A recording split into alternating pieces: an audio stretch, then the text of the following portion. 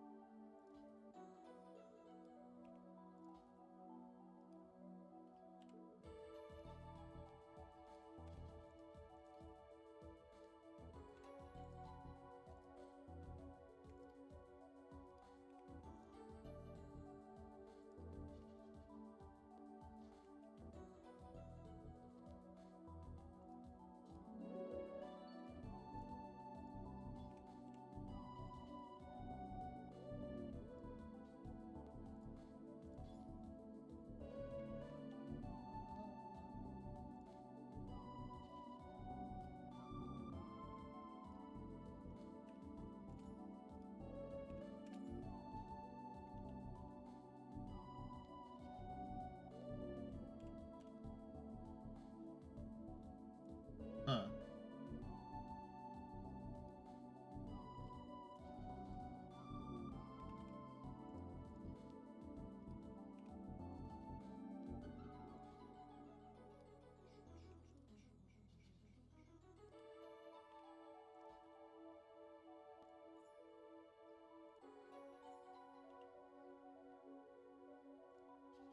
I collapsed the cloak market. Yeah, I entirely collapsed the cloak market. It's pretty funny.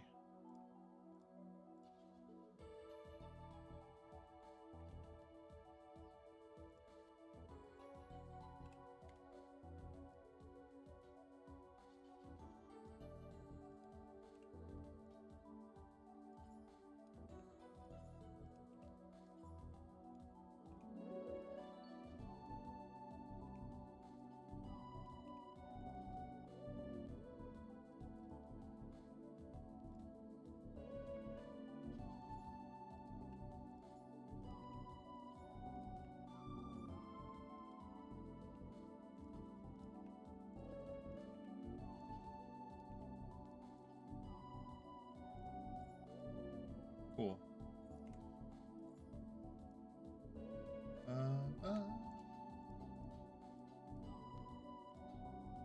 Song reminds me of like Phantasy Star Online.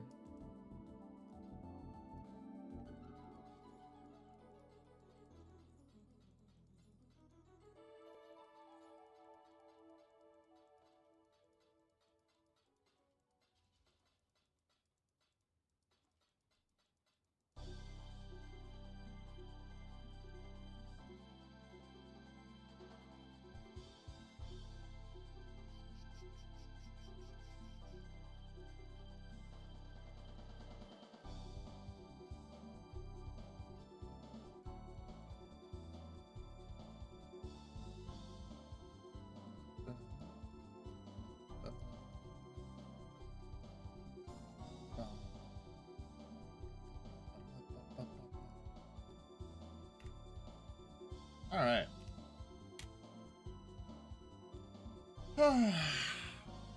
We are moving and grooving here.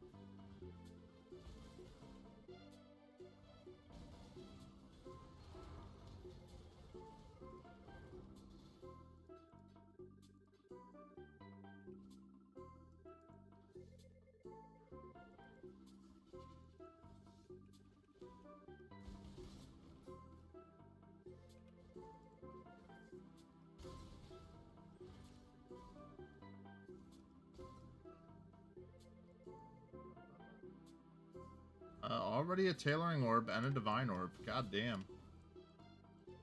Game wants to give me money today.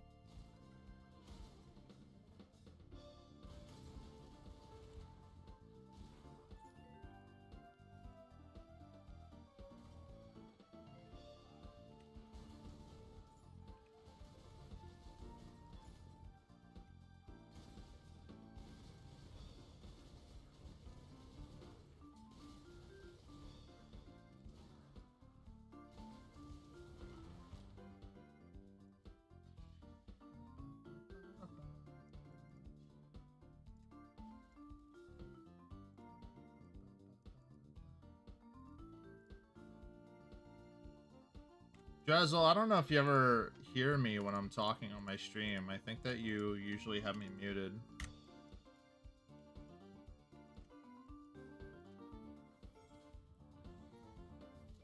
I know you're not usually active in my chat. Just want to tell you that I appreciated you.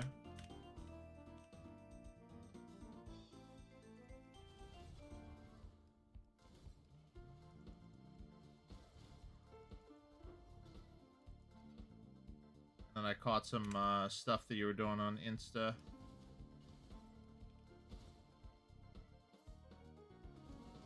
Something 75 rolls to get some unlucky or lucky thing. Not familiar with your gachapon antics.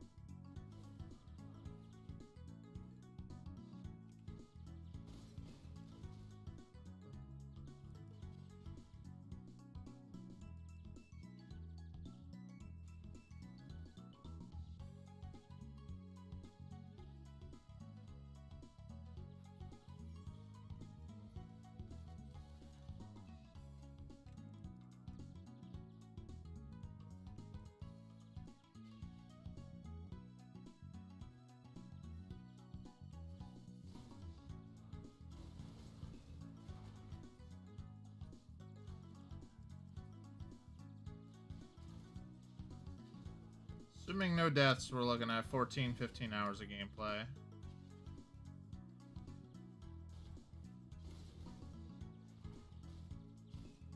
If I could do at least half of it today, that'd be pretty cool. Let's see, though.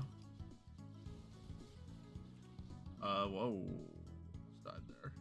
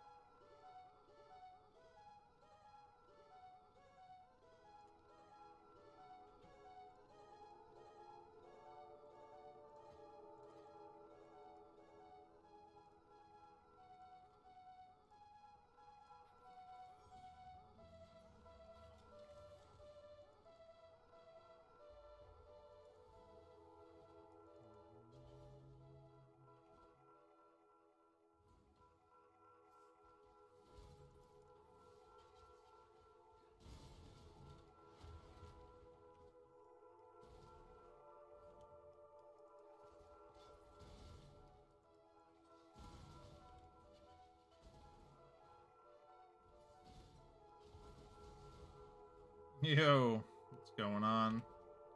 That's right.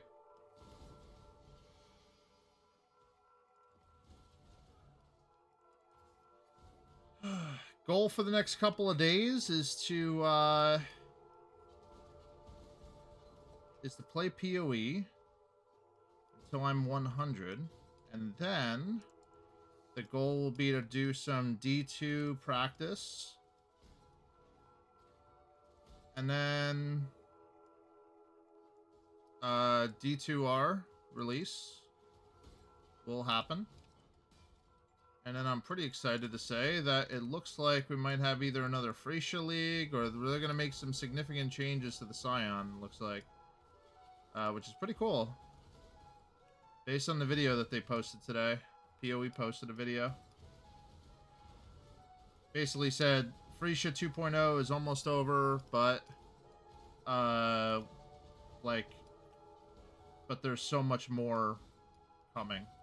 Like that, with like the Scion like walking past.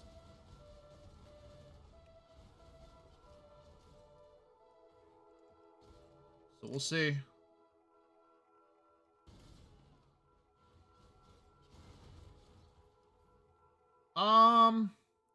Yeah, I mean, you're not wrong, but you know. I also think I got that 7 TV thing figured out. Just a heads up on that.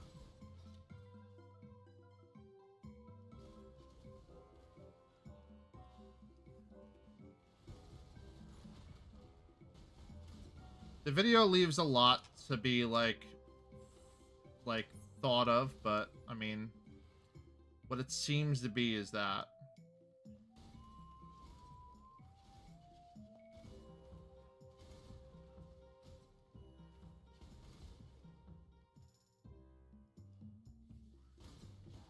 I don't know. Maybe I have to reset my browser too, because it's an extension of the browser. I don't know.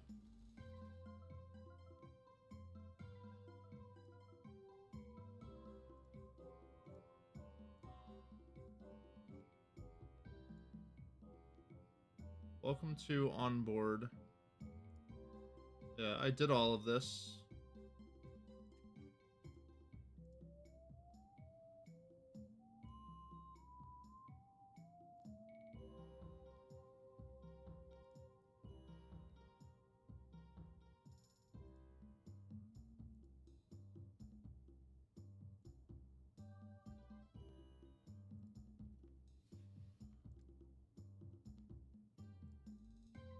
I did not see a dancing parrot. Let me reload the Oh, I do now. After reloading it, I see it. Yep. I do.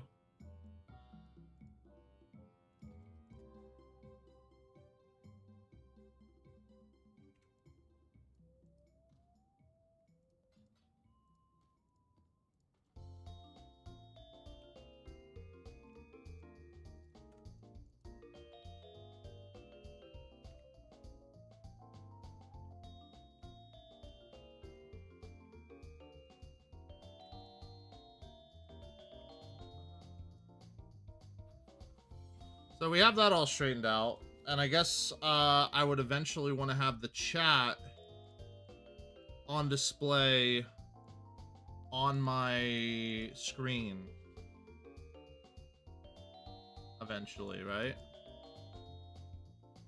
What's the green sword? It's a formality. It's just for warriors.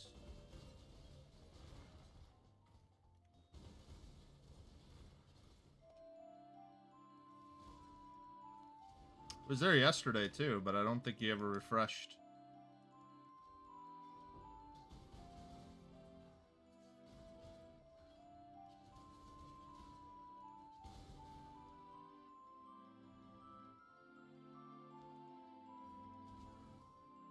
Yes, it means you're knighted.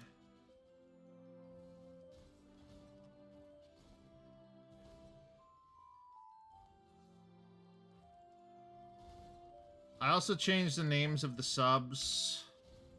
I think that was the main things I did so far. I'm slowly changing things over from not just D&D.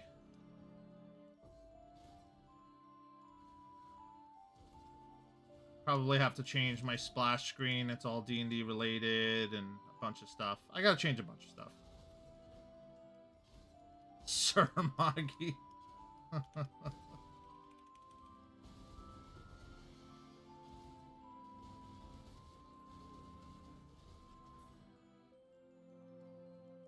We'll see about that.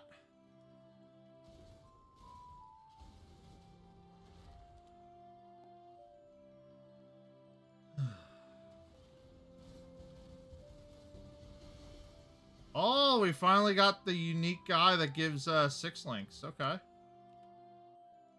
we go.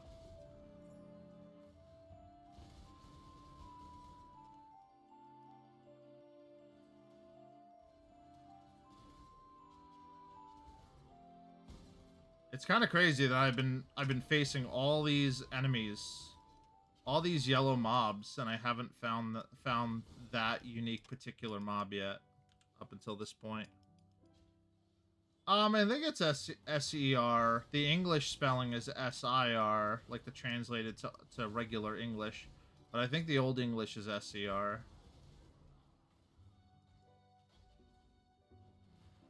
I'd have to ask a vocabulary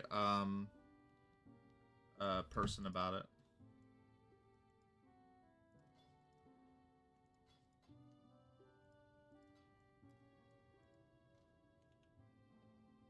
Wow, this went down to 30C, huh? Oh no, it's 1 div. It's fine.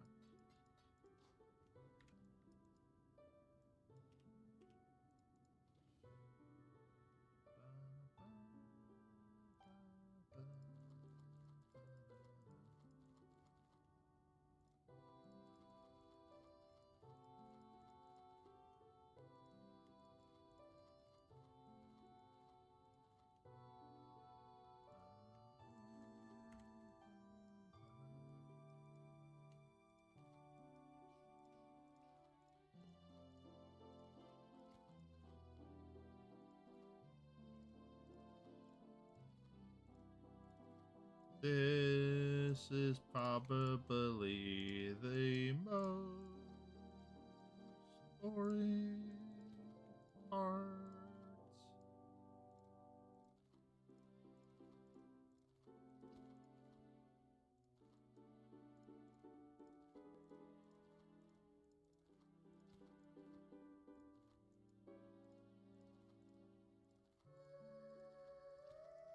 Although Warlocks being like almost entirely unkillable in Diablo 2 Resurrected is really a turnoff to me too. So I gotta look at the patch notes and make a decision as to what class I'm gonna play, because like, yeah. They have a special ability where they can take over a demon, and the strongest demon in the game is like when you're waiting for Bale to summon all the waves of monsters, there's a demon right there, right before Bale, that you can essentially like take over. And that demon also has like Might Aura and some other crazy shit.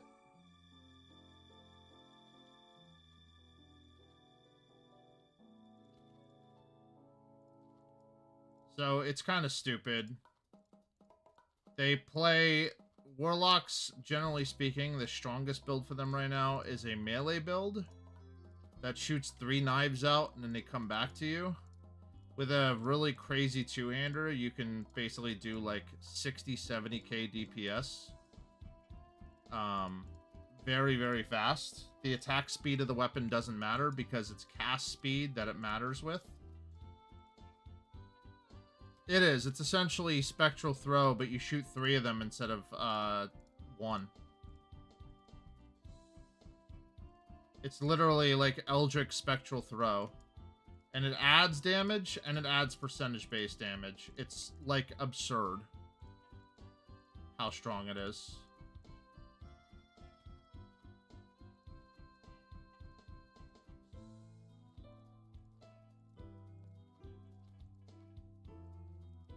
And then you put 1 point into your demon thing so that you can go ahead and basically take over a demon so you can have an aura all the time. And then you just, like, profit. The demon never dies. I don't even know what to say. Like, unless they made substantial changes, like, if they made Barbarian have splash damage, okay, I'd play Barb. But, like, as of right now, I'm looking at Llama playing Warlock, and it's insane how much damage he's doing for almost no gear. And, like, I could ignore that, or I could do it, you know? The only downside is that you need to build an Enigma eventually to have, like, a real teleport. Otherwise, yeah. Fucking stupid. And they can use, a two-handed weapon with a shield as well. So they get to do Lightning Helix with a two-handed weapon and then also have a shield. Or not Lightning Helix, but, like, yeah. Spectral Throw. Yeah, they're technically not wielding the weapon. They're using their mind to wield the weapon, so they can use any two-handed weapon in the game, as well as a shield of their choice. So you can be like, oh, I'm going to use a Storm Shield with my crazy six-socketed two-handed maul. Like Thunder Maul.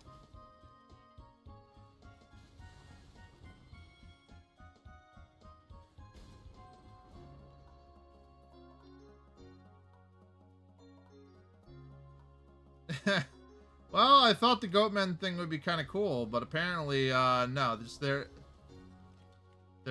whole thing is just way too powerful to ignore.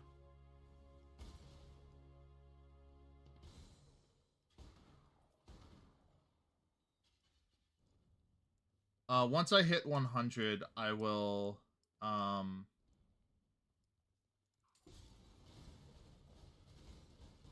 be playtesting, like a ladder start.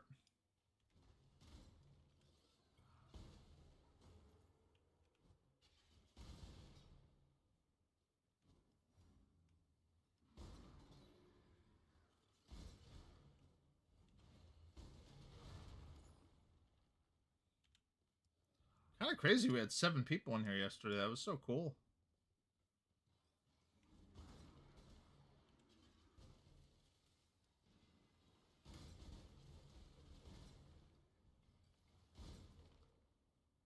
Hopefully that keeps up, but we'll see.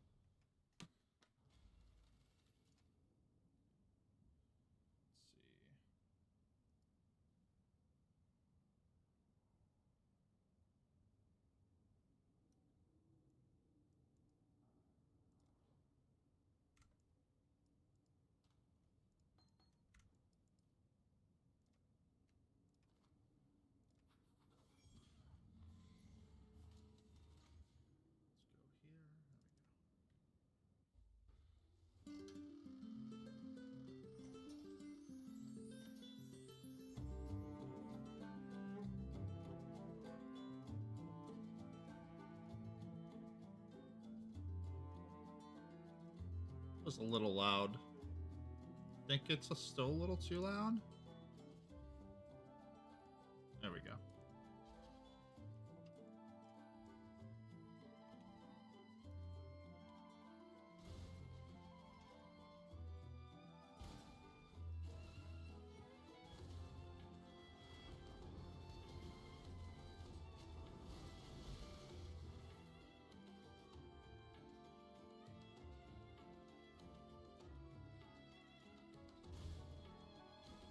You have extra buttons in your chat window? So, have you ever been a moderator before?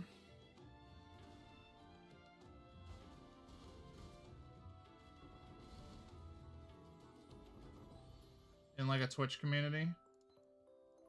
Oh, I heard this was really expensive. One div,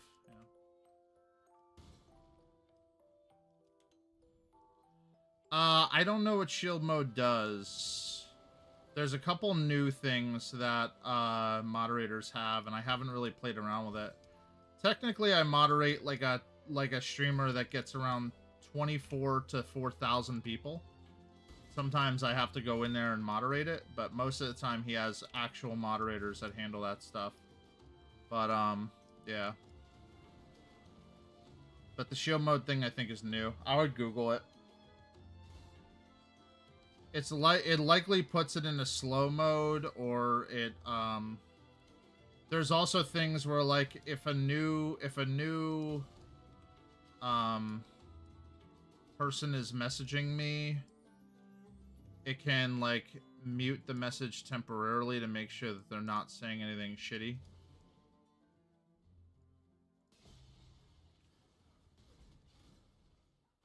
Kind of stuff.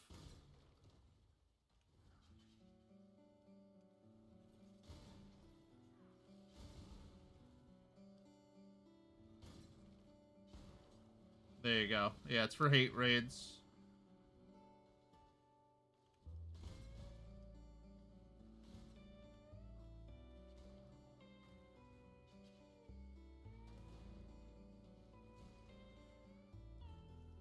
And likely the default is like followers or sub mode only or something.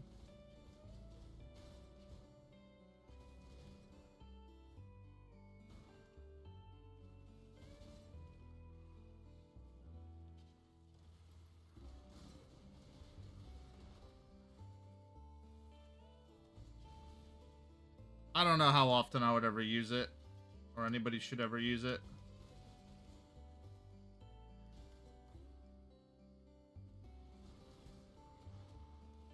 Because even when I was dealing with shitty people from League of Legends, I would never have to use anything like that. Typically only 1 or 2 people.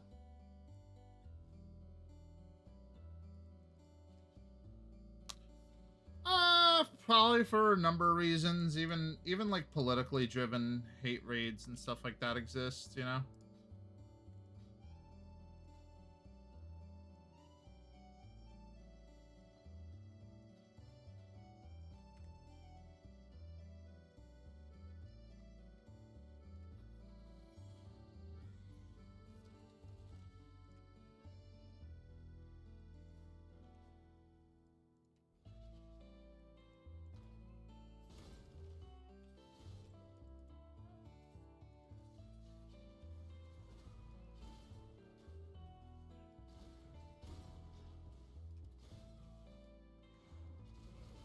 Yeah, I went to see my grandfather today, and he was good. And then, yeah, we went out to eat, just relaxed. Helped him with some bill paying, and that's about it, really. It's been a pretty normal day.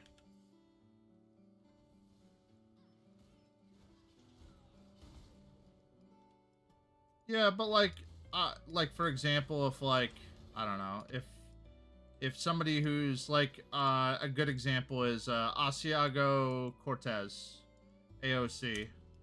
She was streaming at one point a little bit, and she was getting hate raids all the time. She's very democratic. It's not that people don't. It's not that people don't want to watch her. It's that people want to actively start trouble in her stream. You know. Well, I mean, I paid his bills with his money, so I mean, I can help you with that. I mean, I'd still need access to your bank account and all your information.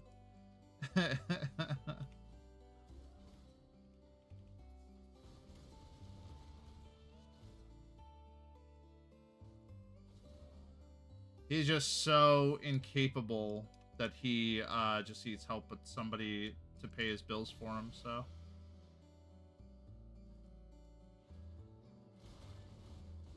So when he gets him, he sets him aside, or if he what's it called? If he gets an email that's a bill, he'll print out the email. Then I go into his bank account and set everything up for him so that it gets paid. It's not a problem of having the money. It's a problem of actually understanding how to use the computer to essentially pay the bill. His bank has recently changed the way it looked. And the problem is that older people have really, really hard difficulties even changing one minute detail in something that they're so used to doing to essentially make it an issue to them for them to do it. And that's what he's having an issue with. Like, if he had he has plenty of time in his life, right? But like, the difference between spending 3 or 4 hours figuring out how to pay one bill versus just having me come over and do it is like completely invaluable. So it's about a 45-minute to an hour drive for me. So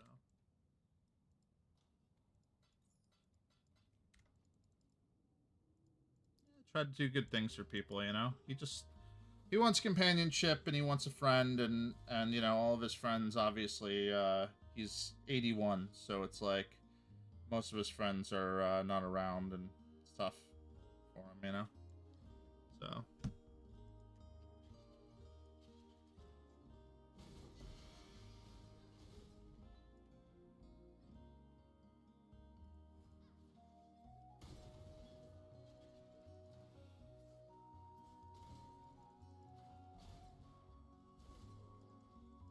yeah, like, we went out to eat, and it's like, you know, he got to talk about life and stuff like that, and then we got some of his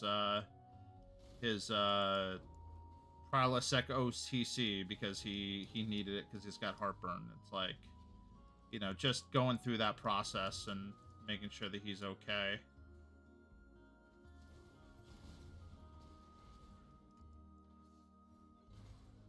And it's tough. His wife is 84, so it's like, it's a lot. They both live in a big house, and they don't really have any siblings. They don't have any grandparents, or rather, they don't have any kids or anything like that. Like, this is somebody who I essentially grew close to while helping them with computer help and stuff like that.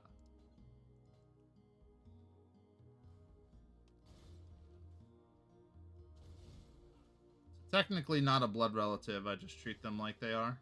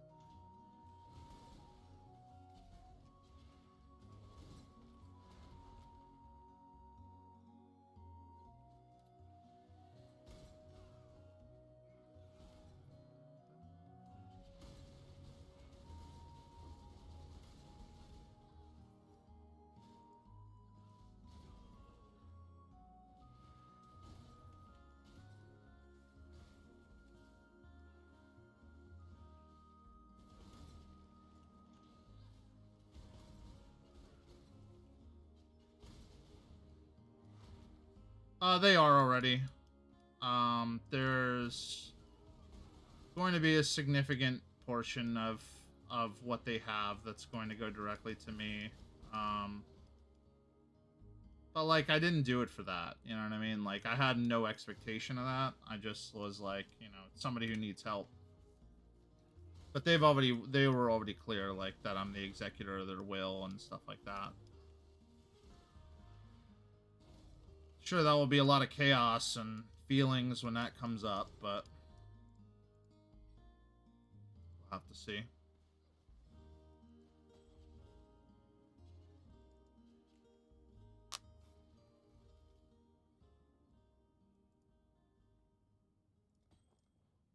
Yeah, because you still don't want anybody to Obviously, you don't want anything to happen to somebody that you've grown with and spent a large part of your life with, you know?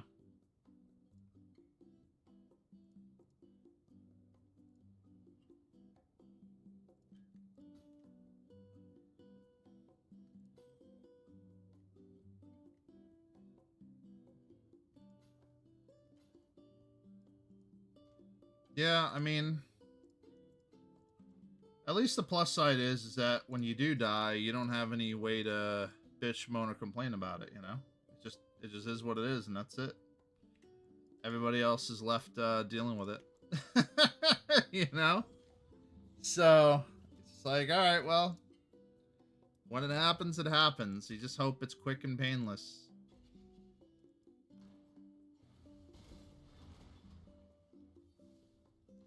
What else can you do? You enjoy as much of your life as you can now.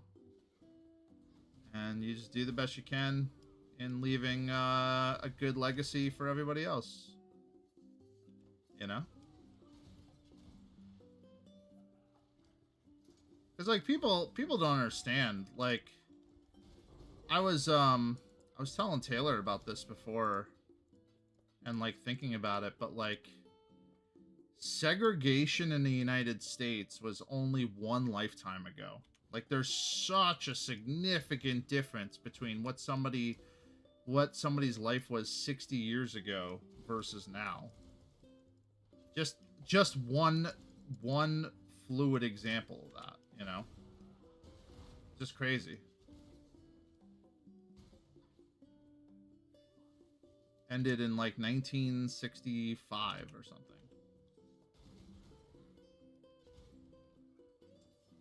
And so the people that are 80 years old lived that, you know? And in 40 years, there will likely be nobody that's ever lived that ever again.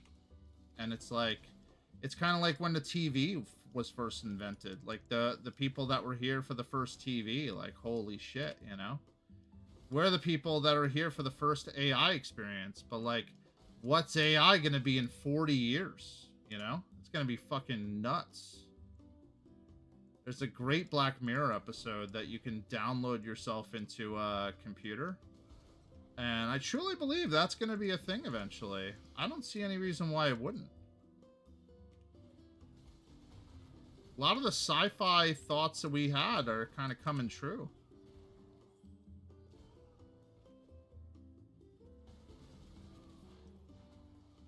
Obama actually just came out and said, yeah, aliens exist.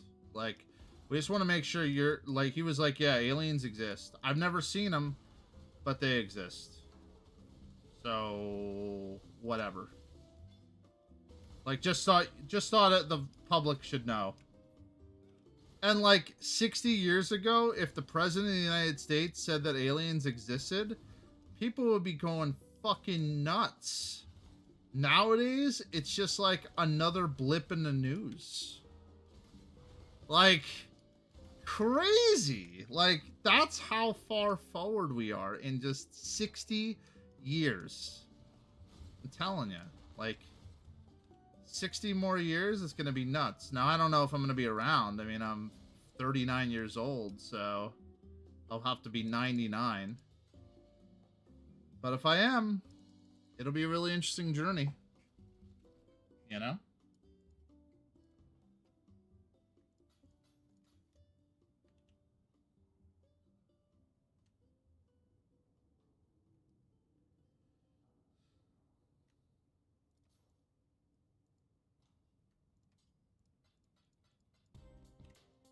But it was just funny how casual Obama was.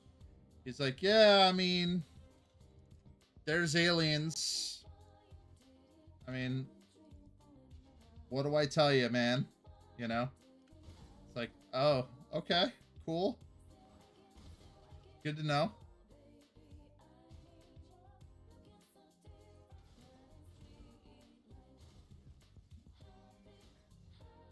This is supposed to be like RPG town music or something. Oh, it's Persona 4.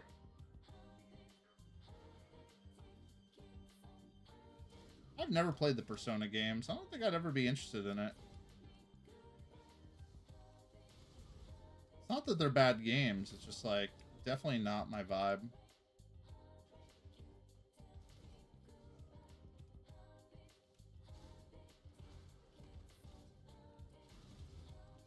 But I mean, Obama's got nothing to lose either. I mean, he could say whatever the fuck he wants. I mean, everybody trusts him. I don't think he's lying. But like, he's not in a situation where like, you know, he's like, he's got protection, he's got money, he's got everything he needs, so.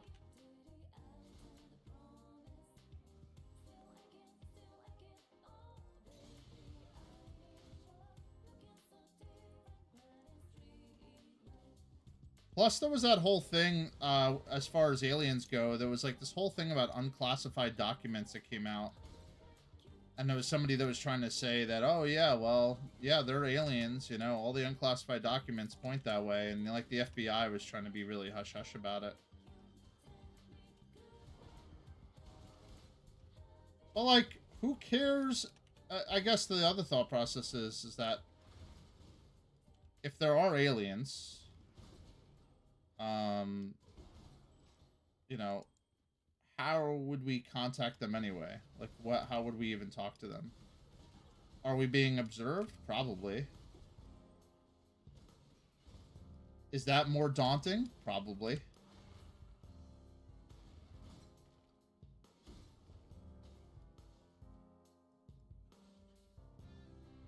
Knowing that there's alien life with better technology than us in every way, shape, and capacity.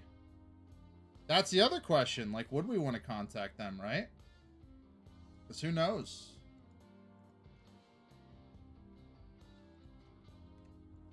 I kind of compare it to when the United States didn't kill, but took control of and extracted Maduro.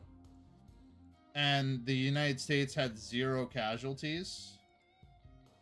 I kind of compare it to that. Like, apparently the United States have some sort of armaments that are so strong that it not only took Venezuela's government by surprise, but basically they were able to do whatever it took to go ahead and pull out Nicolas Maduro. And they had 0 casualties in that event. And Venezuela had many casualties in that event. And no one talks about it, you know, like nobody wants to say anything about it. Like what it was.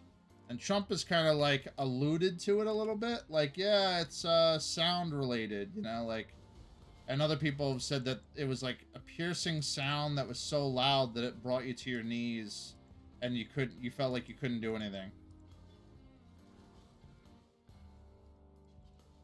I kind of compare that to us and aliens. Like, aliens are just gonna have like a 1-button press where they're just like, all right, well, we'll pop that guy's head off, and now you either stop or we're gonna keep popping people's heads. Like, it's like, all right, we'll stop. What do you want? Because we're a big fan of our heads.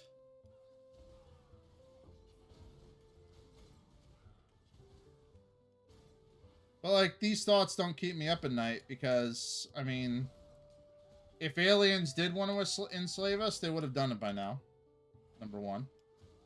With the technology they have. So clearly they don't want to. Clearly they have empathy. And they want more than that. Now, the real question would be, what would they be doing? Are they just observing to observe?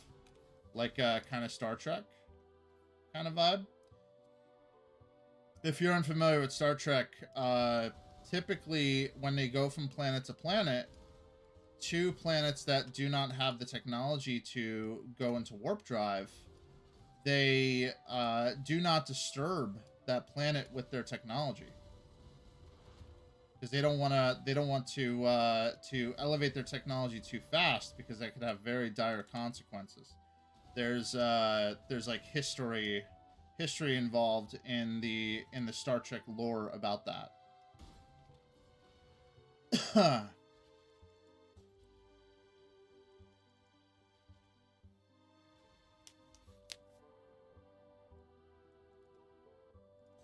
I would say that if they, I mean, the common thought I have is that if they're smart enough to, if they're smart enough to make a spaceship that's large enough that can fly through space without any issues with all of the debris that's in space, I would say that they're smart enough to know that there's life on Earth.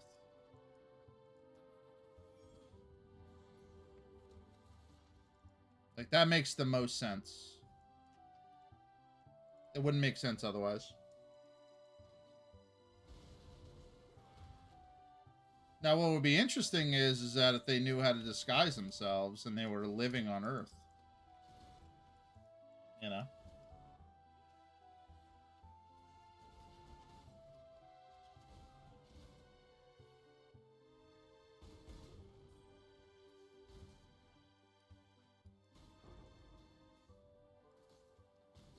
But the Aztecs and the history that's involved in like, you know, building our great pyramids and building our great things. I mean, what's interesting is that there's a possibility then that takes place, that if we really think about it, there's a possibility that takes place in saying to ourselves, well, what if the Greeks were really talking about these aliens that pretended to be gods? We see them as you know, uh fake history, but what if they were fact?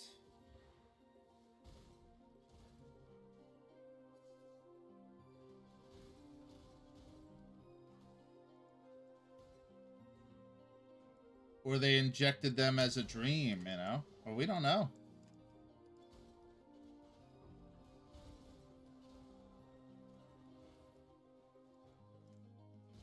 It's all interesting.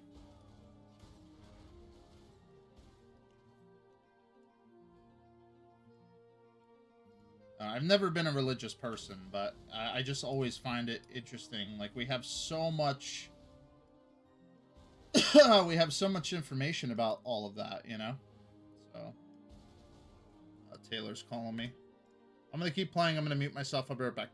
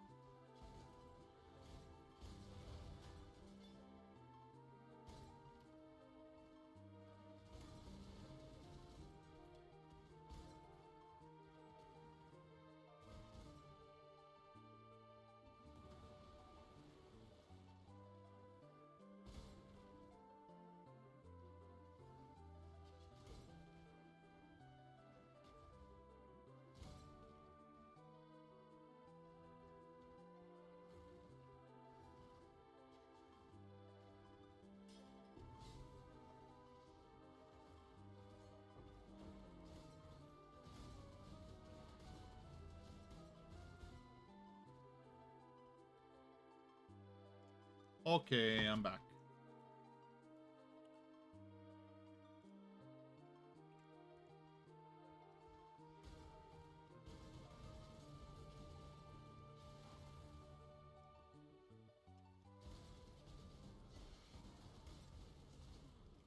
Looks like I didn't miss much.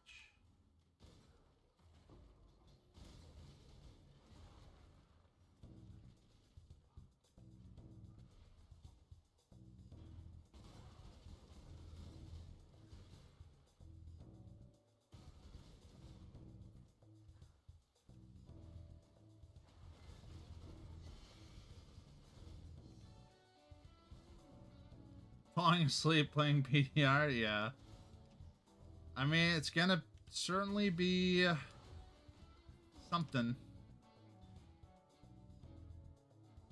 Unfortunately, it's gonna be the flavor of the week for a bit, so there's nothing I'm gonna be able to do about that.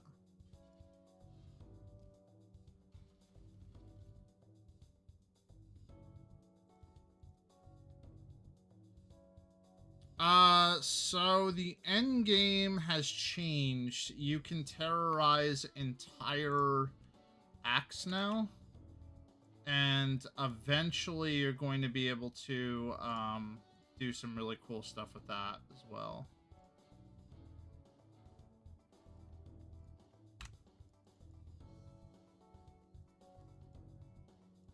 And then by terrorizing an act, it means that it has the same level as you when you terrorize it. So like if you are level 83, they're level 83 monsters. So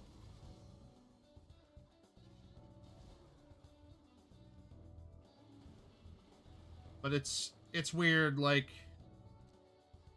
in Diablo 2, you gain more experience from monsters that are magic and champion types.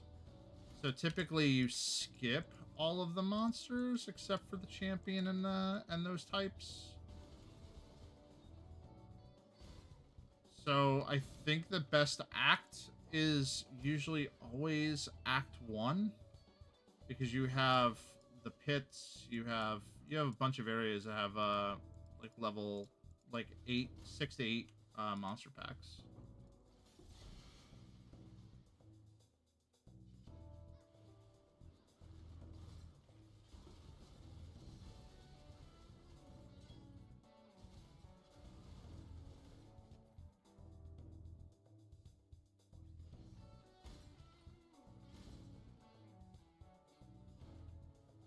Did you switch to the powerful build?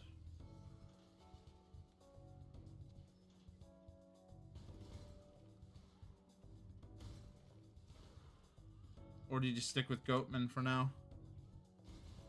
Yeah, there's also Uber Ancients. If you kill Uber Ancients, they give you a charm, not a charm, I'm sorry, a jewel that you can only have one of.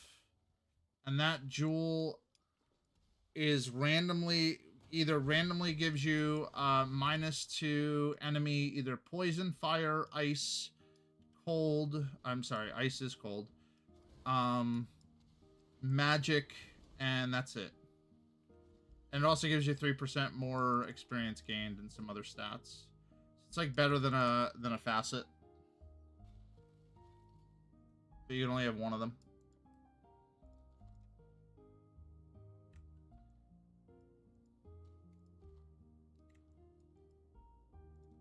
The problem is kind of threefold for me when it comes to Diablo 2 Resurrected, and I was talking about this in the chat in Discord, but in kind of a different spot, so that it wasn't like airing out everything. But my issue is this: Diablo 4 got quality of life improvements and a new class for $30. That's all they did. Right now, we are paying $25 for the same thing on this game. And I'm really worried if that's their plan, is to do very, very low-end, low-hanging fruit leagues with no major changes whatsoever. And in order to have major changes that they never really even came up with themselves, because obviously Project Diablo 2 came up with typically all of these changes that are taking place. But because this whole thing is coming out, I'm really worried that this is it. Like, this is all we're getting. And then once another big expansion's coming, we're gonna have to pay another $25. And it's gonna be like, okay, so we paid $60 for the base game, $25 for this expansion that added a few new rune words and some end game stuff, and then we're gonna do this all over again and add more for another $25. So then Diablo 2 Resurrected, a 22-year-old game or whatnot, in order to play it, is 65 plus 25 plus 25 plus however many more 25s. The other thing is too is that if you paid the $25 for this new quality of life stuff and the Warlock, you are likely not going to be able to play ladder, because they're going to put the same spin on it as they did with Diablo 4. You don't have access to the ladder, and you don't have access to the new items, and you don't have access to quality of life if you're not paying. You get single player, and that's it.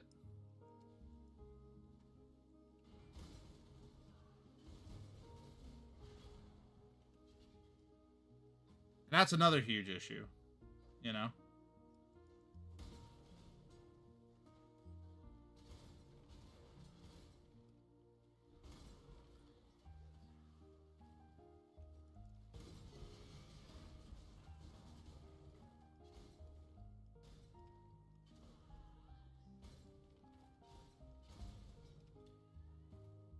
So, like, the $25 feels like a Blizzard fanfare fee. And, like, if that's how it's going to be every time Blizzard comes out with, like, some real content that you have to pay a fanfare fee for it, this will be the last $25 they ever get from me. By far, without question.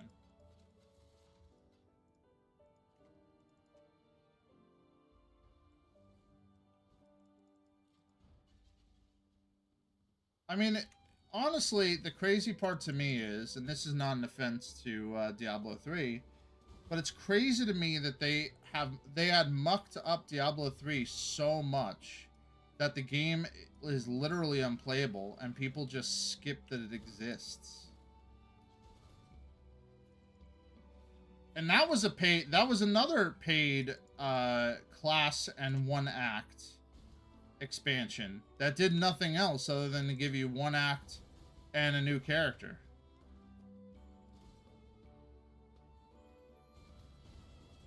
Which wasn't good either.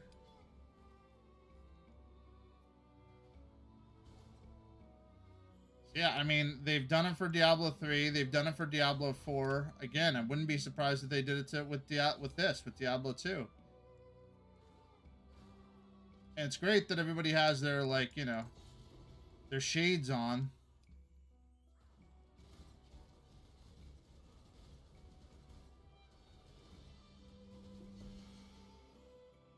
Reaper of Souls is pretty bad.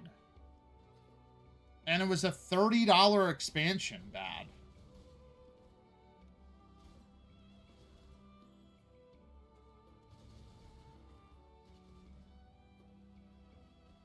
With no real endgame content.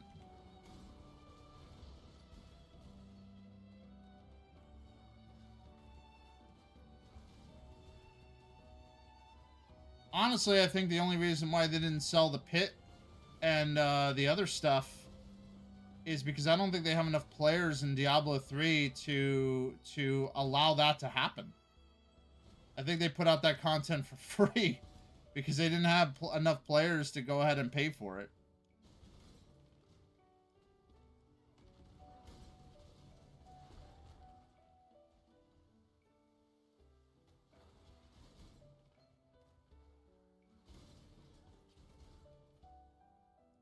And they were like, yeah, we're going to add the pit. We're going to add some endgame content to Diablo 3. So that if you play Diablo 3, you can play it, you can enjoy it, and yeah. It's like, okay, well, I mean, most of us have moved on. I mean, apparently there's not. Because the last paid expansion for Diablo 3 was over 5 years ago. So there's no way that that's real.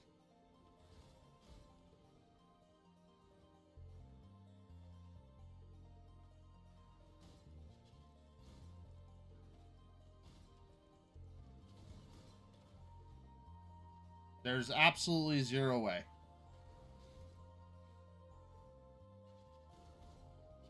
How? It's not streamed on Twitch. It's not like games typically have attention if they're played a lot, right? Now, I understand it might be in an article, but that doesn't mean that they're telling the truth. I'm just telling you.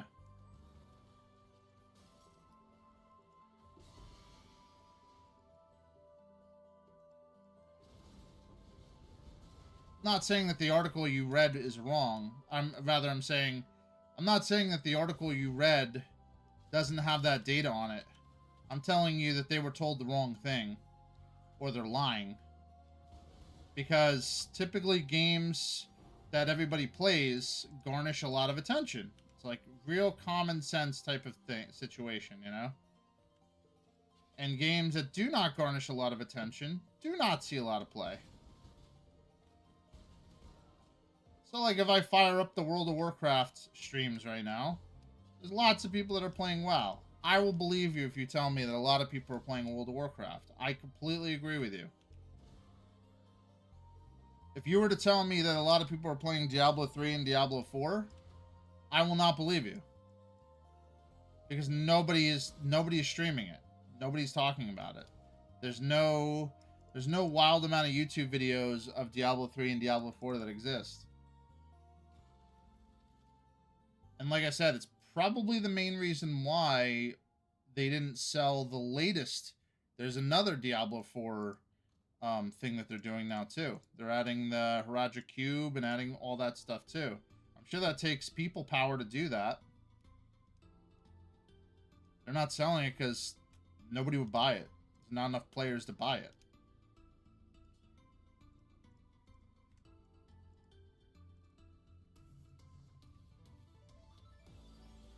But they worked with all of these streamers that also play Path of Exile and specifically play Diablo 2.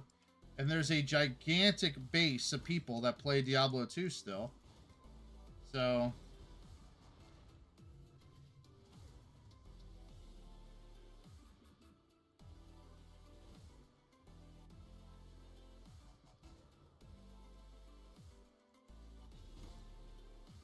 But my doubt meter is in overdrive because, I mean, they fucked up WoW Classic. They fucked up Season Discovery. They made that a flash in the pan. And that was with a good team.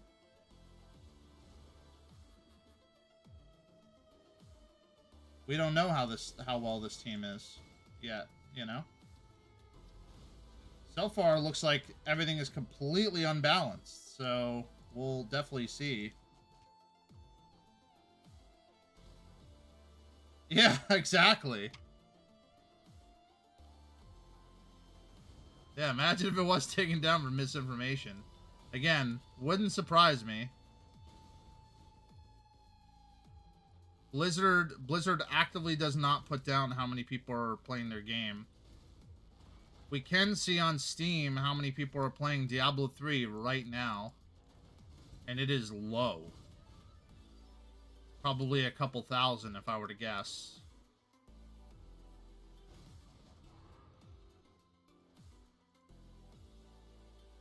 Because it is on Steam.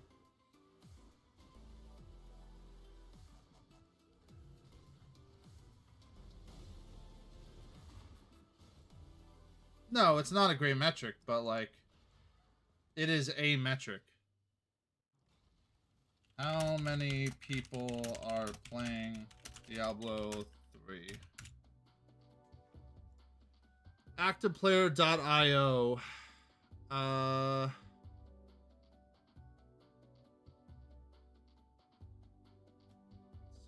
Release date 2012. No data available for game ID 77. Yep.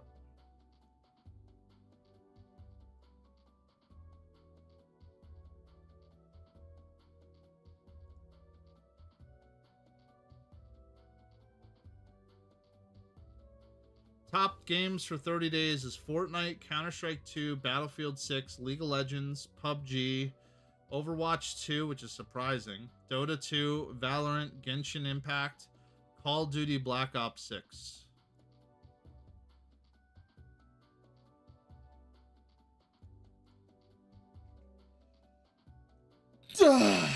And a year ago, they tried to say that they had around 3 million active monthly players.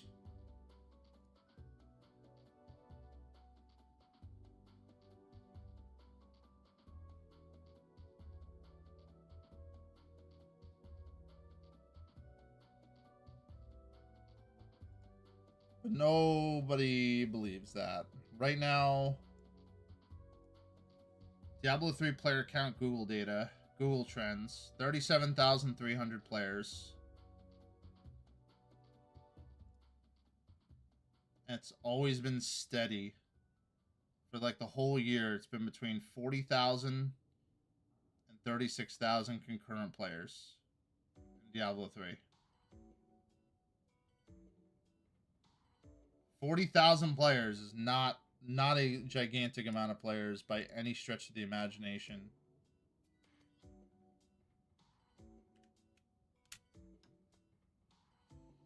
And then if we were to look at Diablo 4, it's even worse.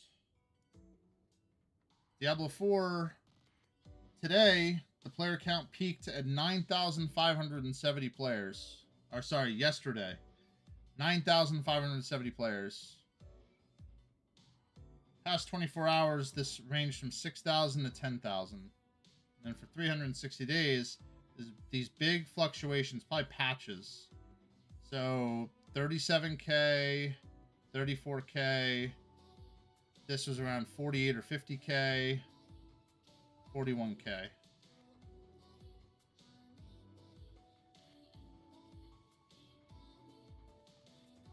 So I'm looking at concurrent players. This is the player count. Like the top player count. So in Diablo 4, top player count is 2.8 million players. 2.9 million. Yeah. It's been trending down. And then, let's see. Diablo 2 Resurrected.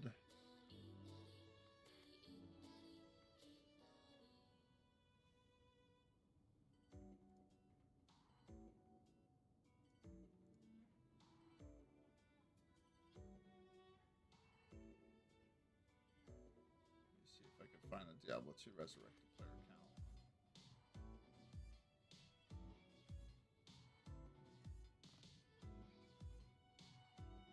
Yeah, I mean, they're never going to release the BNet stats ever.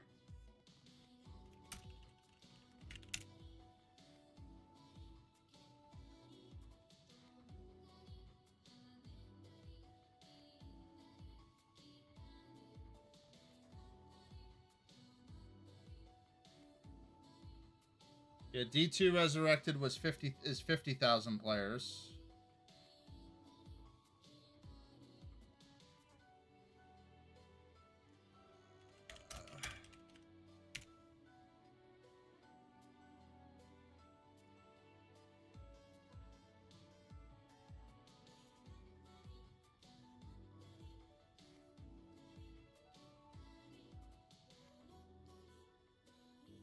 And for Path of Exile, just with Steam charts alone, typically they have around 50,000 players that are playing concurrently. Not including outside of Steam charts.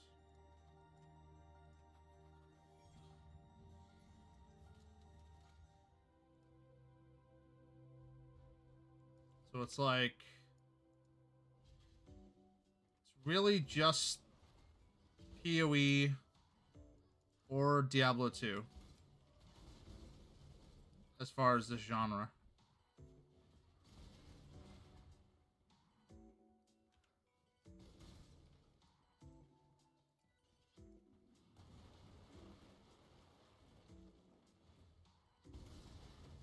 Unfortunately. As much as I'd love there to be more competition.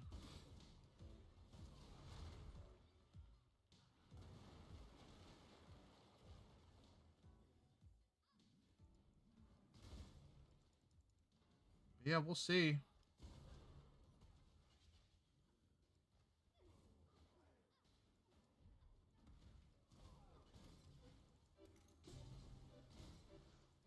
We will see if the Blizzard shenanigans exist.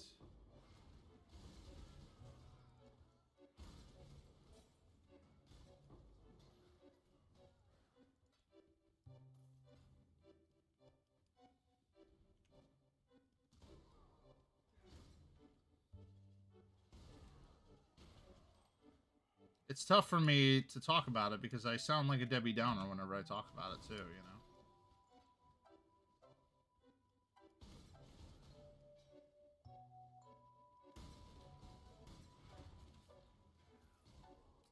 It's like, yeah, the company that you trusted and really appreciated and gave your money to for the last X amount of years really doesn't give a shit about you and just wants to basically make their money with the algorithm that they developed to do these things.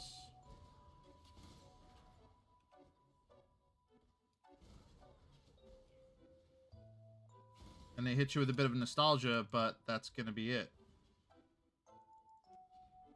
Like, they have some insanely busted things coming out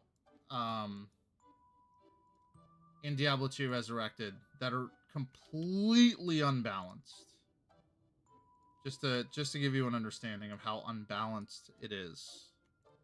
You're going to be able to take blue charms. So let's say you get a +1 to your skills, you know, to Eldritch skills charm, right? And you know, you're doing magic damage with that. You're like, all right, well, you know, I don't want to have to deal with a lot of magic damage enemies. So how am I gonna fix this? Well, there's a craft. There's an endgame craft that you can add minus the enemy magic resistance on your charm. On all of them. Minus, I think, 5%.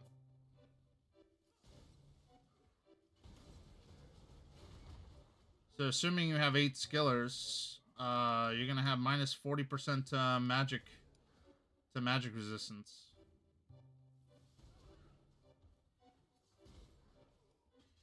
And that goes the same with anything. It goes with cold, that goes with fire. It like completely unbalances physical again. The whole point as to why barbarians suck so bad in Diablo 2 is because literally physical builds are just absolute ass in Diablo 2. All elemental builds are better in every way, shape, or capacity.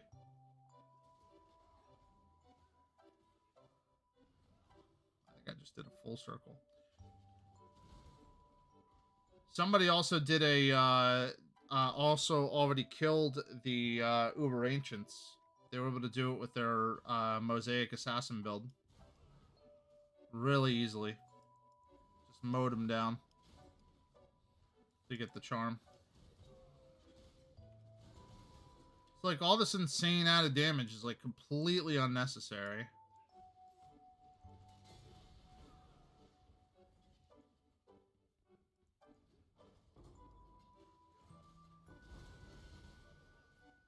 Yeah, I mean, I'm gonna play it because people are playing it, or, you know, I don't know.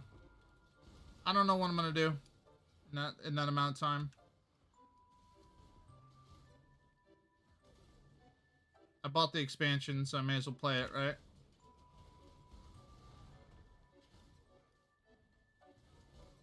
Where my head's at right now.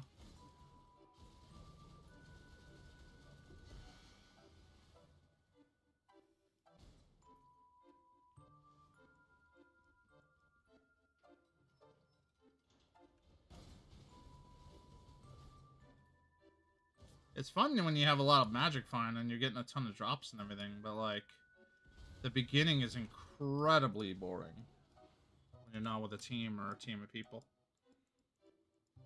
It's not engaging.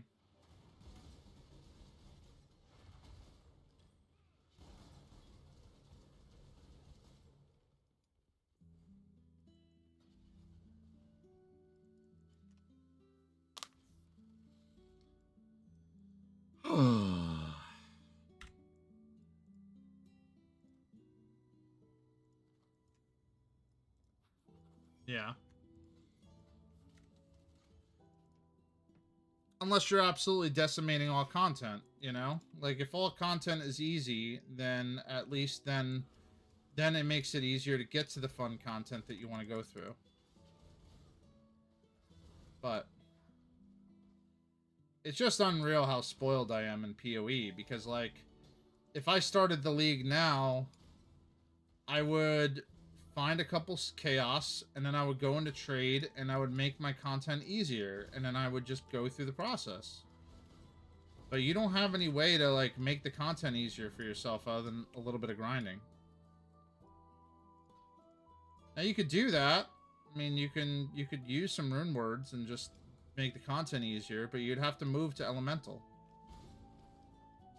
Probably fire elemental to start with.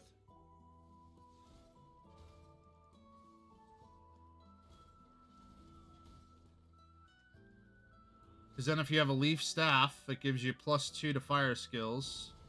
And then you have a book that gives you +1 or +2 to skills. So you're looking at +4 to your skills before you're even at a normal.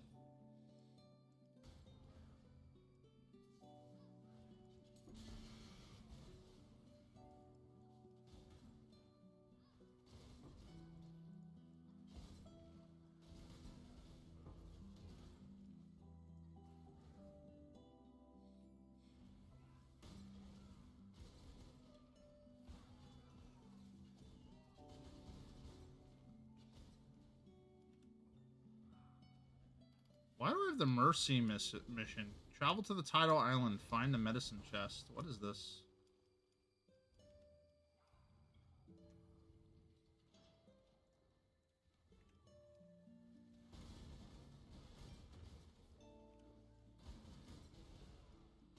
Well, that's the main problem. I mean, it just, yeah, it becomes engaging when you are finding cool shit and cool content, but, like, it's not engaging until then, you know?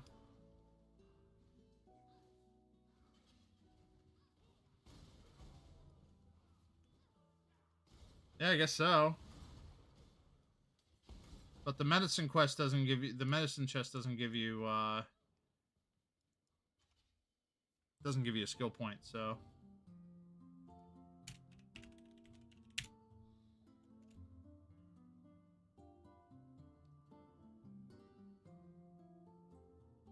I'm missing a skill point. God.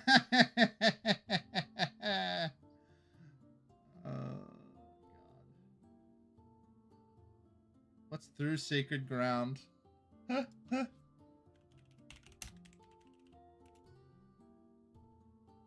Is that the golden hand? Yeah, it is. Oh my god.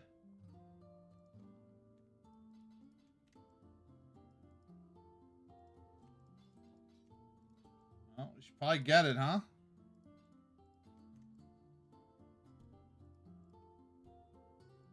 Oh, we gotta be careful of dying here, though.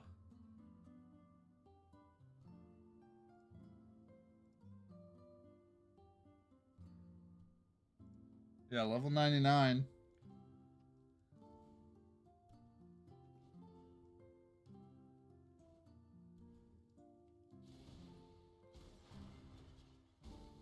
Have a feeling we'll probably be okay.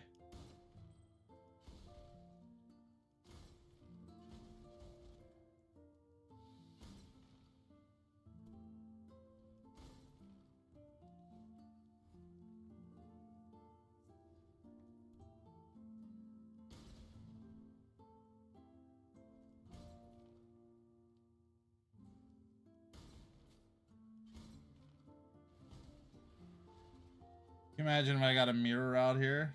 I'd be like, well, this was planned.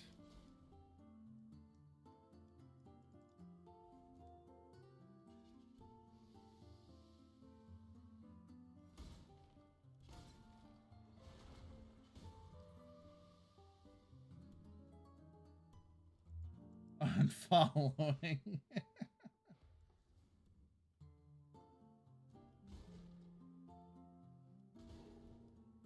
Oh no, talk to Yina for your reward. I'm wasting my fucking time. Oh my god.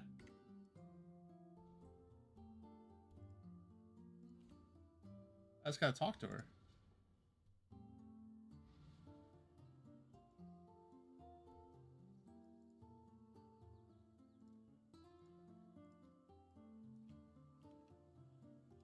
Hey, we did it. We got a point. Holy.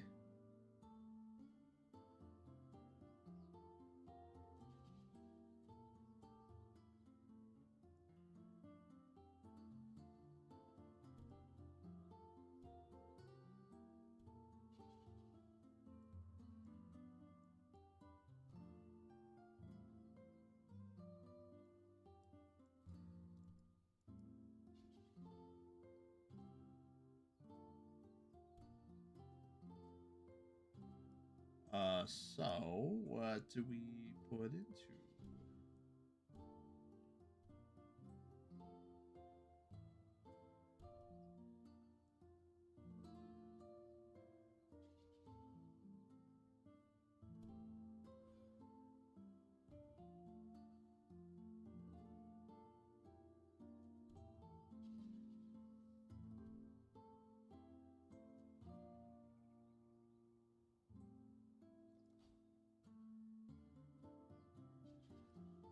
I want to do that though. I'd rather get a point for survivability. No, I don't drop that little frenzy node because it gives 4% per frenzy charge. It's kind of important.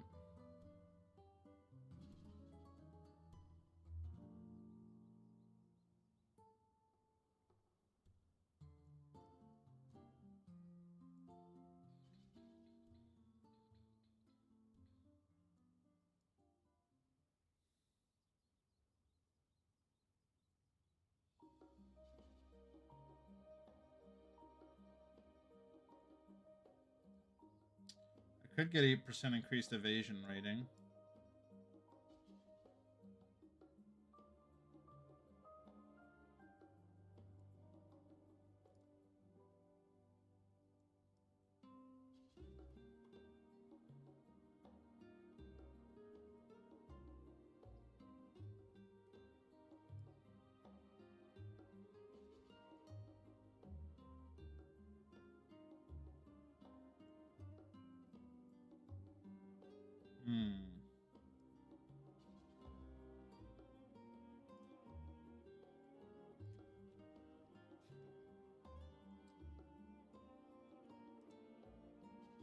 This gives more life, so let's do that. Oh, I could also do... My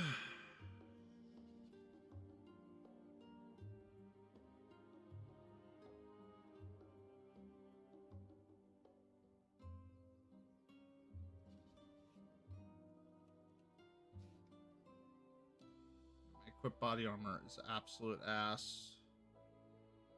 Helmet, body armor, gloves, and boots. Helmet, body armor, gloves, and boots. They all have evasion. So 15% chance to suppress spell damage. It would allow me to remove spell damage from somewhere else. Or spell suppress. Arguably, this whole node could probably be removed. If I did this... Where's my dodge chance?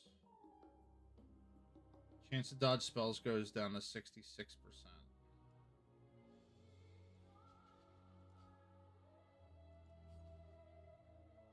Yeah, with just that, it's at 74%.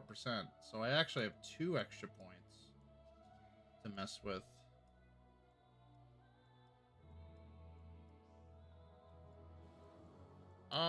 You know, to play it safe, I think I would just do this. Gives me extra points in life. 4281 and a bunch of evasion. 62% chance to evade. Yeah, I mean, it's good, but my body armor is absolute ass as far as evasion rating is concerned. Like, it's great if you have 2000 evasion rating on your armor, or even 2500. I've had that before, but not when it comes to like a unique, like a brisk wrap, you know?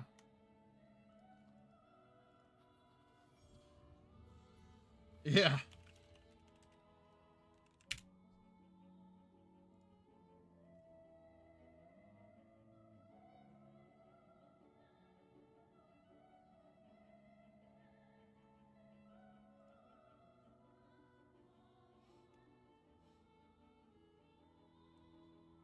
I mean, you used to be able to be upgraded to a wild wrap, but I don't necessarily, like,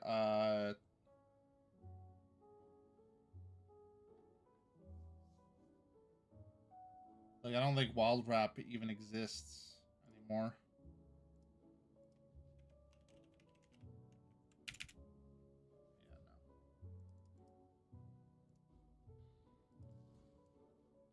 What the fuck? Why am I so big? Oh, players have 100% increased character size. What is happening? Why is this a mod?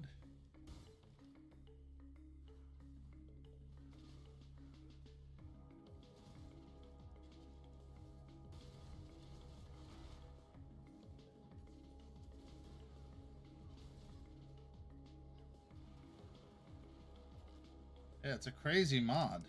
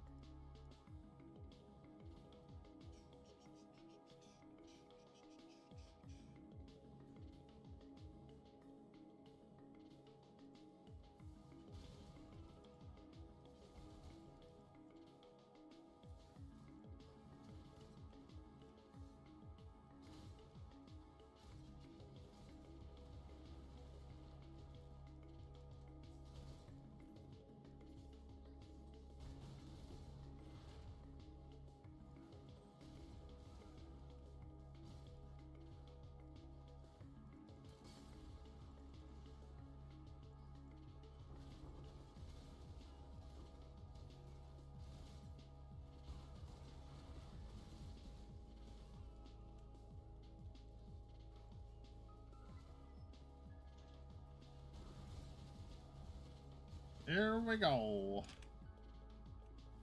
We're moving.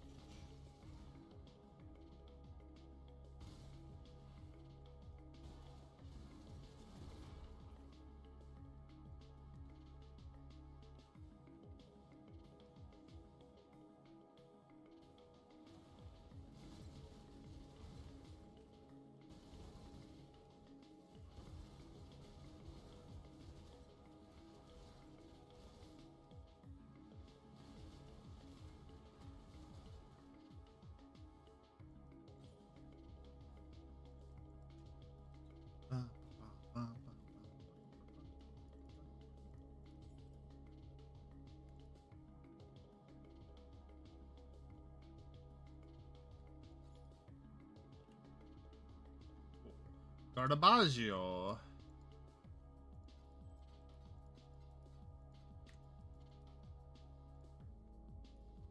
We're probably going to be gigantic a couple more times, because it usually rotates every, I think, 10 minutes. So there's going to be 3 or 4 times where we're going to be pretty big. Maybe 10 or 15 minutes, I think.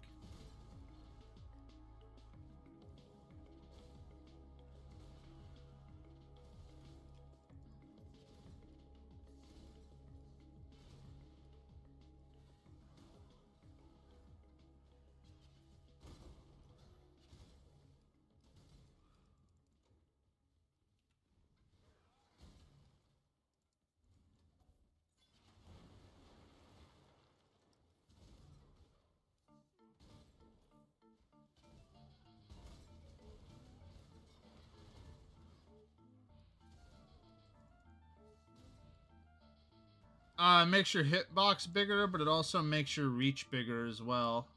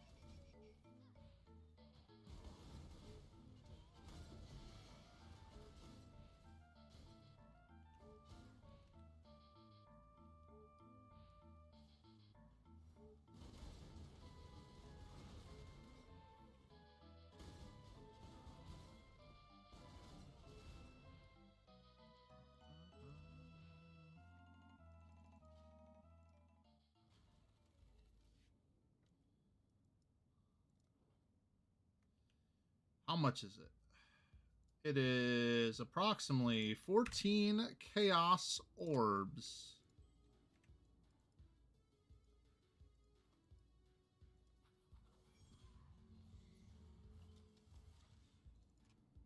My word.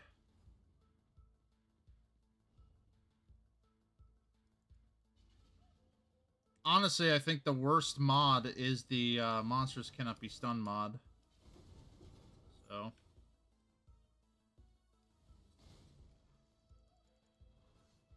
Every other mod, not that big of a deal, but...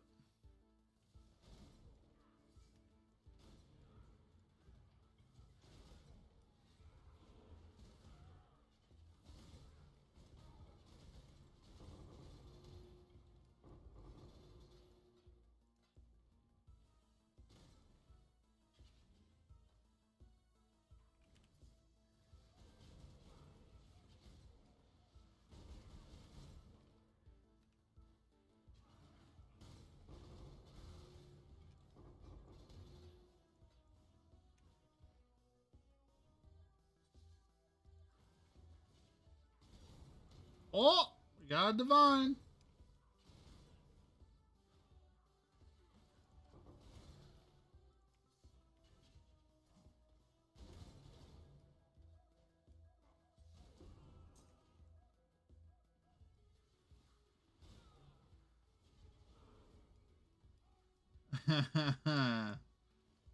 And everything's selling now, too. It looks like somebody's going to be doing heist.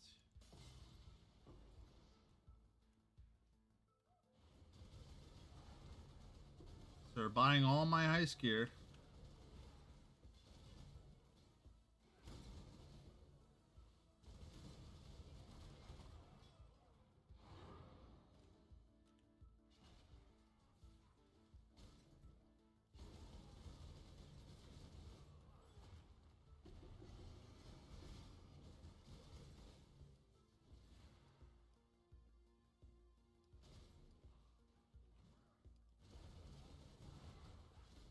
Go watch the Siren vid. It's only like 12 seconds. It's extremely short.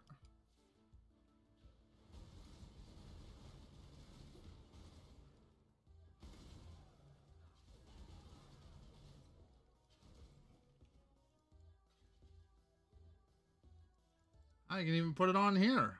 Hold on.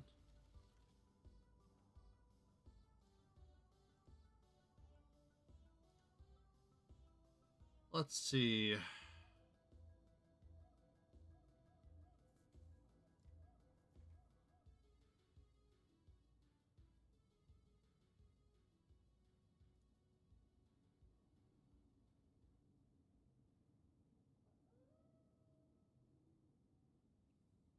Giza said he's already bored with D2R and Warlock. And there's no longevity. It's like, yeah.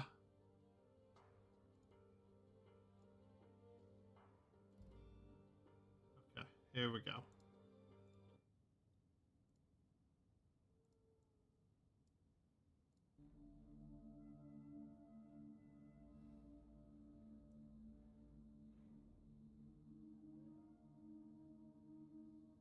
So much to learn. Learn, it glows.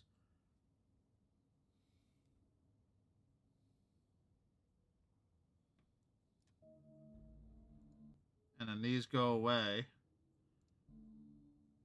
That's it.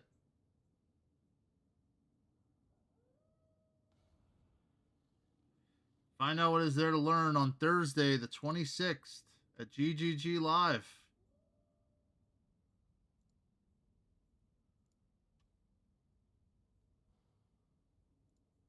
That's the whole video. That's it. You've seen the video now.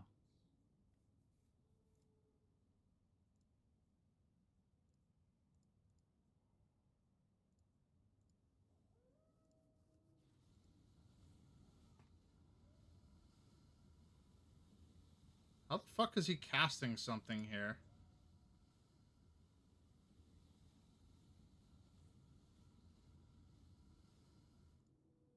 That is super obnoxious.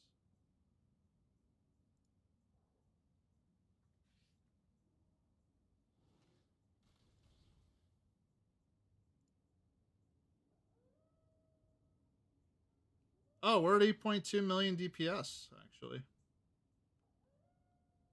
Oh, never mind, 8.5. Yeah, we're at 8.5 million DPS. Sorry. Yeah, we're at 8.5.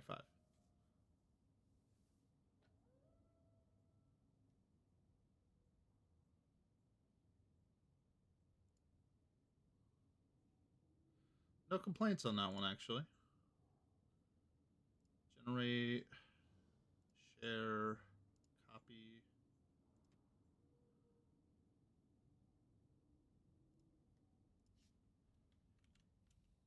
Funny, ha ha ha.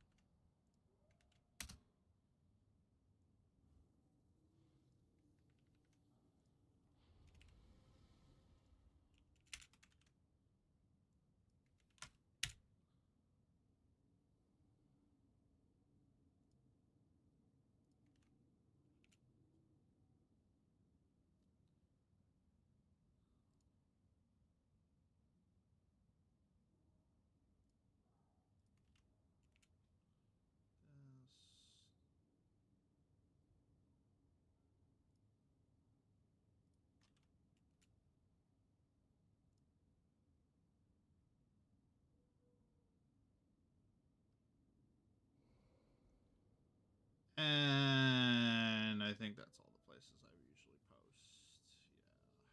Yeah, to advertise. All right, let's play. Let's play more games.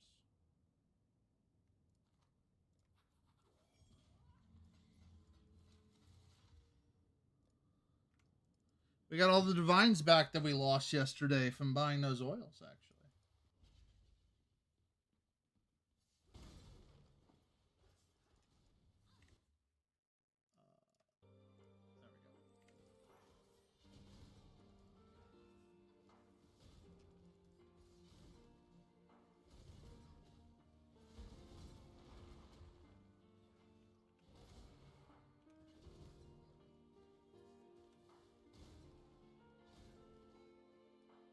There we go.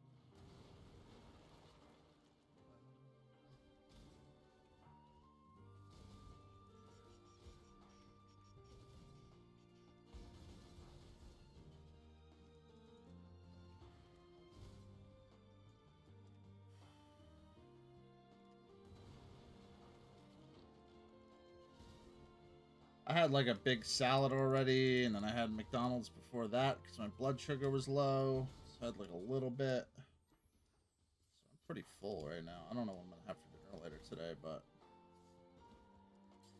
maybe no dinner. Who knows?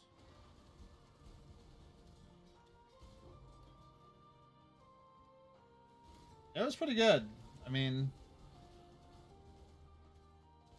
I'm a big foodie, but I'm still fine with cheap food.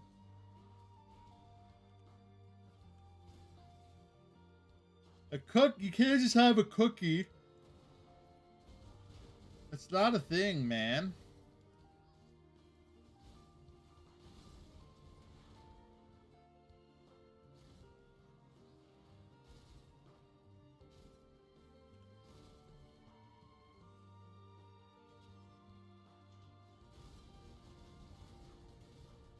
We don't have a mage blood.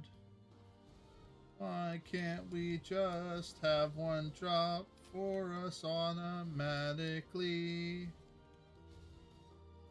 Why, instead of buying one? It's my mage blood song.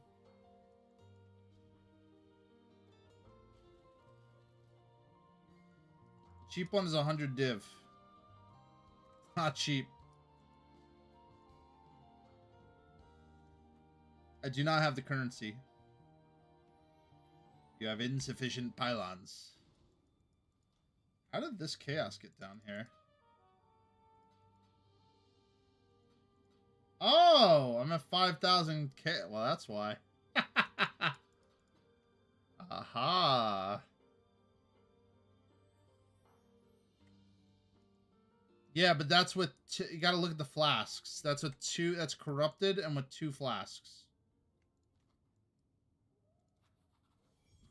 Yeah, I need 4 flasks. The cheapest 4 flasks is 100 div.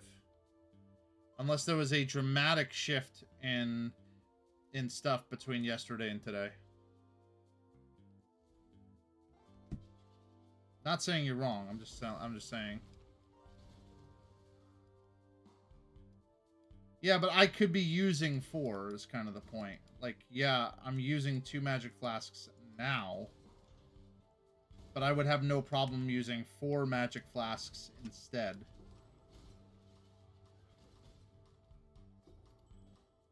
It opens up the option to use 4.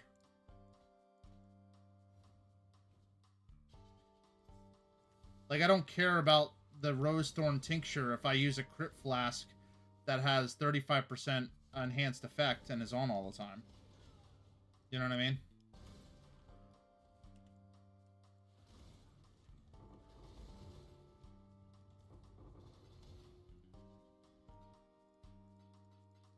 Then I get a little bit less chaos, a little bit less crit chance, but like, it's on all the time. Like, no need to click.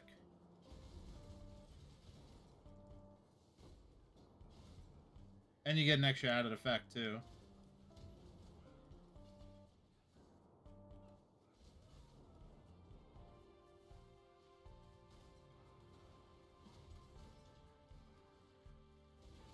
$80 div, yeah. And I don't have 80 div either. I'm not there yet.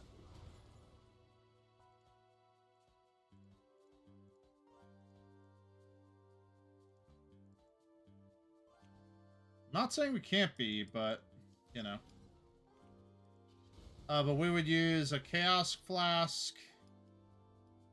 The Chaos Flask we have now would be replaced with a regular Chaos Flask.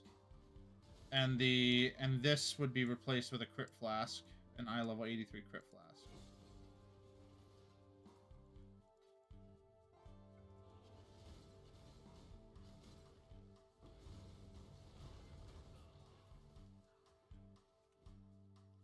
Because even though the damage is really cool to have with the Adziri's Promise, having like, ooh,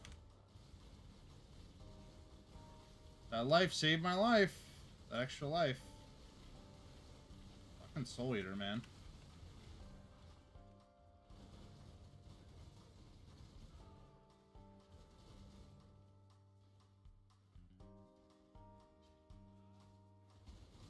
Having all my flasks up and that extra life saved my ass there. But no, I would use 4 flasks.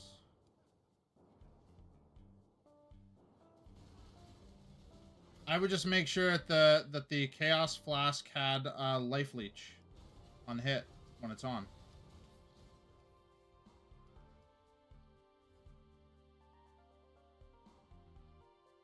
I'd make sure one of them had all res. Oh, it would be absurd. Then I could actually get my extra skill point from the bandits too.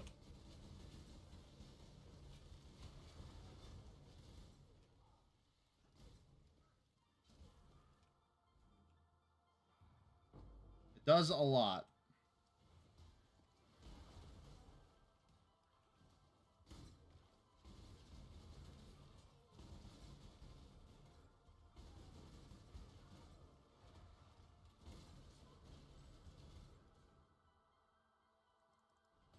But I would need 4. I need 4. Cannot do 3.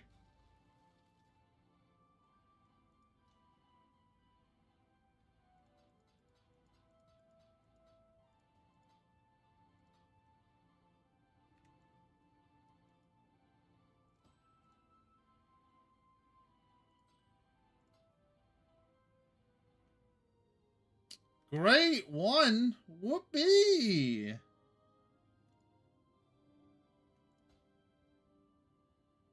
The other issue is that's the left flask, so I'd have to move this life flask to the 5th slot, which is a pain in the ass too. So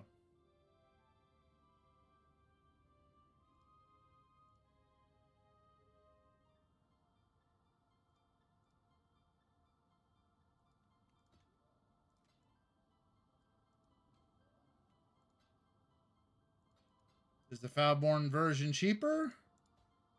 Nope.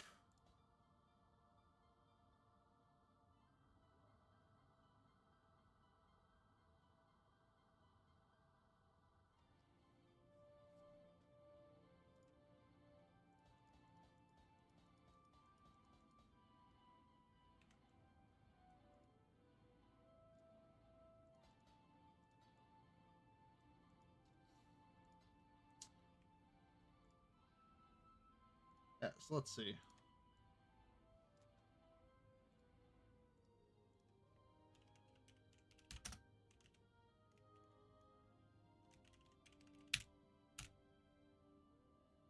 Seven results. 130 div.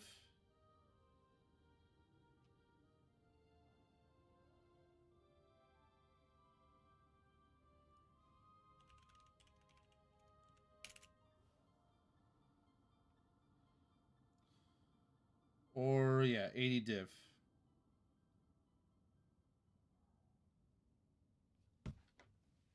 I also lose a lot of damage.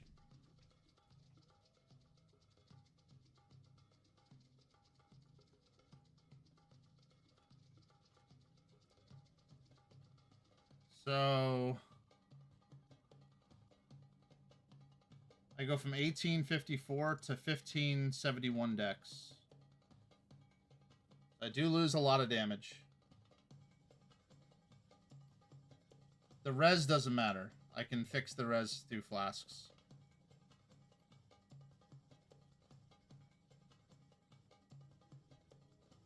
Yeah, it's tough.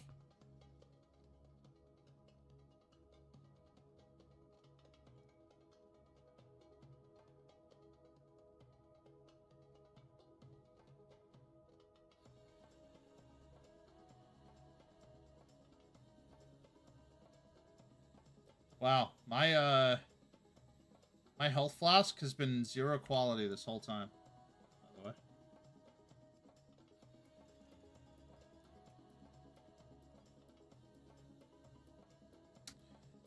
No big deal.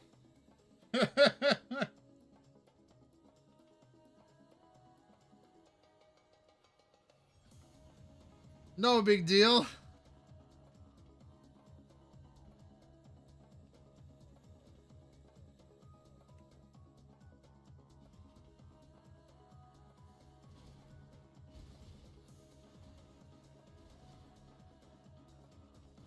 I mean, it got me to 99, right? So now we're squeezing every last ounce of juice, you know?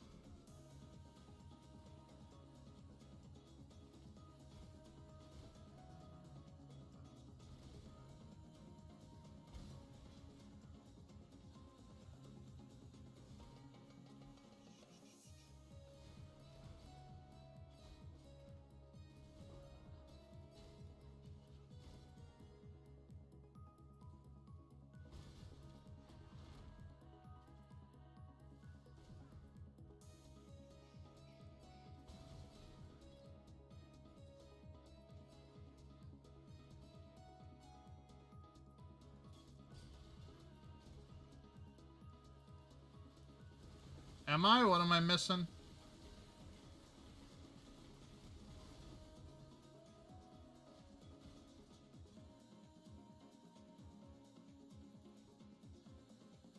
No, I have quality on Rings and Amulet.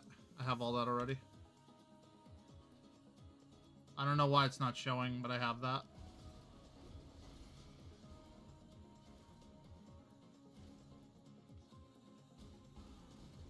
Maybe it's glitched or something.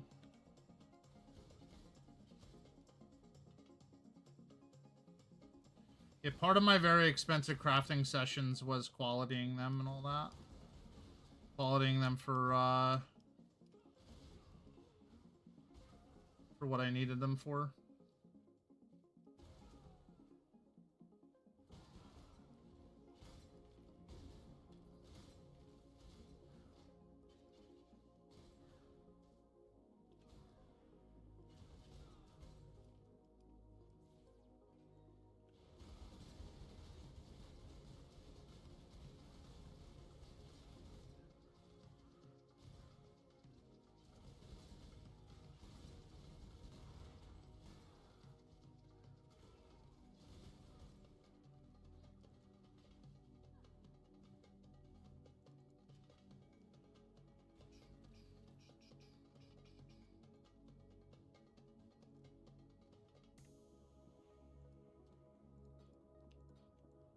Let's trade in some loot while we're talking about this.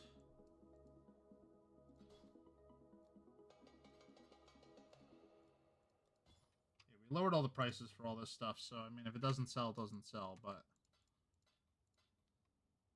it is at bargain bin rates, ladies and gentlemen.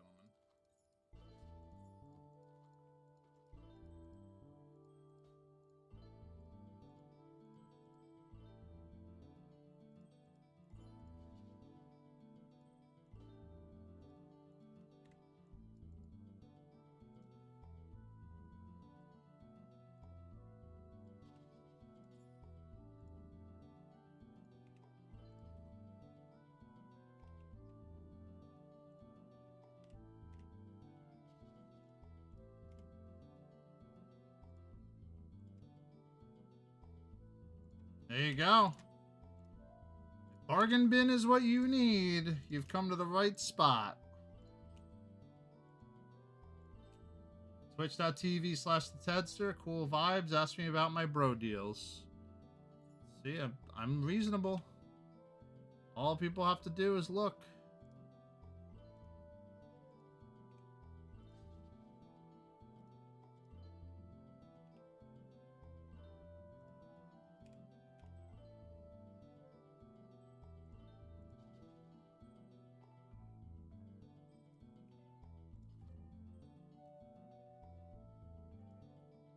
I don't know how to price these, so we're gonna go 15.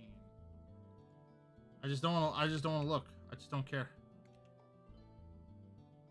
Way too early to say. I mean, if they make the changes to Scion, I'm gonna play Scion probably. I don't see any reason why I wouldn't.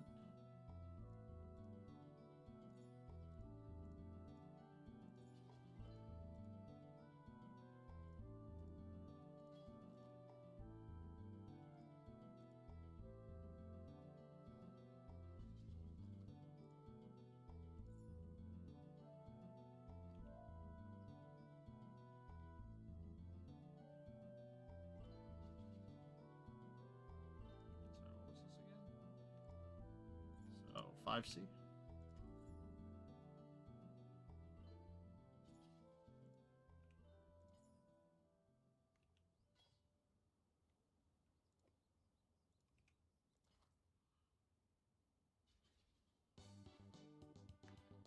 Significantly reduced budget, that's fair.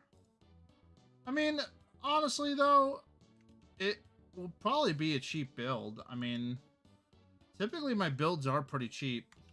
They're not too bad. This is the most expensive build that I have done in quite some time. Normally they're not this expensive. This is like, this build is beyond the scope of a normal person type of build, but normally my builds are not this crazy.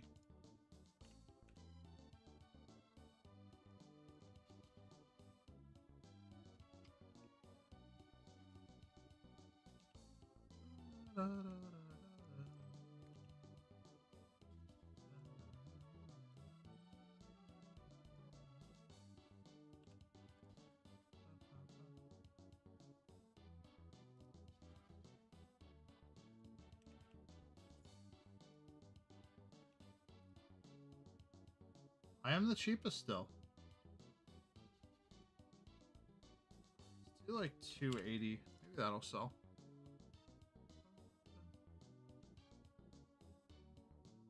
Yeah, that's very true. And you can watch like reruns or something, you know? I don't know.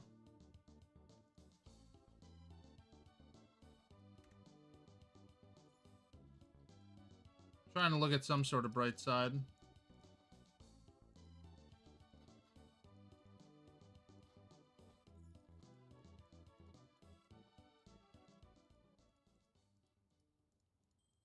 The YouTube reruns.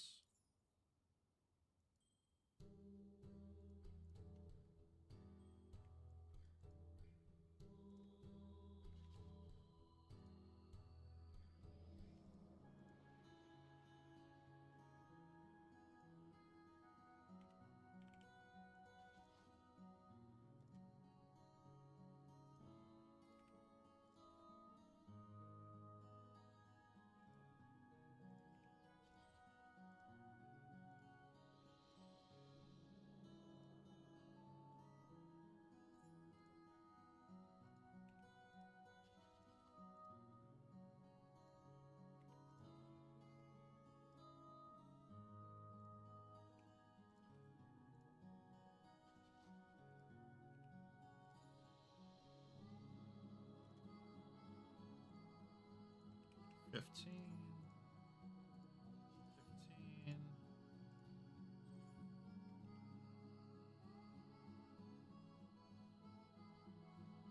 I'm surprised you don't have it set up, honestly.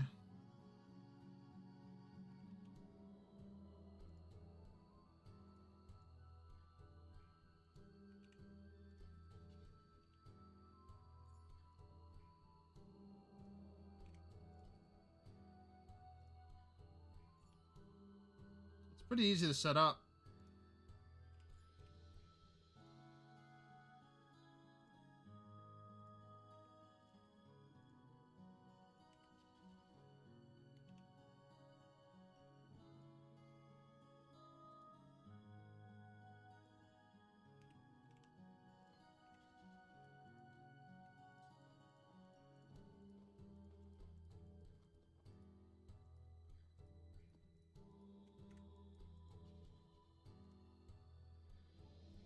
Need to watch a guide? I gotcha.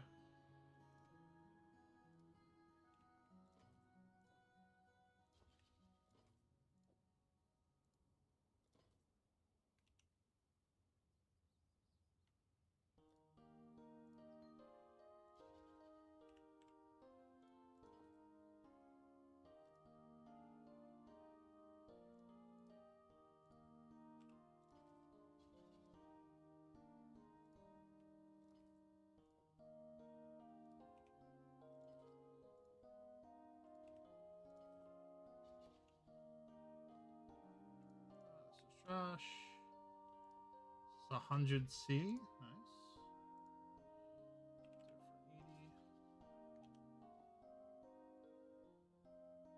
80.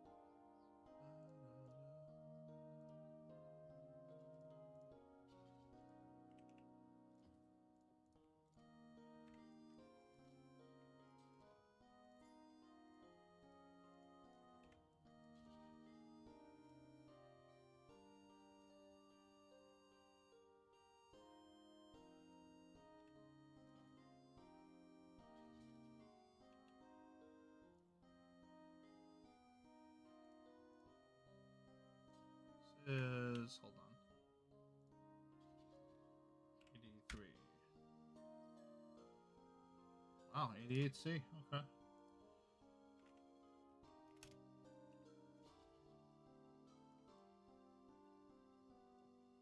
Look at all these bro deals. Look at this craziness here. If you're starting Heist, you're all set. It's all there.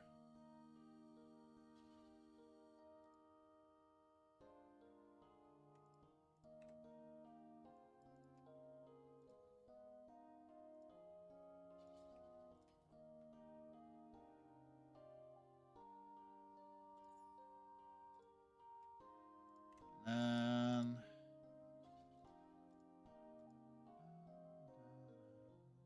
7 tailing worms.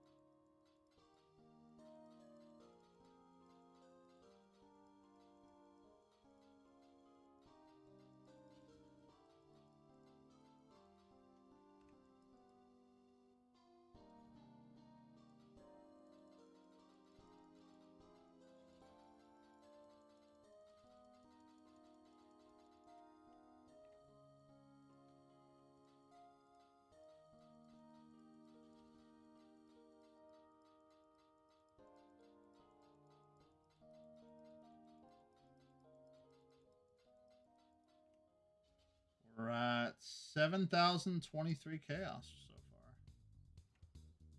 Crazy. So what if I said I want divine and I have chaos? 1 to 245. Holy. 252. So what if I want like 50? I don't have it. What if I said I wanted 40? What if I said I wanted 30? What if I said I wanted 20?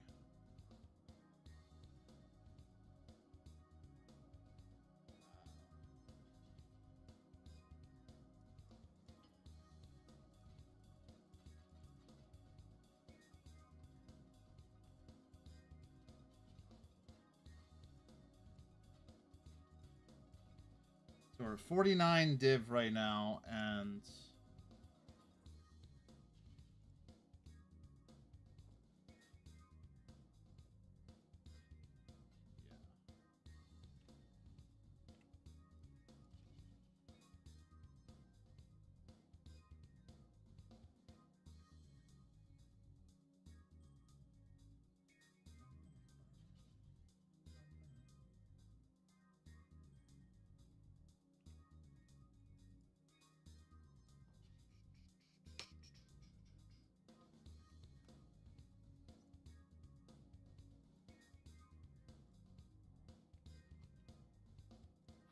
so we're technically pretty much at 50 div right now, overall.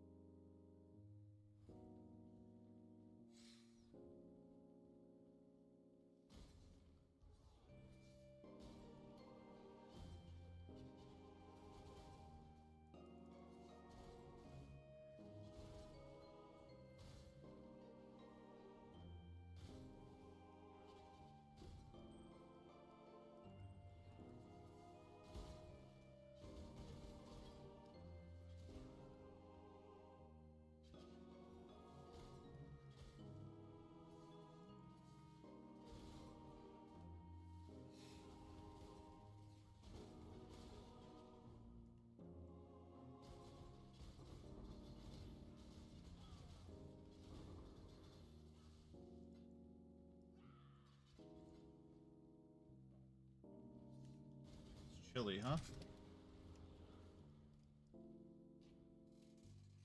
Oh, God, I gotta get that. There we go. Always getting a little cold.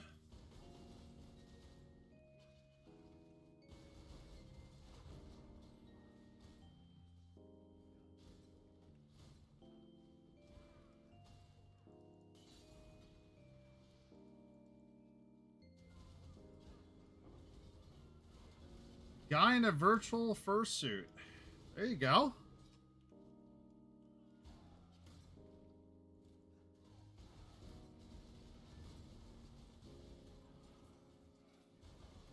The sad part is that looking up how to like not have my face on my streams has been such a pain in the ass that I've now reverted to just having my face on stream.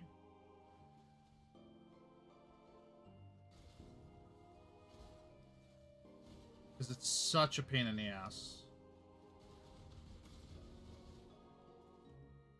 Like that guy, Angry Peanut. I don't know if you know him, but kind of a famous-ish streamer, but he's just a peanut. Like, with the talking mouth. And just to do that, just to have that elevation of what you want to do requires you to, like, have it drawn and made and have like a program that like reads your lips and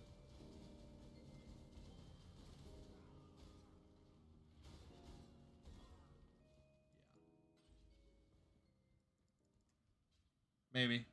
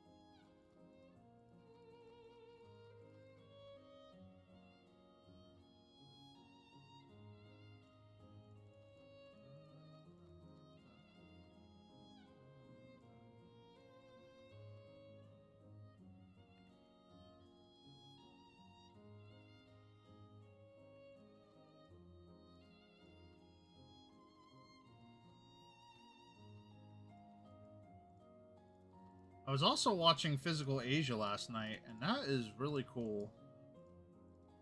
It's a bunch of like cool people doing crazy physical challenges on Netflix. That was a lot of fun to watch.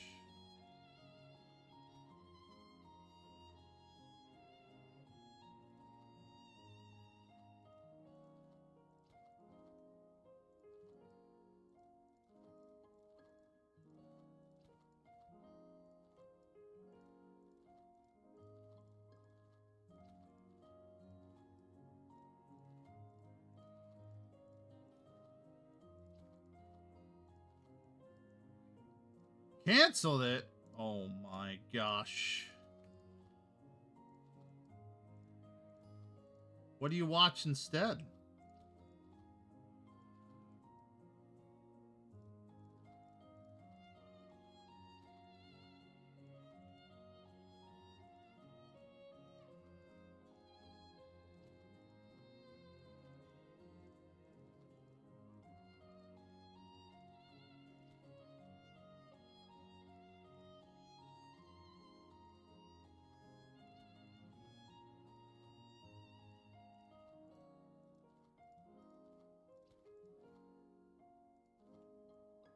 Oh, I see.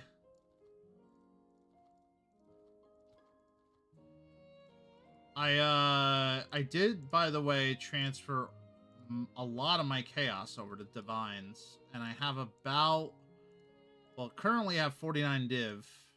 I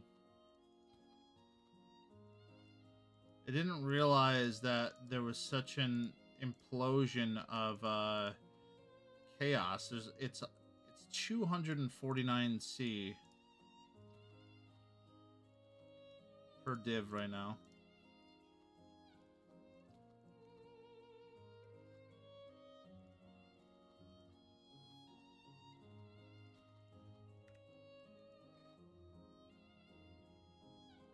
Yep.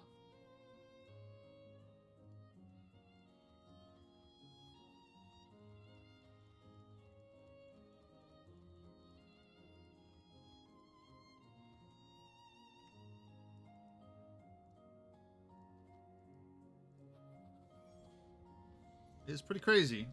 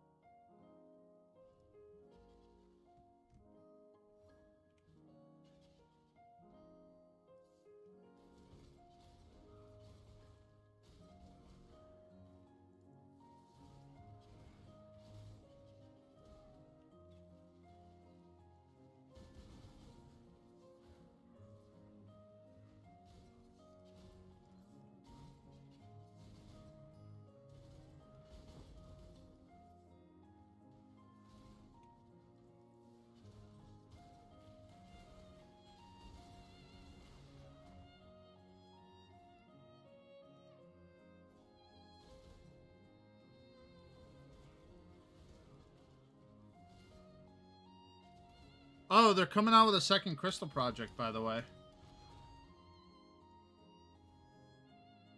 There was an announcement some time ago about it.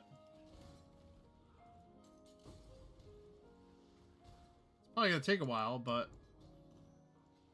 it's cool that it is coming eventually. 'Cause I had fun.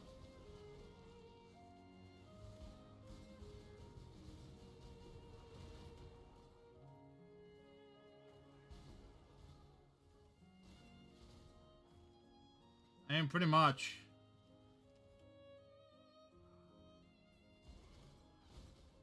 There are a lot of really good indie games that people have not played.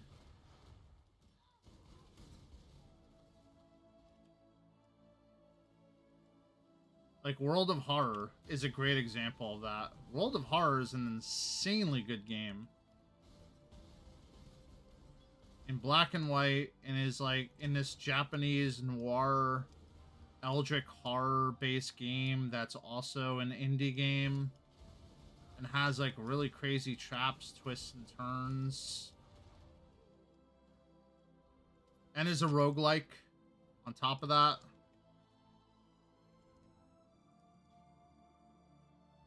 I do like horror games, yes. Yeah. Big fan of them. Haven't played one in some time, but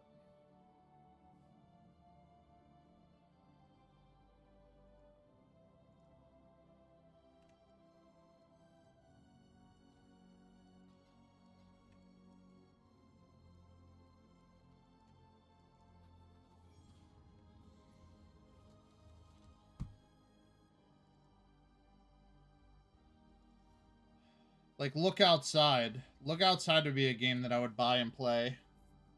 It's a fantastic game. The downside for me is that I've already spoiled the game for myself, and I've watched a lot of it already.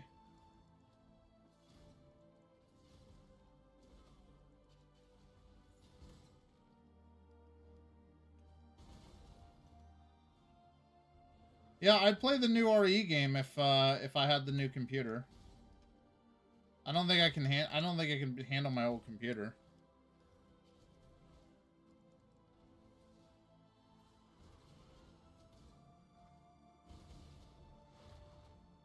But I liked Village. I liked some of the other ones.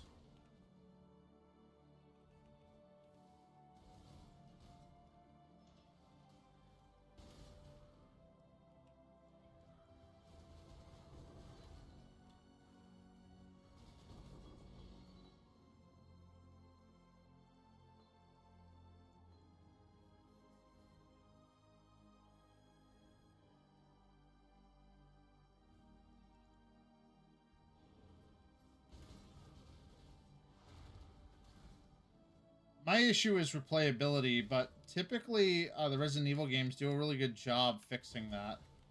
They make it so that the game is still replayable even though you pretty much know everything. They'll give you like unlimited ammo, or they'll give you like special guns that you can unlock depending on how well you do in playing. That's pretty cool.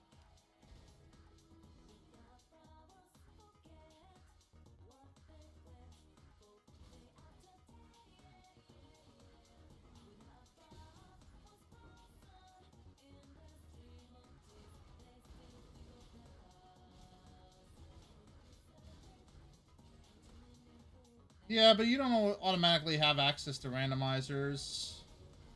And typically you play a randomizer if you absolutely know all the ins and outs of the game.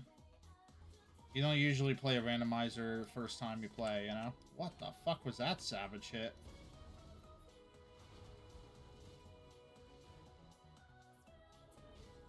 Feeble just makes me weaker, right? It doesn't make the enemies hit me for more.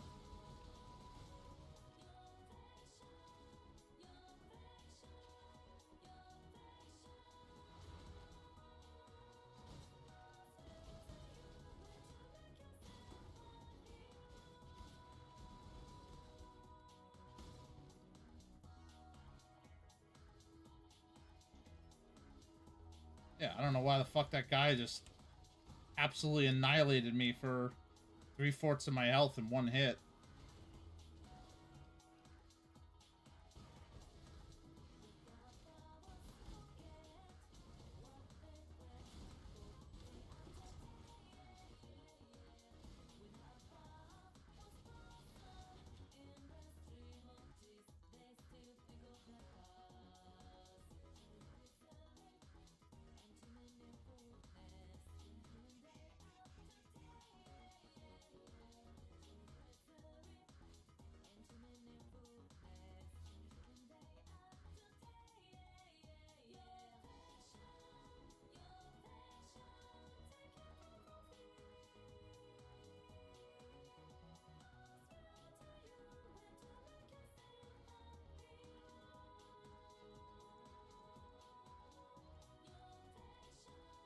I haven't checked this gem dump tab in a long time.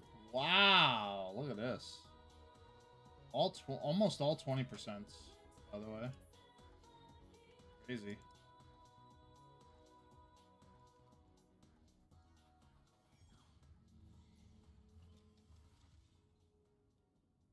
Crazy. I did not, but I have watched them, and I even went to go see the Dark Anthology movie. And I actually thought the movie was pretty good. I thought it could have been a lot better, but like for what it was, I thought the movie wasn't too bad.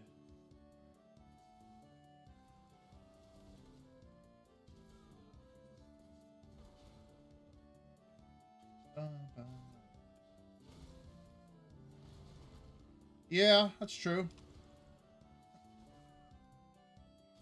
Yeah, there was a movie. The first Dark Anthology game, there's actually a movie that came out like 2 years ago.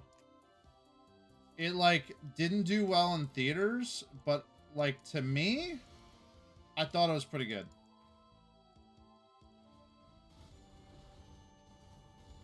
Oh, we got a divine.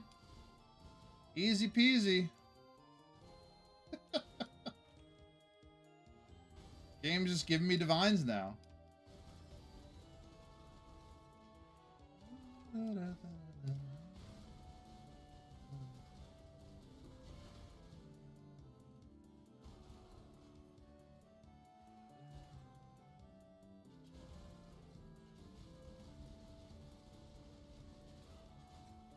So don't hate the player, hate the game.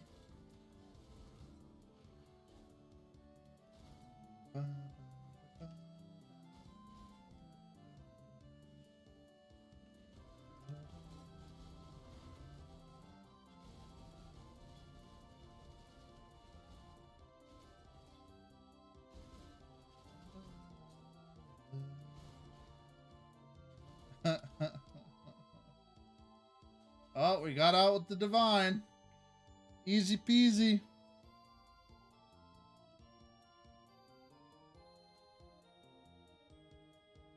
Tough life I live. All these divines in my hands. I heard that one was also just okay, but like if you like Five Nights at Freddy's, I'm sure it was fine, you know? I've never really followed the Five Nights at Freddy's series. I've never really watched it because to me it seems just a little bit boring. But there was a series that was really interesting. That was an indie horror game that has multiple sequels about like a child that was used to do like a children's television show that was discontinued after they found out like the child went missing. It was crazy. That was pretty cool too. Could be a movie.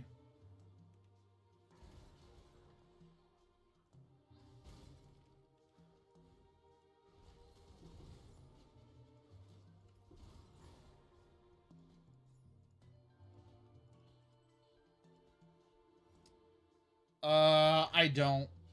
I'd have to look it up. I'm sure if you asked any AI platform, they'll be able to tell you what the game is.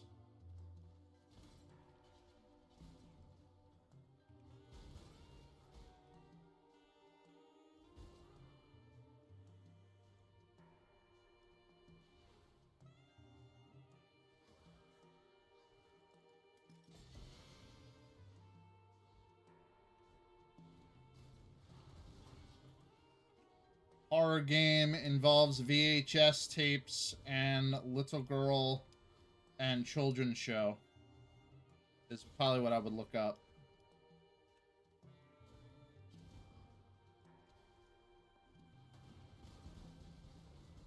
There's a guy who's always doing like horror game let's plays, Manly Badass Hero on YouTube. And he's pretty chill. Like he does a really good job in just like doing let's play videos. And he doesn't really even like his voice doesn't always match like what's going on, but like his curiosity is really good. He does like all the endings, so he's like not an inept human being. Like he understands how to play video games too, which is great. So it's pretty cool. But that's who I usually watch, Manly Badass Hero.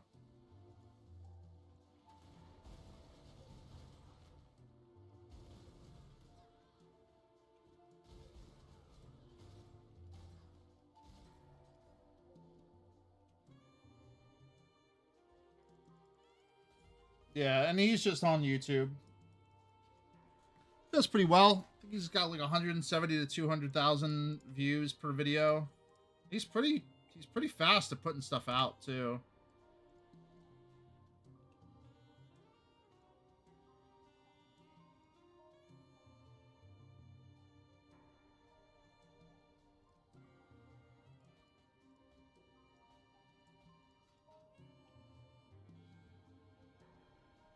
Well, yeah. I mean, back in the day, he didn't have that many subs. I mean, I remember when he didn't have nearly that many subs. I think he was at like, I don't know. He was at like 400,000. But he's been at it forever.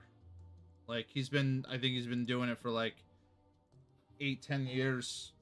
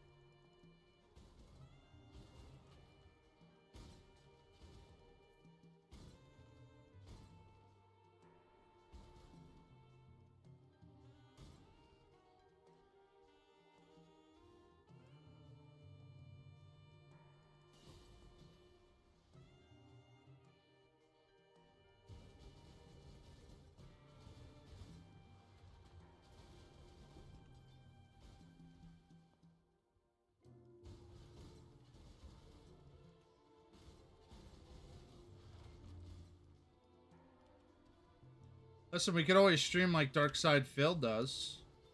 And just randomly play games that grab people's attention. And if we don't get enough money, we'll just switch to another game.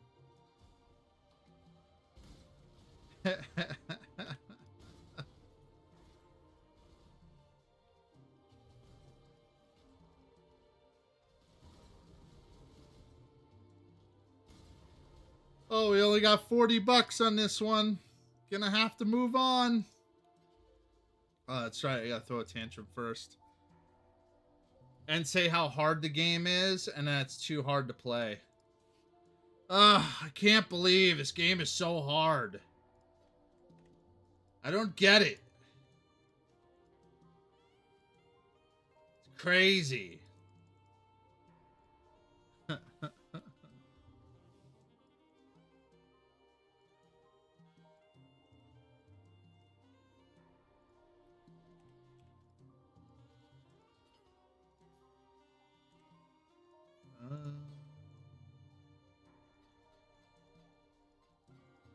Money.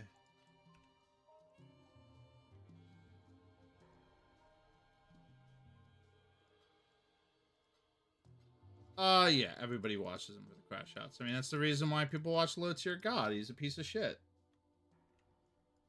I tell it to his face. But he's an absolute garbage pail human being. But people watch him because he is a piece of shit.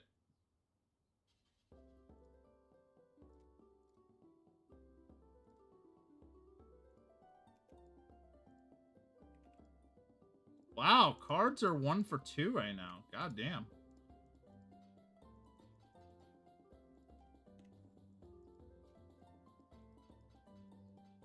People doing those last minute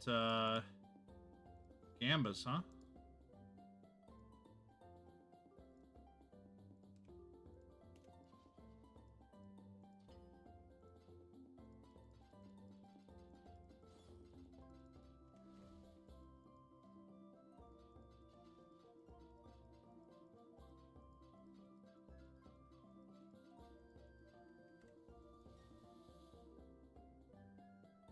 That guy, oh, I was gonna say, that guy just saw all the stuff in there. Yeah, he does. I don't know where. I think it might be Kick. It might be somewhere. Somewhere he's allowed to. Because he got banned from a lot of streaming platforms, so. But he's also human feces.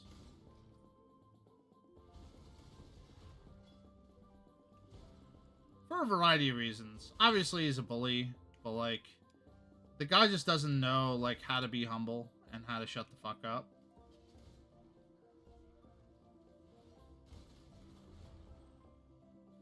He said on numerous occasions that his mouth, like, gets him in trouble. And it's like, then just shut the fuck up, dude. Just play the game. Like, even TO's abandoned him now because of how poor his attitude is.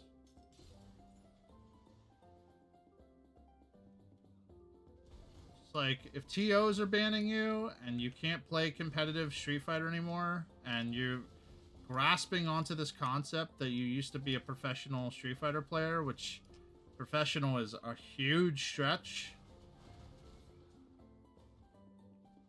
then yeah.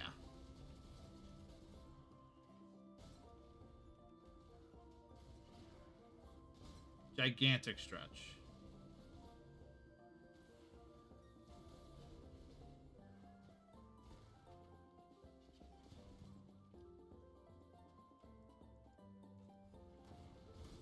That would go so far as saying that Darkside Phil is a professional streamer,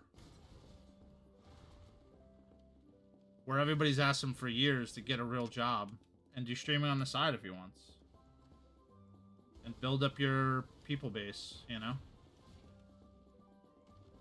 like.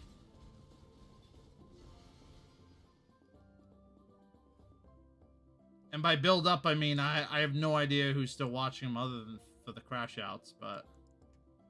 And he's embarrassed himself so many times on stream.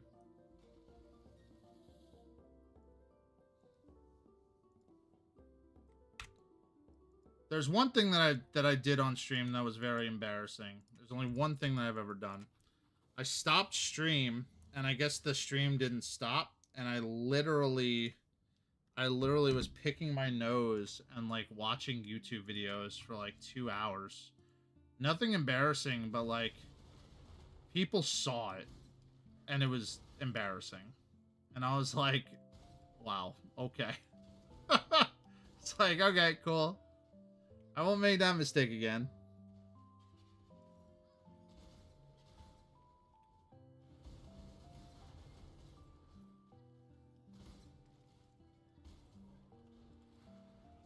Oh, this is like at least 12 years ago, if not longer. Had this Twitch account for a long time.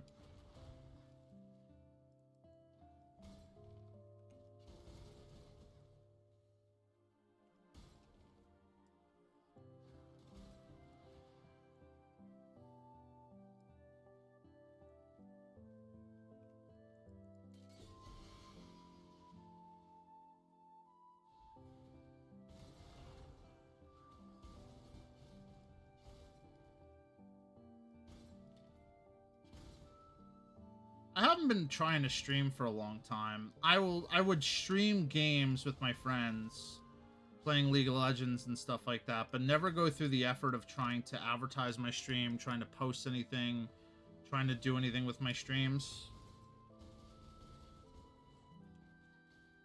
So it would never really surmount anything. And the only time it ever surmounted anything was Maple Story 2. Because I was blasting messages on Maple Story 2 World Chat of my stream, and to get free carries. And I like built a rapport with people that would follow to give a free carry.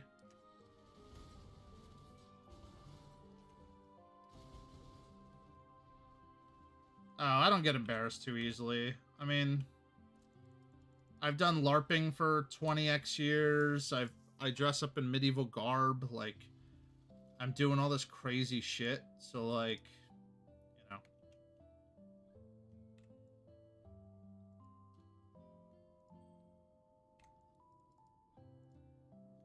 Somebody watches me pick my nose and listens to me watch YouTube videos, and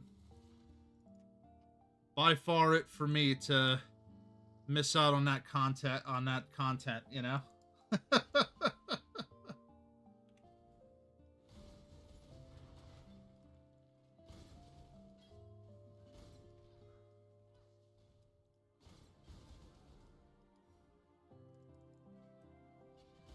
Yeah, I tried to play a lot of retro games. I was doing the 300 and 365.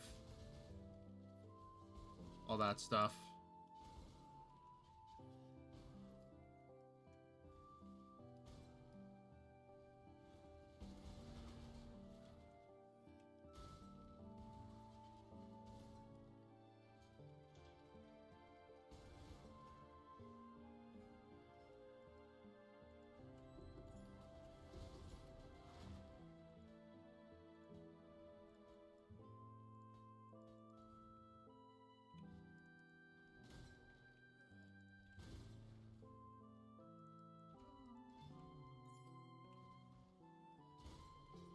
But sometime between today and tomorrow, I'm going to start connecting the dots with my my Instagram, like a new Instagram account for streaming and stuff like that.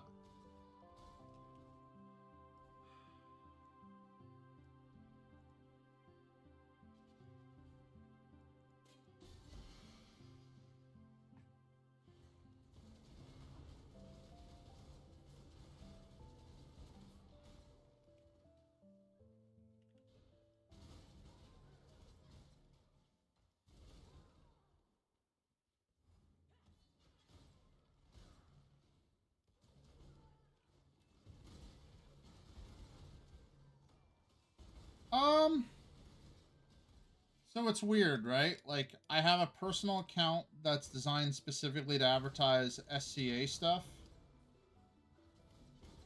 So I probably do want to keep it away from my personal. I don't care if anybody's following my personal SCA account. I mean, it's not really hard to find. I'll even put probably a link on it. If people want to follow that too.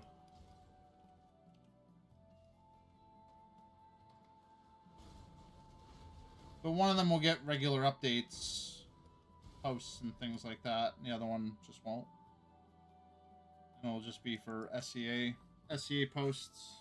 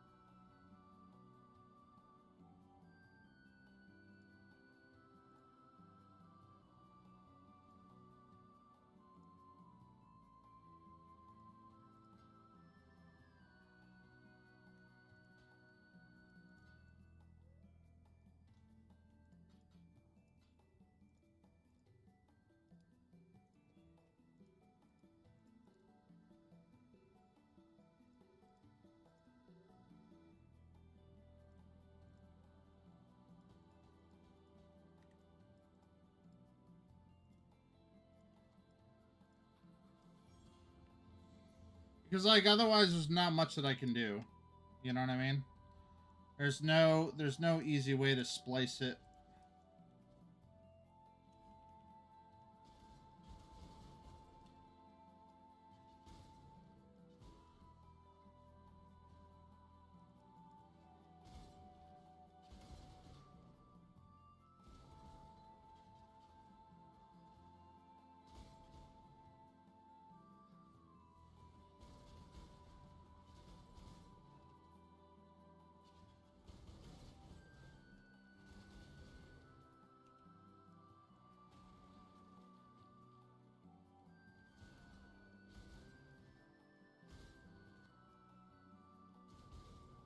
Yeah, just clips and stuff, and like the calendar, when I'm streaming on that week, and things like that. That's it.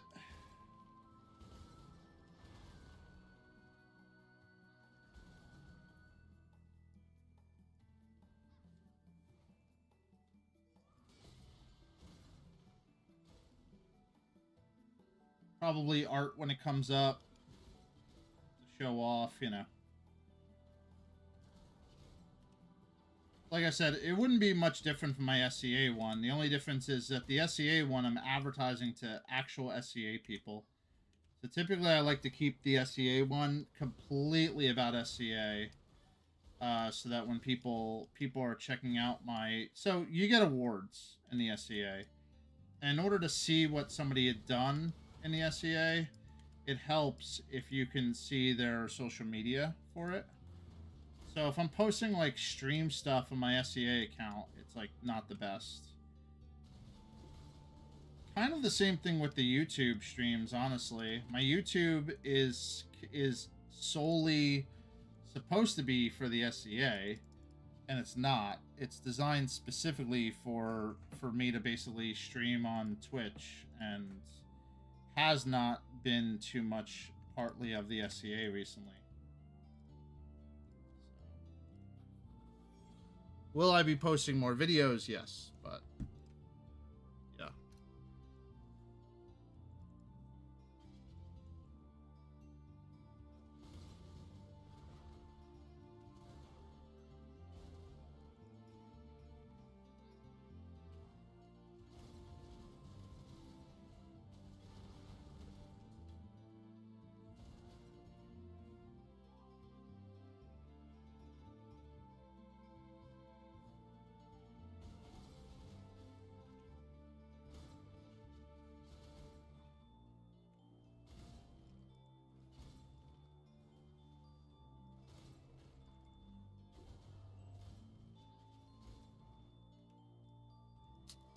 Yeah, we'll see.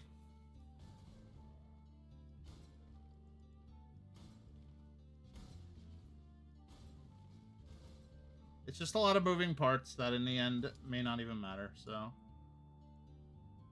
we'll see.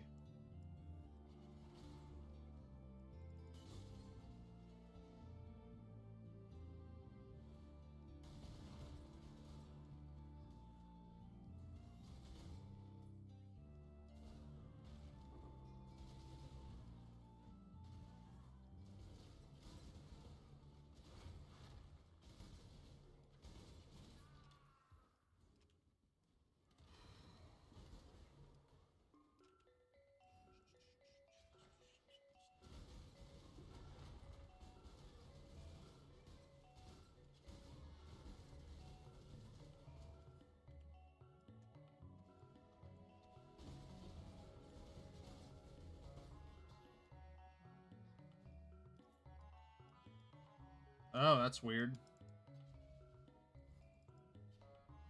Could have went on Facebook Marketplace. Could have got yourself a real cheap mouse.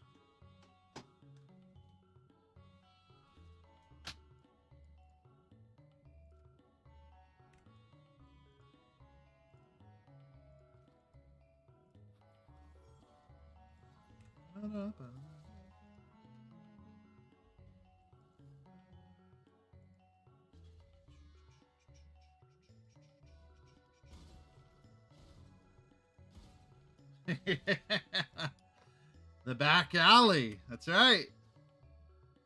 Hello, sir. I have a mouse for you. You asked for a mouse. It's my mouse from 1997. It's got a ball at the bottom. $3.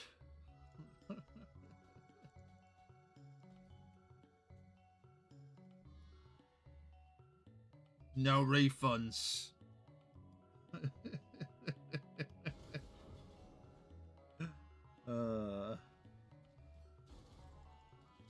If you have problems with that, you can go ahead and shove it up your ass.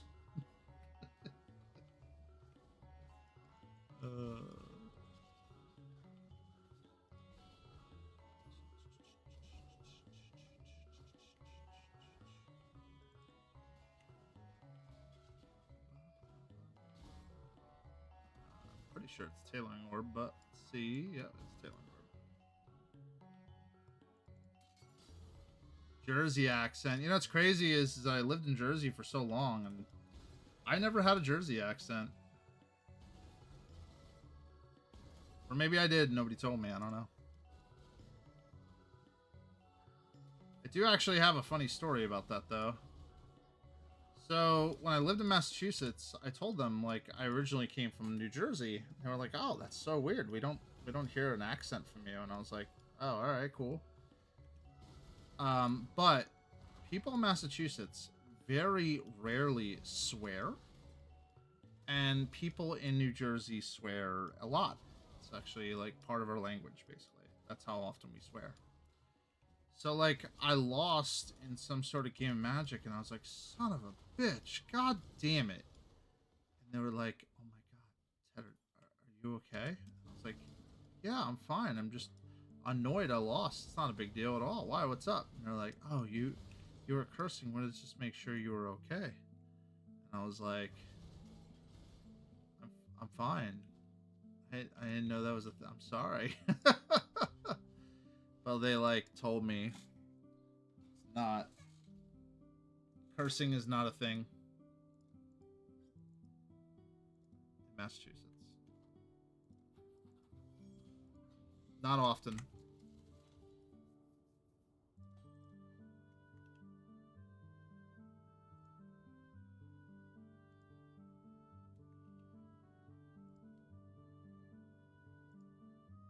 This is a lot of damage. 5 to 36. T2, huh?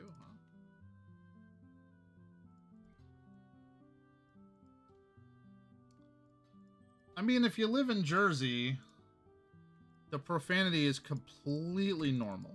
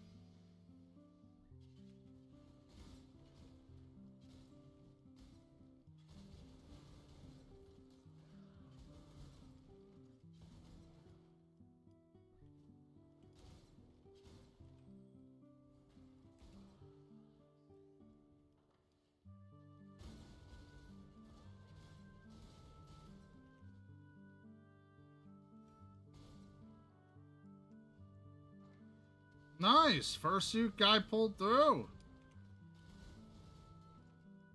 There it is.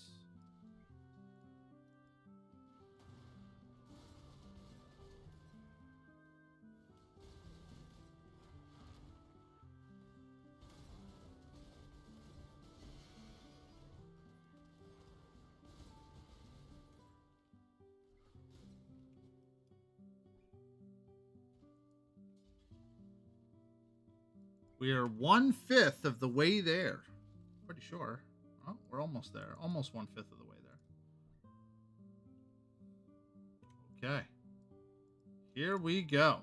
Another risky play here. And resolute technique. No. 18% increased physical damage.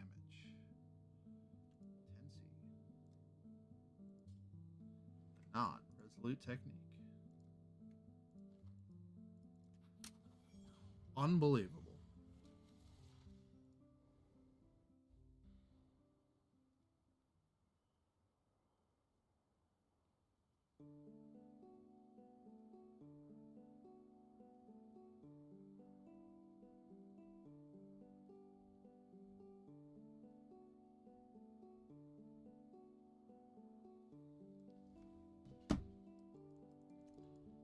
I'm going to predict it now. There will be no deaths.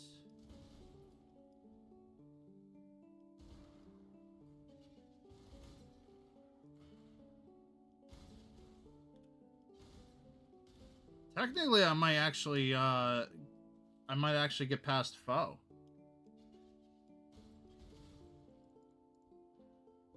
We'll see, though.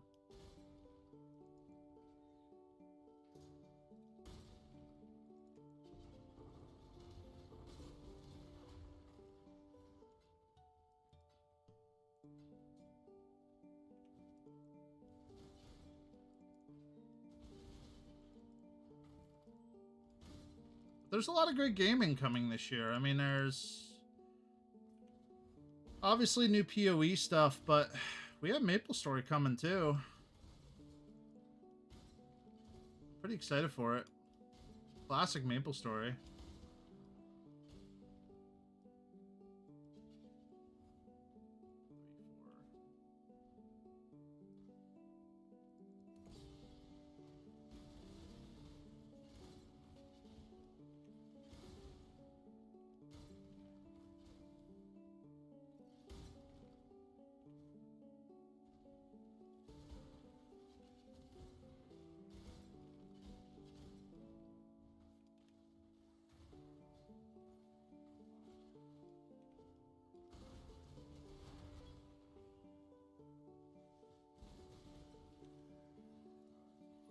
Also very excited about board game stuff. I shot a message to the artist today. See if I could talk to them more about it. So we'll see.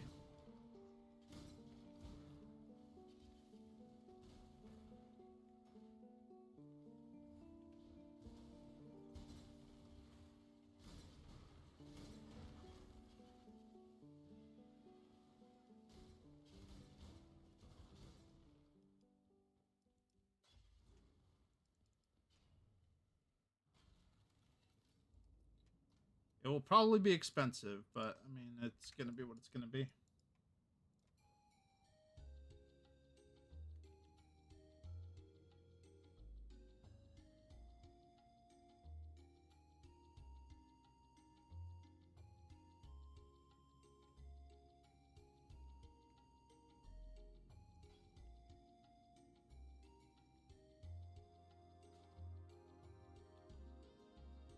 Behemoth Mace. Ooh.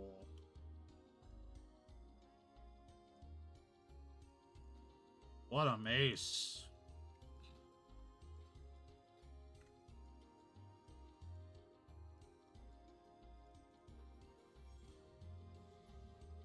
A lot of money.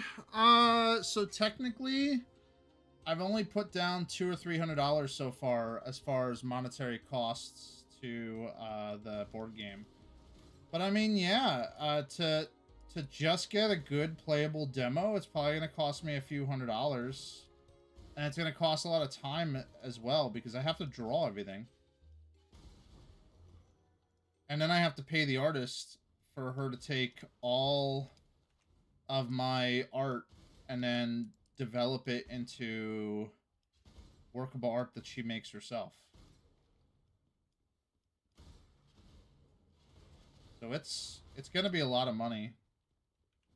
Probably a couple thousand, if not more.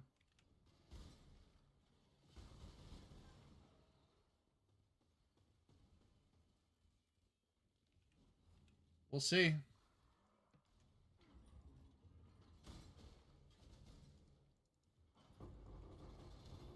The reality is that I really need the artist to do at least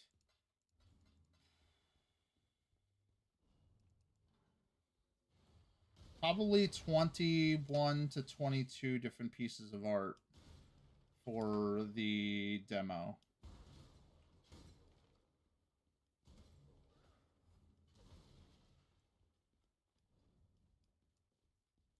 And like I don't have like, you know, I'm not a studio. I don't have studio money, you know.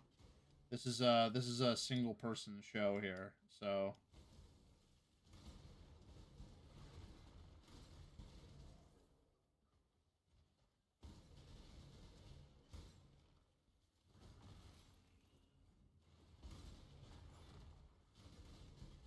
that's why it's taken so long to do it. Like when I say it's taken 11 years, it's because like originally I put some money into it and then thought it would go one specific way and then it didn't. So then I shelved it for a while because I said, all right, back to the drawing board. I really have to figure out like how we're going to make this as decent as possible and how the games don't last 2.5 hours and they instead last an hour. So like, how are we going to do that? And, you know, those questions come up. So you have to like really think about that.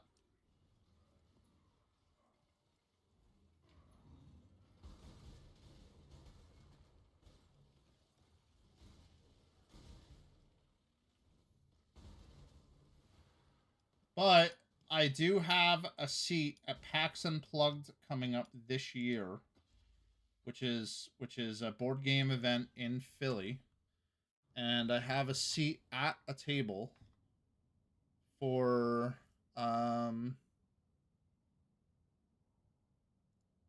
for all that. So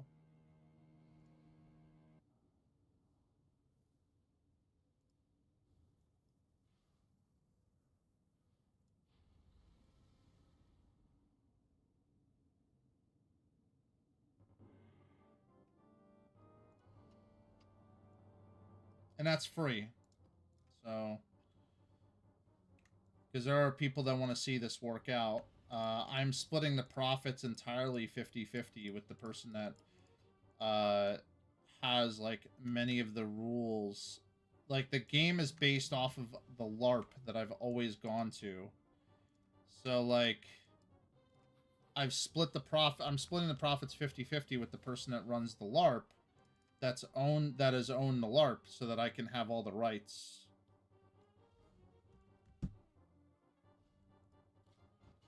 So that we low-key have all the rights all set up already. So like there's nothing I have to do about copyright and right issues. Like I can go right through that and not worry about it. So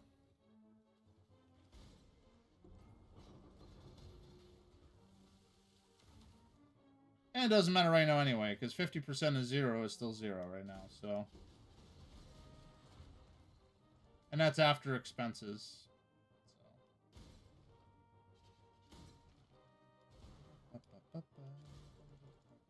So.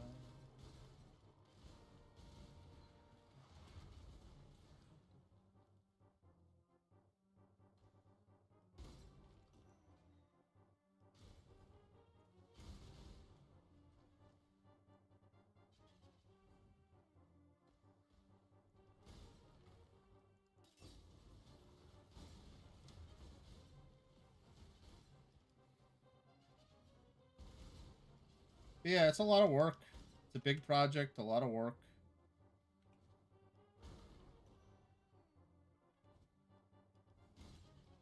Yeah, it's called PAX Unplugged. They've been doing it for a while now. It's in Philly. PAX East is in Boston, and there's PAX West in Cali. And then there's PAX Unplugged.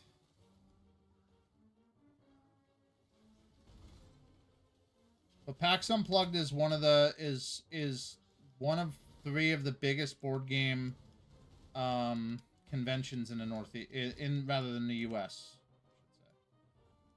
Gen Con is a big one as well. But we're not doing Gen Con this year. Seattle, yeah.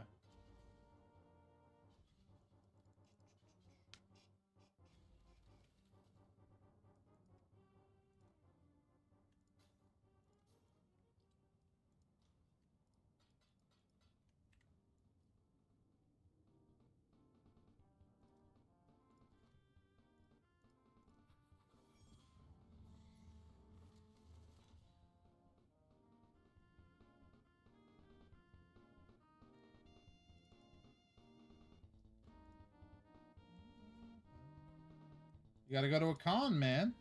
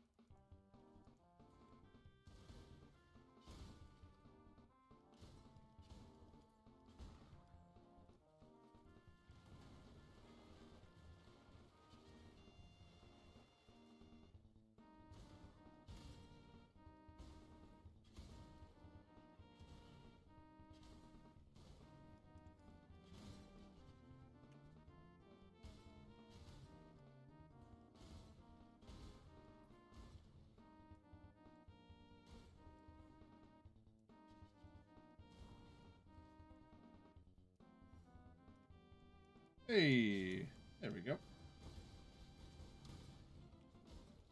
I might get to 80 today.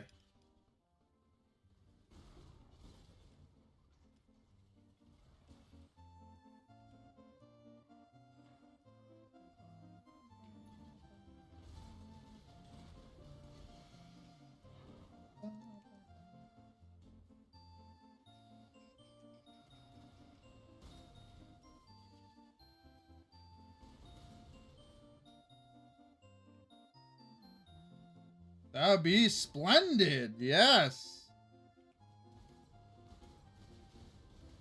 Then we'd be absolutely Richie rich. I mean, our build is already pretty much a mirror, so I mean, what's another 100 div, man? Right?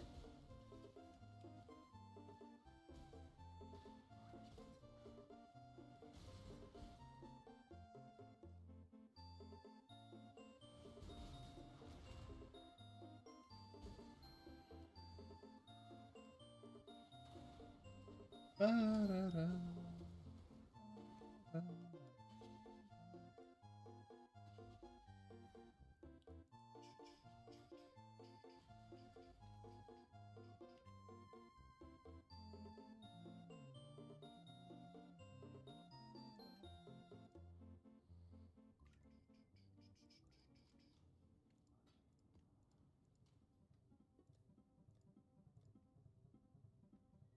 We got some 83s here, huh?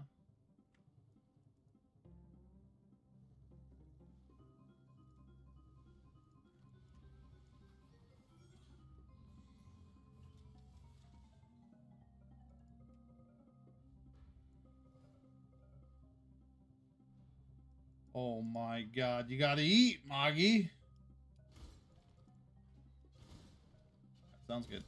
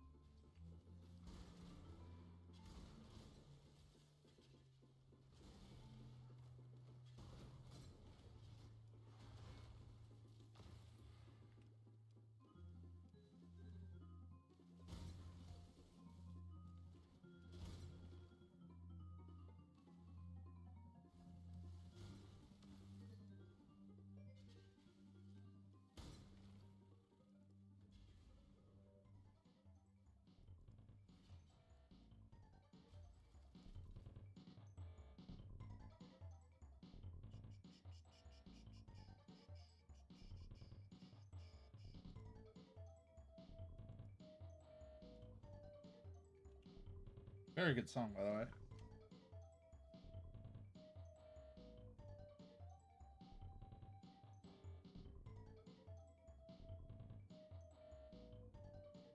Huh.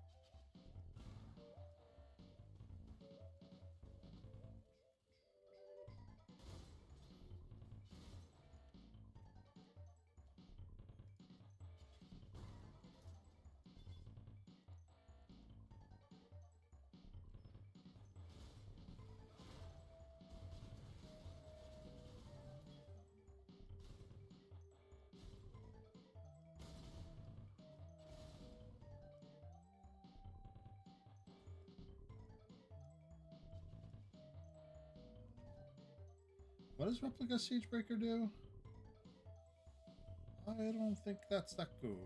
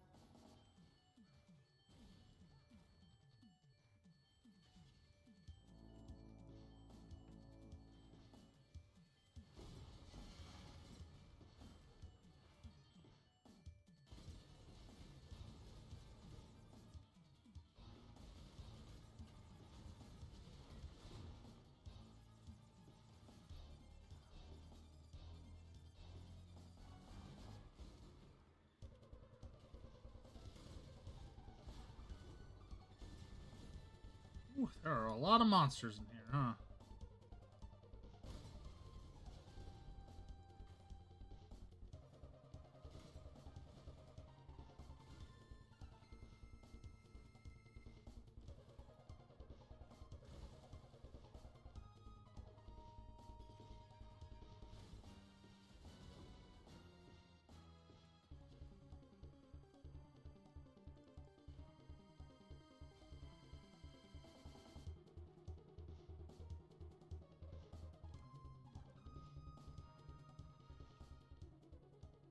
10C. Very nice.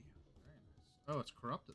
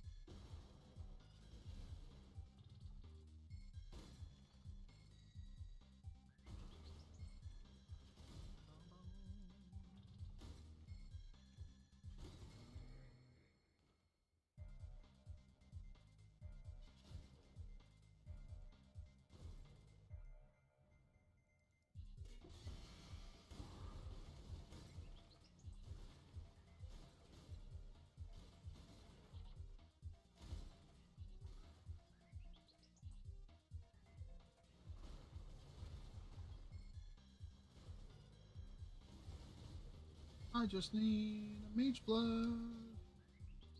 What you have to do is drop a mage blood. It's real easy. All you have to do is drop it. Just a heavy belt. Probably 1 in a billion. Really easy to drop.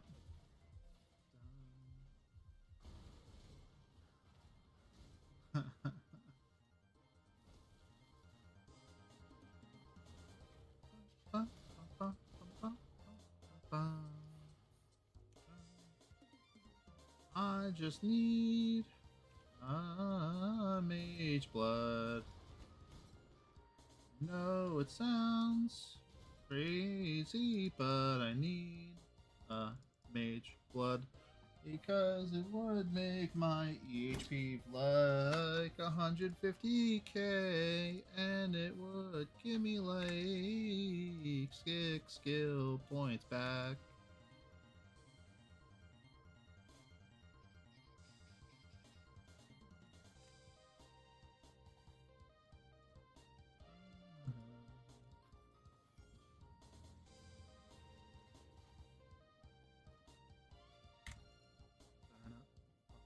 Wow.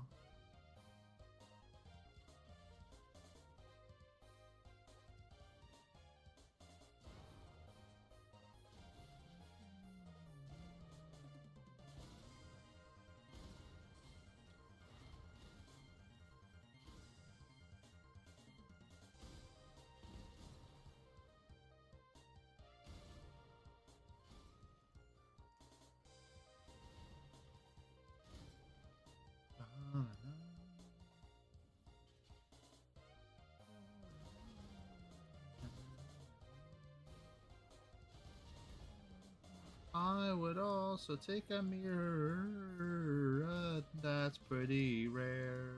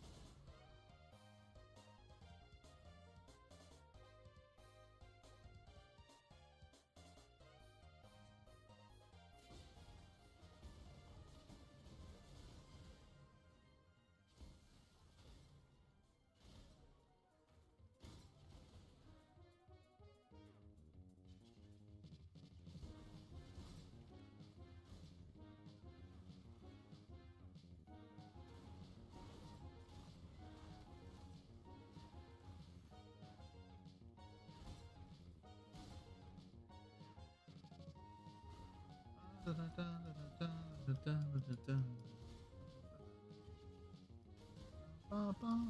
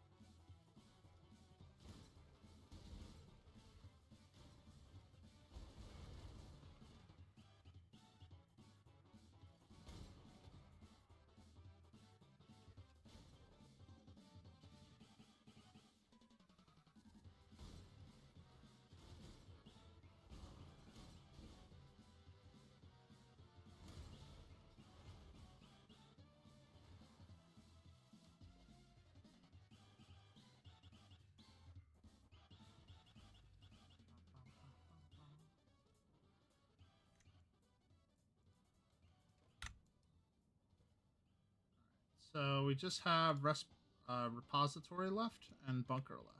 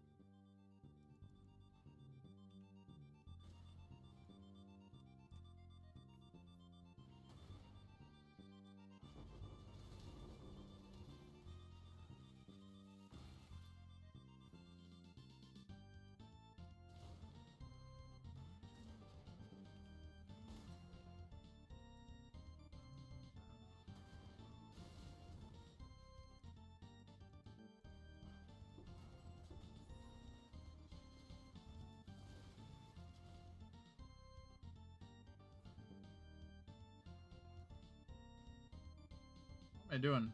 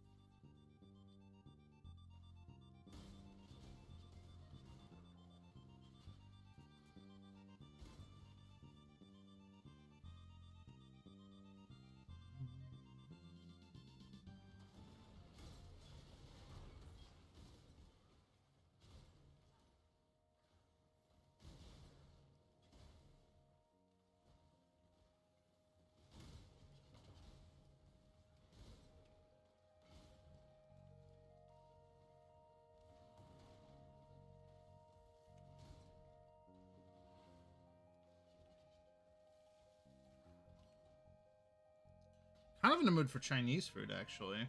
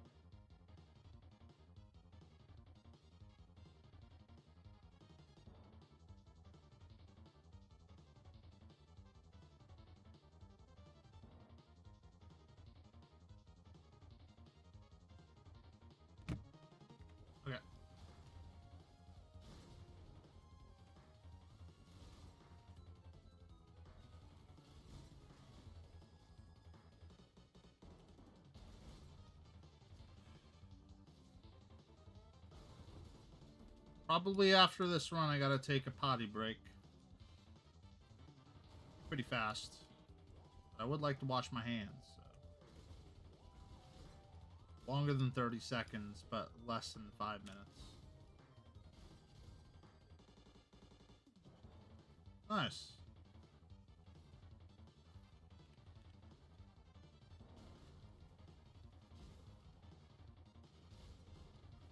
I could order Chinese tonight. I'm not really hungry yet, though, so it's already 7:30, so I don't really know what I'm gonna do.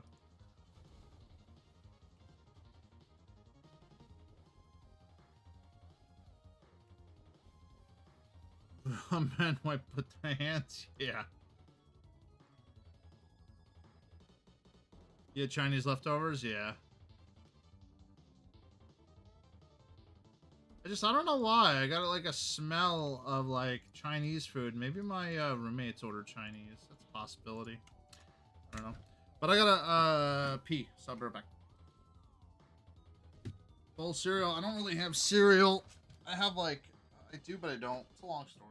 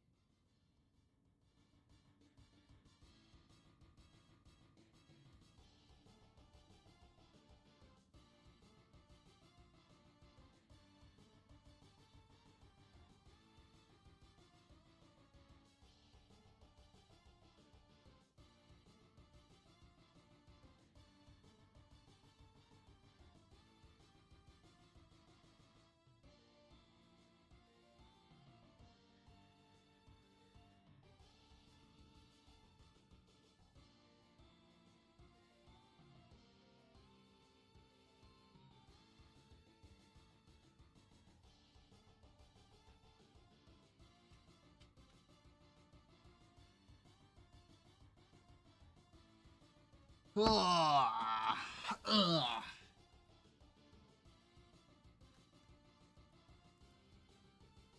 Yes. So technically, I'm diabetic, Magi. And I'm working on that. You know, like, I think if I lose like 20 or 30 more pounds, I'm not diabetic anymore, which is good. It's good stuff. But the long story short is that I bought cereal that was diabetic friendly, and it tasted awful in milk. But if you eat it like just eat it plain outside of the milk, it actually tastes great. I don't know how to describe it. Like you add milk and it tastes awful. And I was like, I don't understand what's going on. So like I'll drink a cup of milk with my diabetic cereal that I still haven't finished from like a while ago. And so I'm trying to like force myself to eat this cereal, and I just can't. It's so hard. It's just so hard to eat it because it tastes so bad.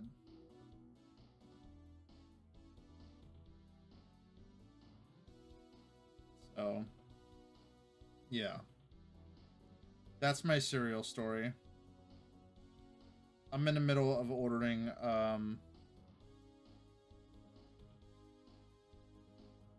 Chinese food.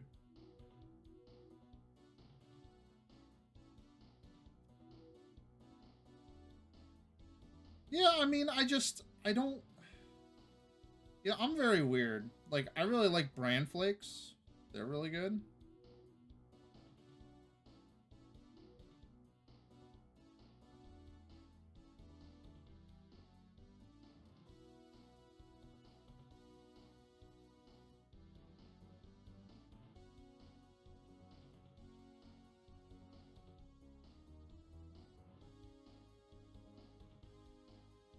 Yeah.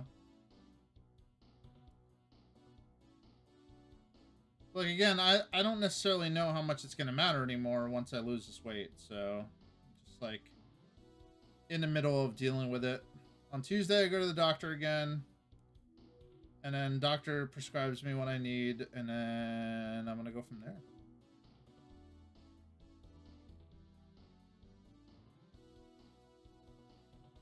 So.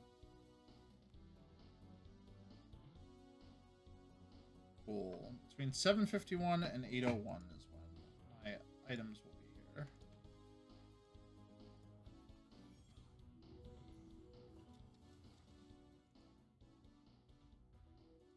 Yeah, I'm trying. I'm pretty focused on this. I'd like to be at 50% by the time I finish today.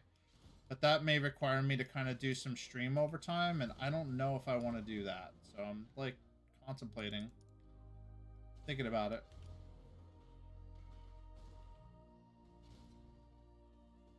Probably put me to, like, 12 o'clock, honestly.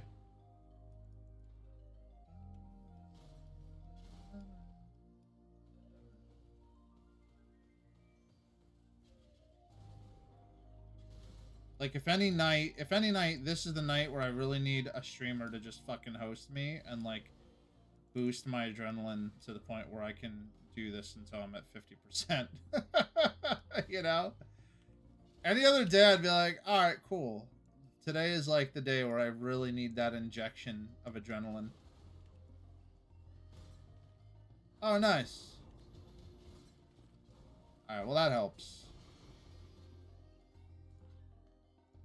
At least guaranteed one person will be watching, no matter what, so that's useful.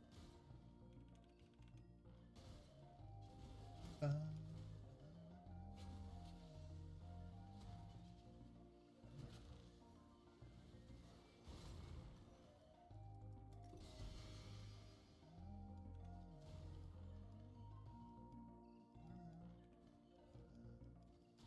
wish I didn't have work tomorrow, but honestly, it should be pretty quiet. Most businesses being off And us doing 75% of our business with businesses just means that it's kind of a catch-up day for us tomorrow. I'll probably leave early from work, too.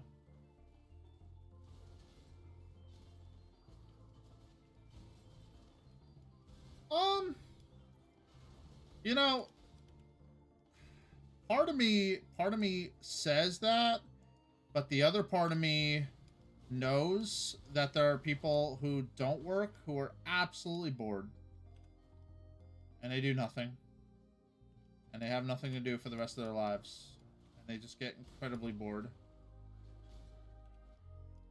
The other issue with not having any work ever, they don't play PoE now. But the other issue with that is that other people have to also work. So like, it's kind of I wouldn't say it's a Star Trek problem, but like, your favorite people have to work. So even if you don't have to work, if your favorite people have to work, then like, it still sucks. You know? Like, in a perfect world, I would just stream 8 to 12 hours, 5 days a week, and just be chill and talk to people and just hang out with people. That'd be great. That'd be great. And develop games and just like do cool shit. But like, you know, we are not in the 26th century, aka the Star Trek era. Everything is ran by money. People's goodwill and generosity costs money. Fortunately. Not in my world, but typically.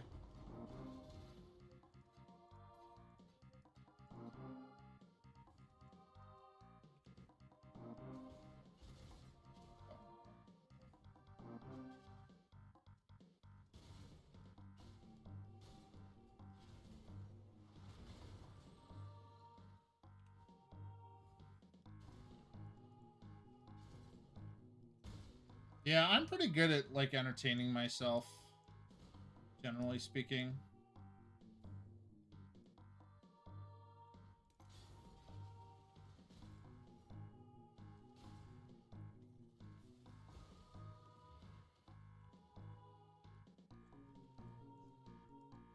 But, like, if I had no work, I would still work. Like, the volunteer organization I do, there's work to do all the time, you know? Just requires volunteers who can do it. I cook these big crazy projects all the time. Actually, there's a big cooking event in April that I run called the Service of the Lady that's coming up.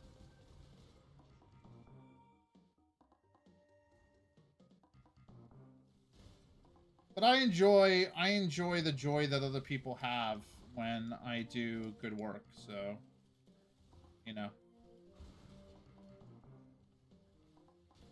So even if I was retired and nobody really knew I was retired, I would still do good things for people.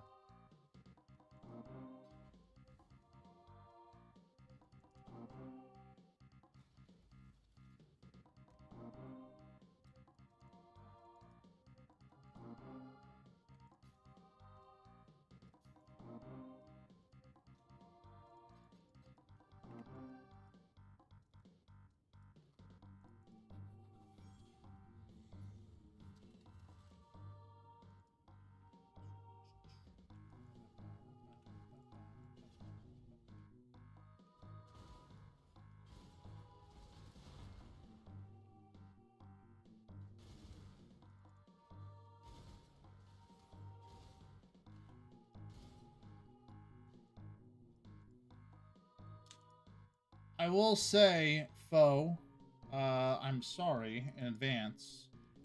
We will be probably playing about a week's worth of Diablo 2 Resurrected. I know it's not your cup of tea.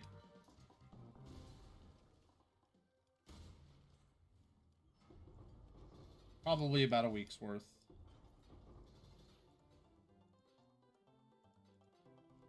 But we'll see. Honestly, if I get bored of it, I'm just gonna fucking work on the board game. Like, I'd rather do something productive that's like fun, art, or anything like that, than a game that's just completely boring to me. And I'm kind of nervous about it because a lot of people, like, I'm looking online on our Discord and stuff, and people are like, "Yeah, we're kind of bored. Like, it's kind of boring." I'm like, "Oh shit."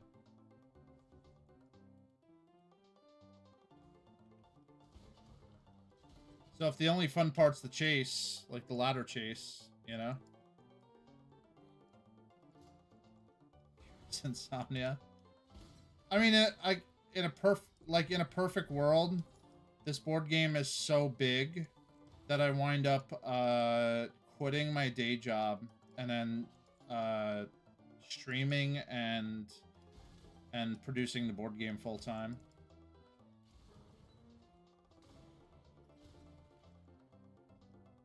Because I'm in the middle of making the demo, but then we're gonna do a Kickstarter.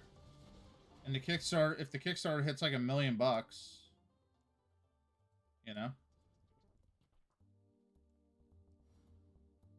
who knows, right? Maybe it just explodes.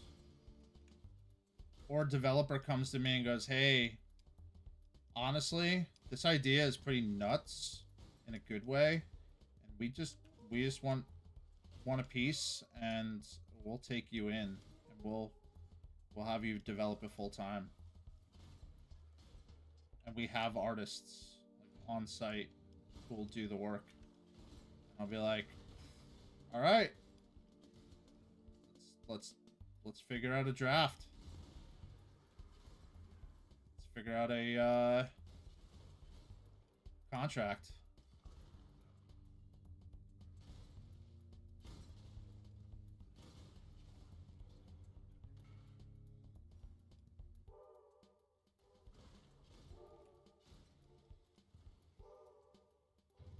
Well, we'll see. Well, horny scarab of bloodlines.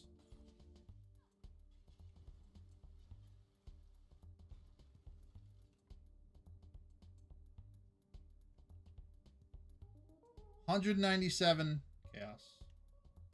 The horny scarab is about.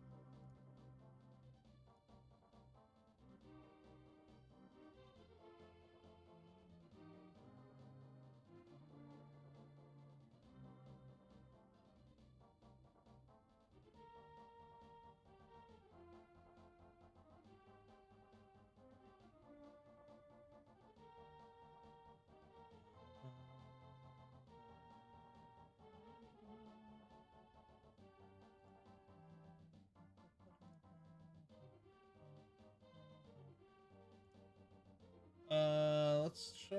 I just want to look at something really quick.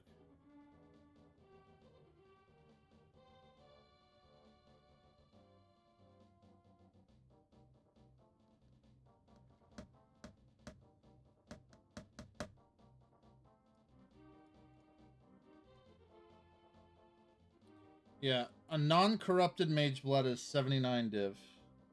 The cheapest. FYI. That's number one. So one thing I wanted to look at was a non-corrupted mage blood.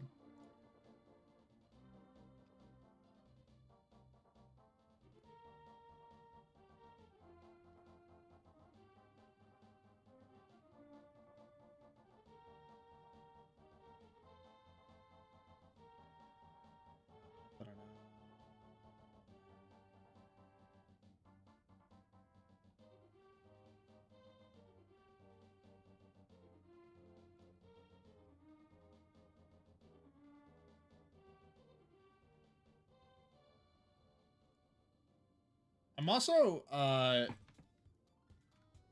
yeah, that's true. I'm also really, really not interested in playing PoE 2. It is embarrassingly bad at this point. I don't know if you saw some of the information that came out, like the power leveling that's been going on to get to 100 in PoE 2 right now. People have just been doing temples. So apparently just sitting around doing nothing in temples brings you from level 1 to level 65 in one temple run. And then in a second temple run, it brings you to level 85. And in a third temple run, it brings you to level 92. And then you can literally level to 100 with just temples. Which is insane to me. Yeah.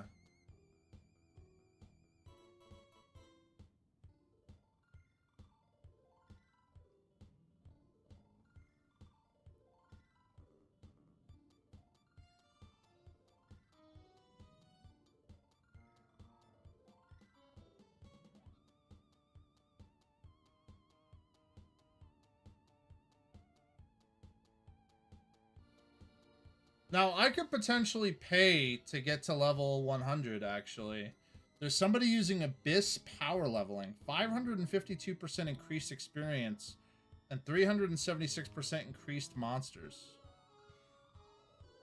15 div per level. Each level progressively more expensive from 94 on. I'm really curious what the cost is from 99 to 100.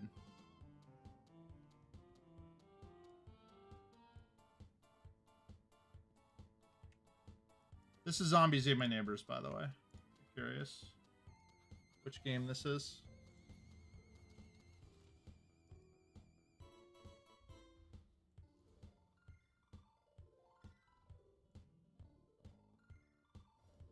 Yeah, I'm really curious what the cost would be. If it was like 30 div, is it worth it?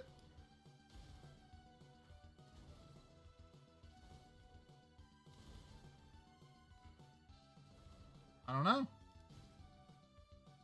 30 div, he provides all the maps, he provides all the content. All I have to do is stand around.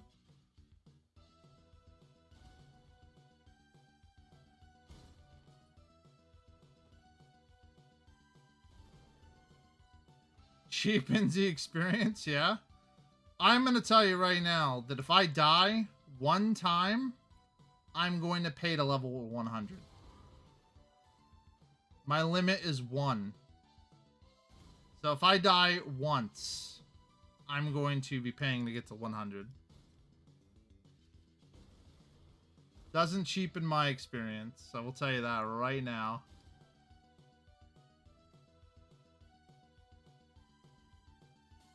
Because I earned all the freaking chaos doing heist.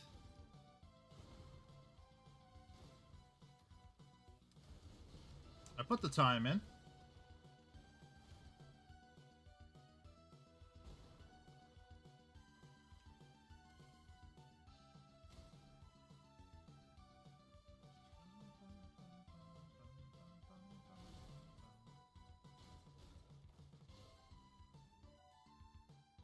It's not about being able to do it. It's that I'm really worried about the timing.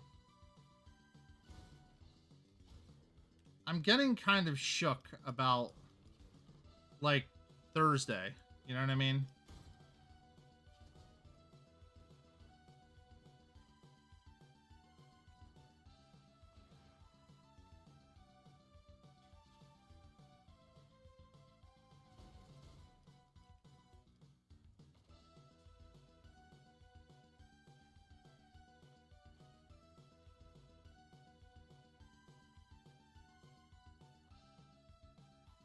Because, like, I work every day. I'm not going to get on stream until, at the best, 6 o'clock. And then I'm going to have to, basically be on stream for 4 hours to try to chunk down the time. And the experience I'm gaining is, like, average 14 mil an hour. not good. It's real low. It's like real low. Between 14 mil an hour and 140 million an hour. You know what I mean? I will die on a synth map. And if I die on a synth map, I'm going to pay to level to 100. Like, I know how much the synth map is going to give me. It's going to give me either 80 or 90 million an hour, with the faux pas that the boss is going to obliterate me. So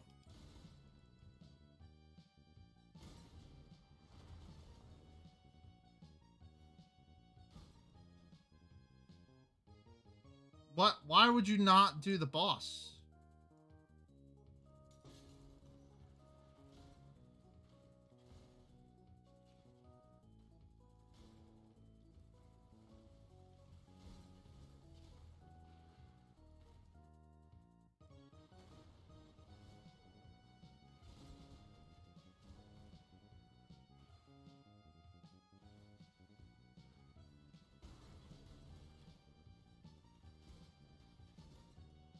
Well, half of the like the currency that you get and obtain is from the boss.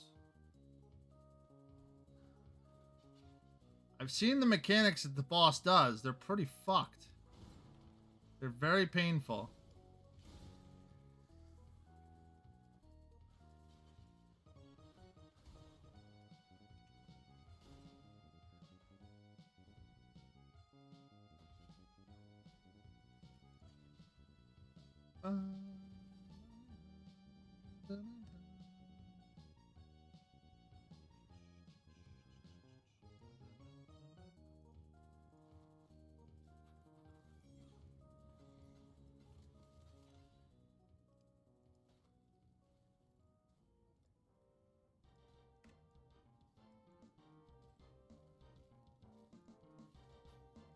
Oh, a regular synth map boss? Yeah, I don't know.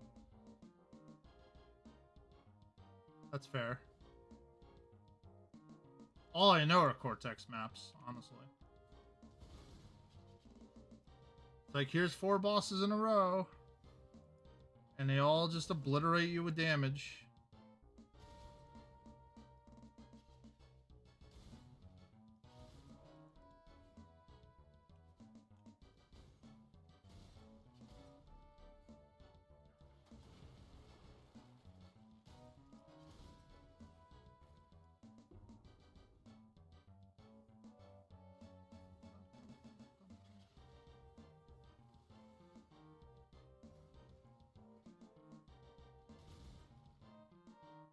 I'll think about it.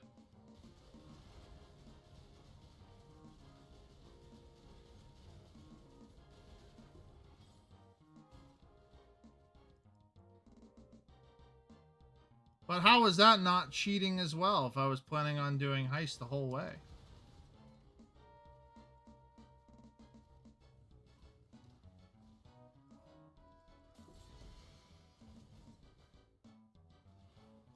Hmm?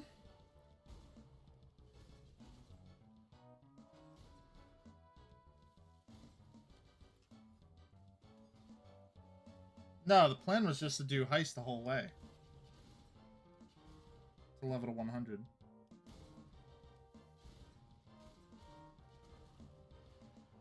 I didn't really care whether it was solo or not at all. That wasn't even part of the plan. But you typically only do heist solo.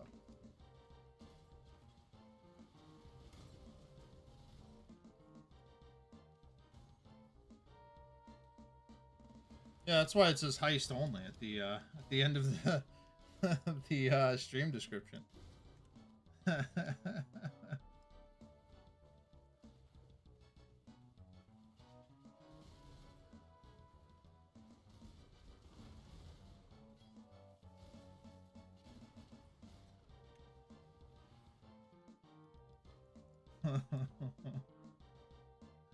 like DW in what is it? What's that show? I can't read. It's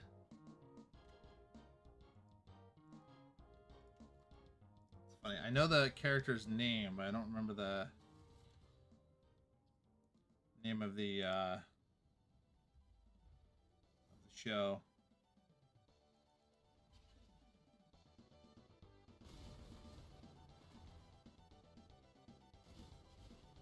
She says something like, "This would be really good if I could read," or something like that. Like, this would stop me from doing this if I could read. Then there was even a King of the Hill thing about it too, which is funny.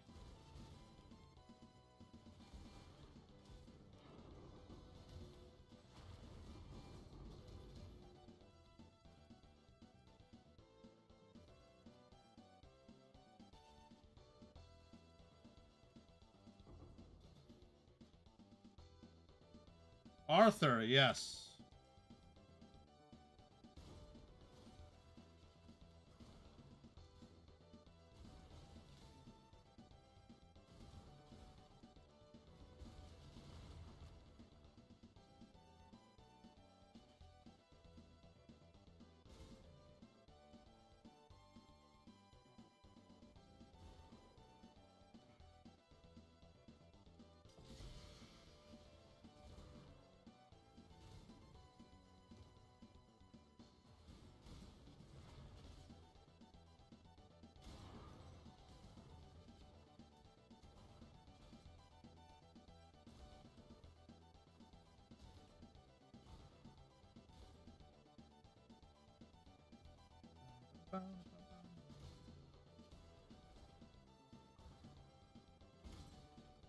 My DoorDasher's coming right now.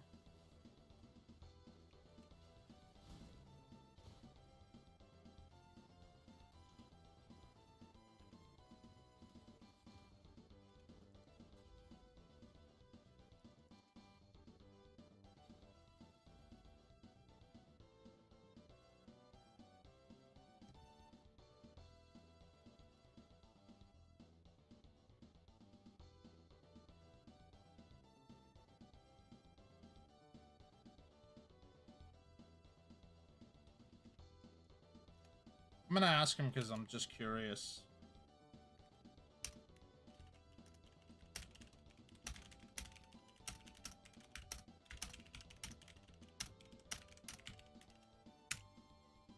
Oh, he's not online. Oh, it doesn't matter anyway then.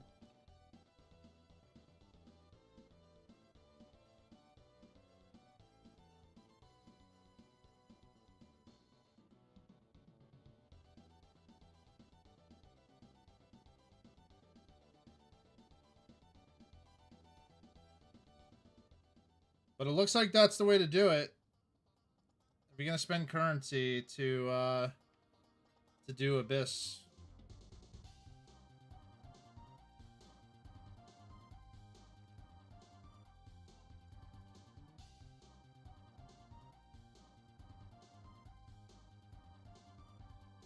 Yeah, I mean it's listen. I said I wanted Chinese food.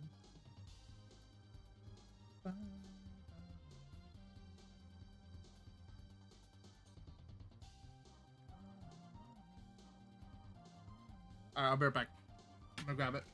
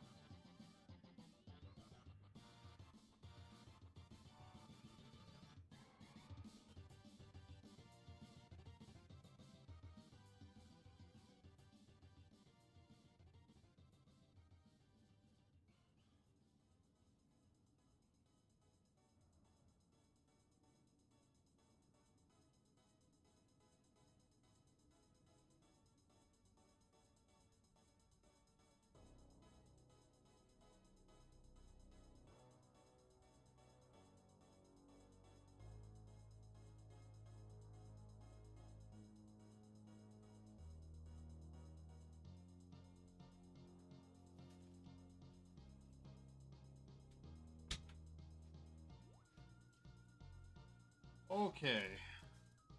Oh, should just make it yourself. Yeah. I mean, you're not wrong. But not 8 o'clock at night.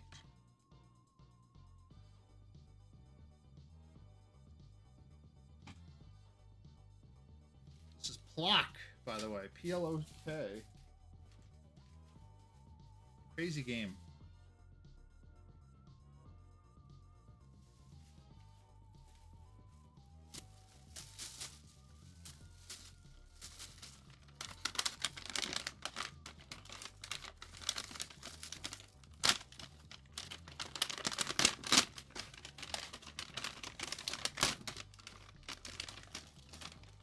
What's funny is that I had the BIS set up last time I was doing all of this, and I was at about 400% increased experience and was, I think I was at 60 or 70 million experience an hour, something like that. I got sweet and sour chicken and what else I got? Some of the things.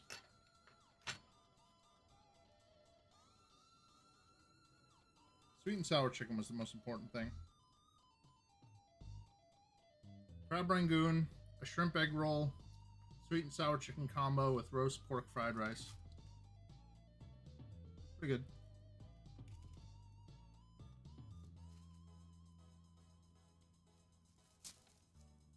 Pretty good.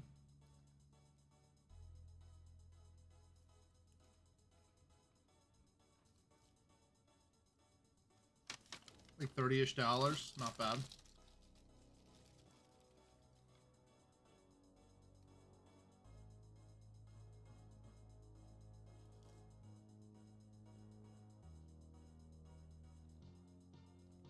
Mm-hmm. Yeah.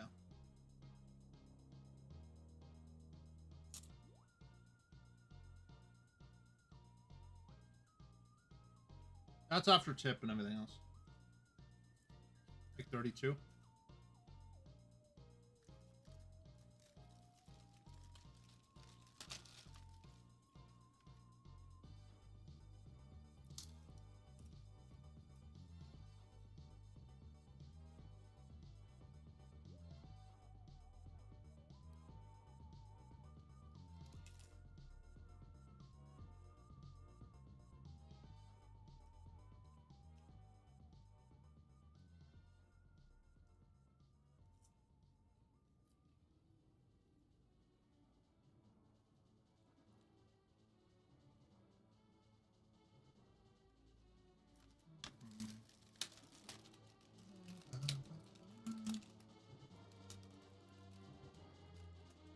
This is my favorite song on Star Fox in general.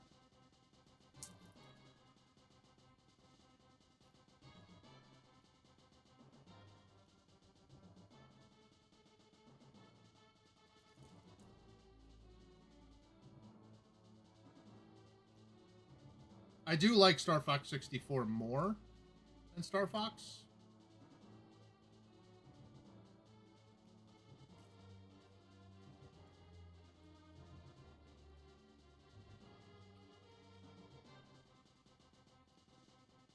But man, they did a crazy job. For the technology that they had, and for the hardware that they had, they did an insane job.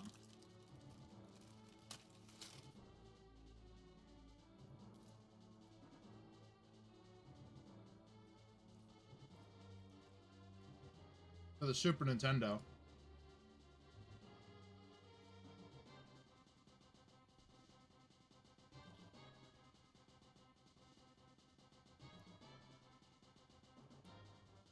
Like, you were flying into big battleships, shooting down planes. It was crazy.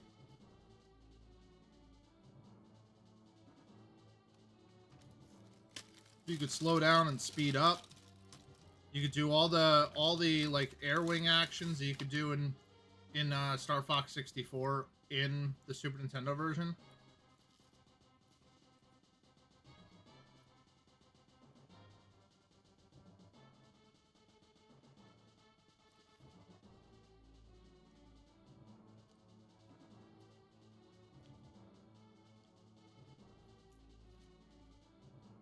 Oh, it was crazy.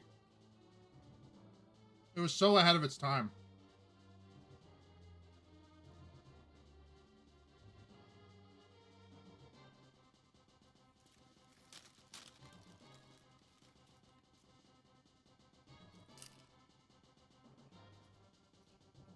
Like, this is on the Super Nintendo. This is a boss.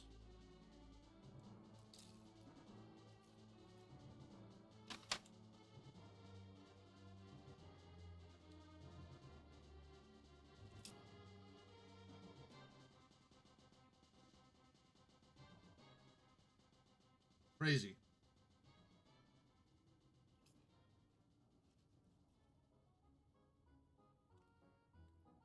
What are this?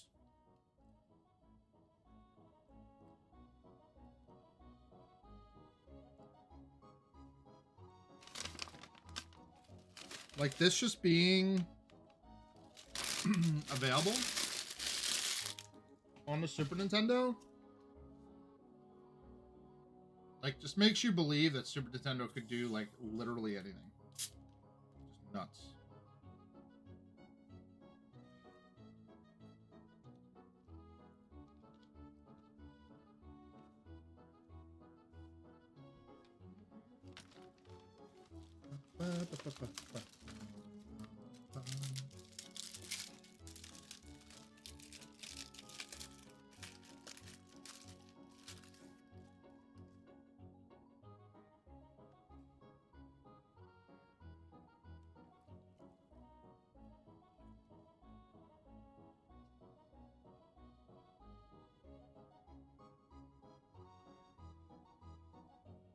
As I eat.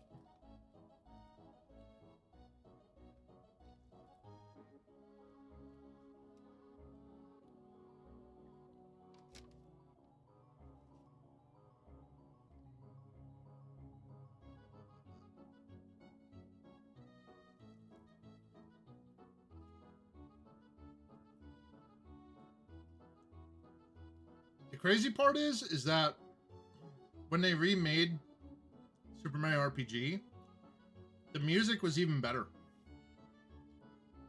Like on par or better to the old version. It's like, goddamn.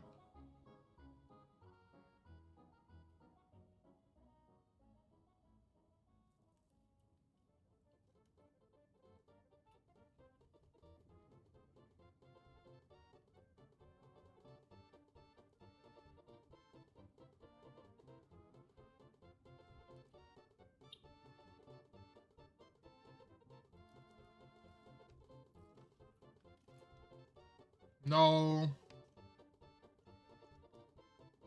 All of them were upgrades. All of them.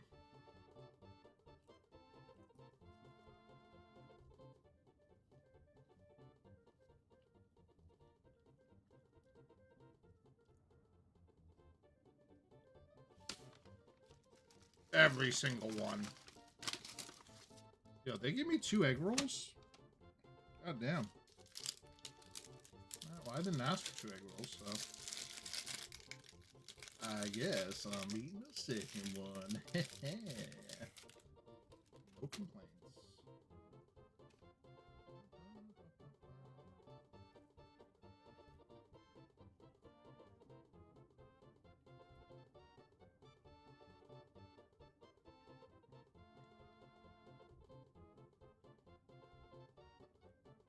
Listen, haters gotta hate.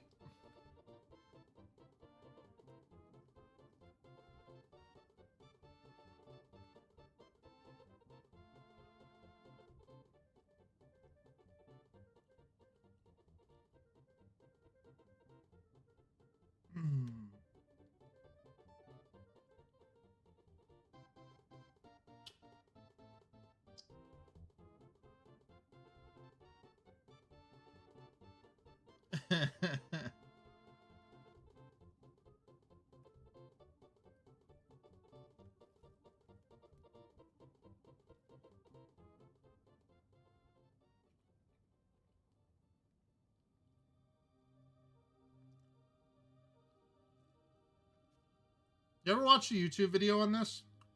On how Donkey Kong Country did the music? It's insane.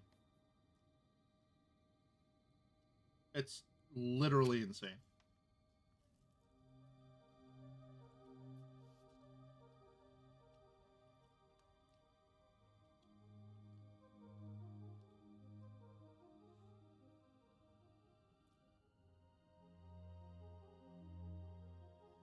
Yeah, it's crazy.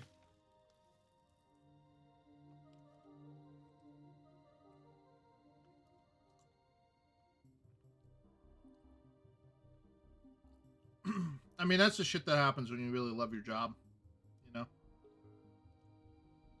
You're like, I'm gonna completely make sure that every song is brilliant and timeless.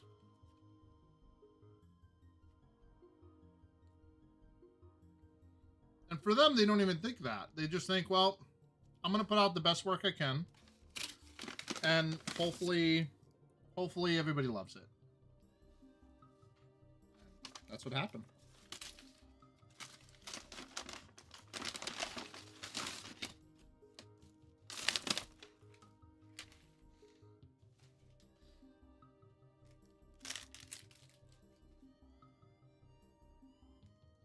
But yeah, to think in that way.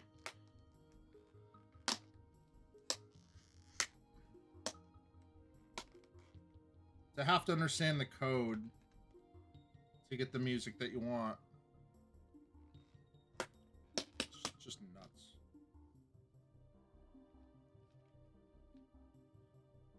And the sillier part is like, these are people that have mastered the 16-bit era song system. Like, it would be like saying, I'm the master of a fax machine. Like, nobody fucking uses anymore. You know what I mean? Like, or I'm the master of a typewriter. It's just like such a crazy tool that had no easy instruction manual. You just had to figure it out.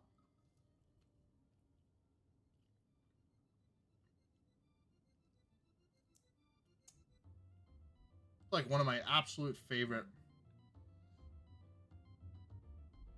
Castlevanias.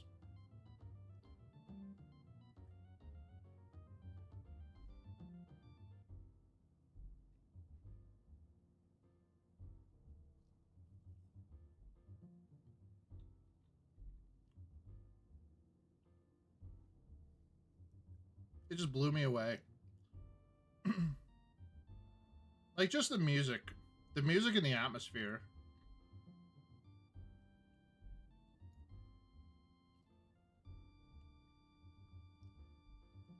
They came out with 3 Castlevania games on Nintendo.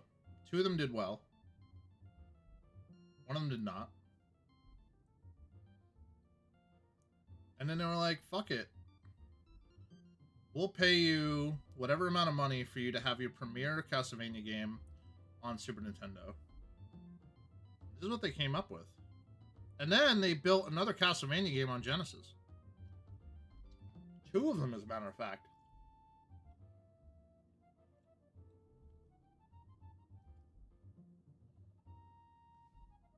And they both are pretty good.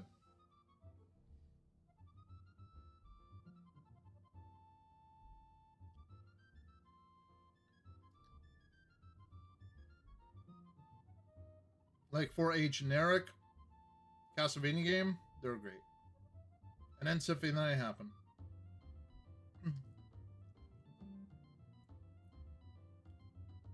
The funny part was when Symphony of the Night came out, nobody knew how big the game was going to be. I remember going to my neighbor's house just to play.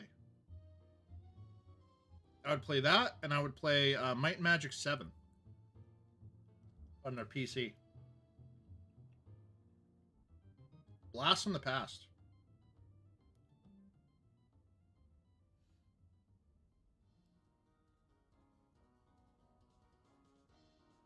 I think 8-bit Castlevania games are fine. There's been some indie games that have basically took the 8-bit genre with Castlevania likes and ran with it. And they've been good. I do still think 16-bit is where it's at personally, but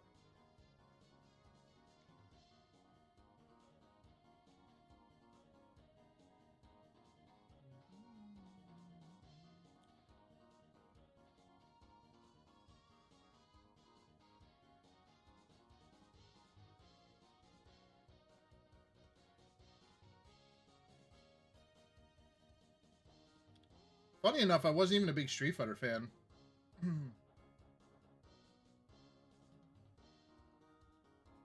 And then they came out with Street Fighter 3 on the Super Nintendo, which just ran poorly. But people couldn't believe that the arcade port happened, you know?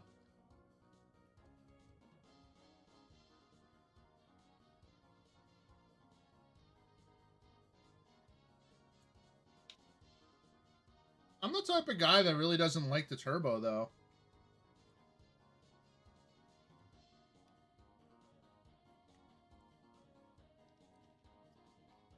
A lot of people loved it because matches were taking a long time.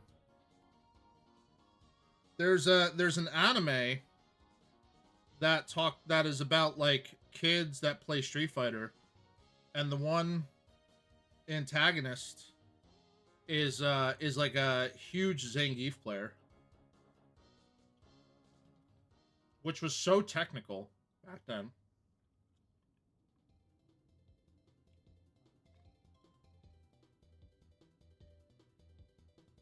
Dreamland 3. Yeah, Alpha Series on PS1 was so much better than the Super Nintendo version.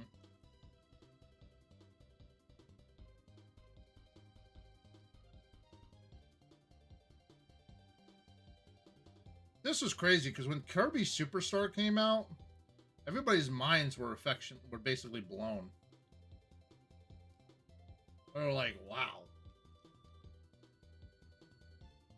This was really interesting too because there were secret I think this was the one where there were secret places and stuff like that. Like there was a 100% ending that was available.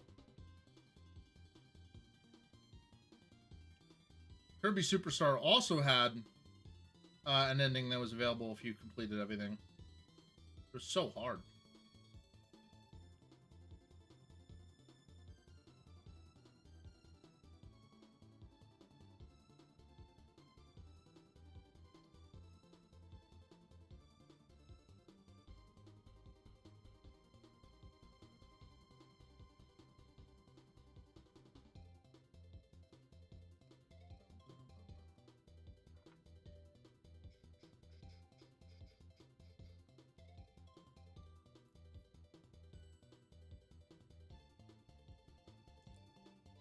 But yeah, I'm a food monster.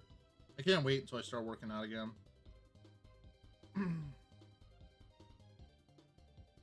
Yo, Shadow, what's going on, bud? This is currently a mukbang stream right now. I'm literally eating. And we're watching YouTube while eating. Before I jump back in.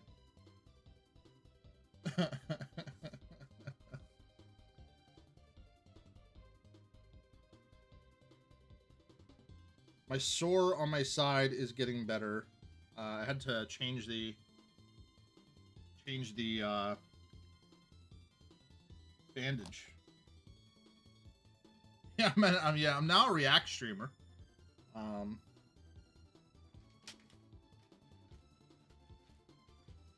With an encyclopedia of retro video game knowledge. Nice. Yeah, I took care of my grandfather today and helped him out. was doing all that. We went to out to eat, and I came back home. And then I got the 7 TV thing working. So that's on now. The emotes work. At least I could see them. I guess I have to, like, put it on the stream, the chat, but not there yet.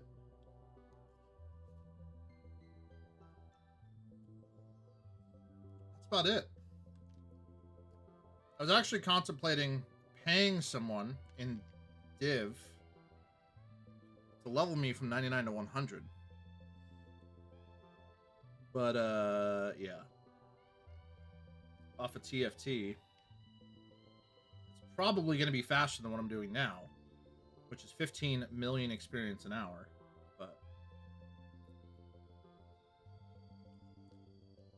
I don't know how to do that yet.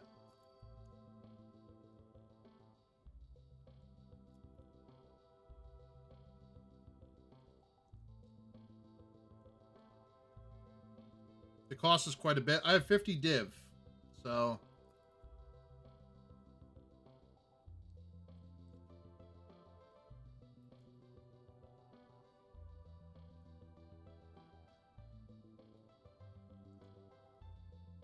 $25 ways needed from 99 to 100. So that's 60 div. That's not bad.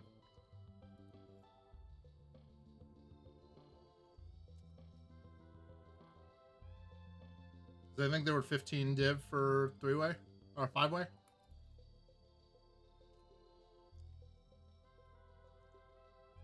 Moggy, if you break anything, I could fix it, so don't sweat it.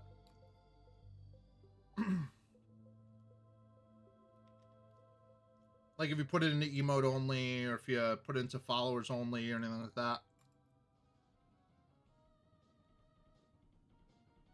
I could fix it.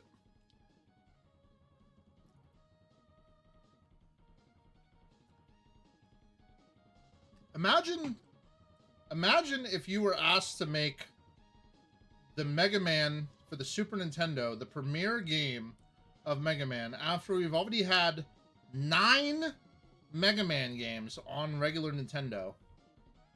Imagine the sweat that would come off your brow as you're making the game and you're like, well, I hope it's good enough. I just hope. Because this is make or break. I would not have wanted to be that developer.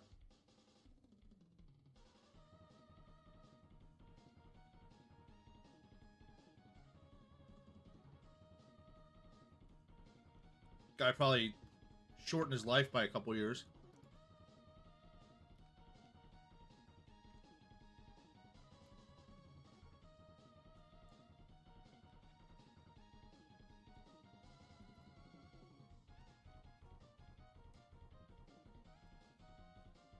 He did. He made a masterpiece.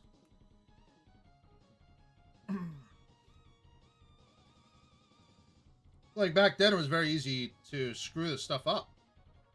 You know?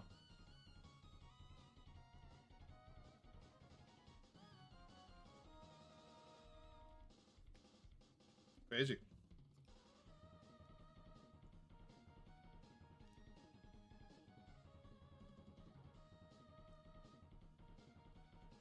Okay. We're like 5 seconds away from being done.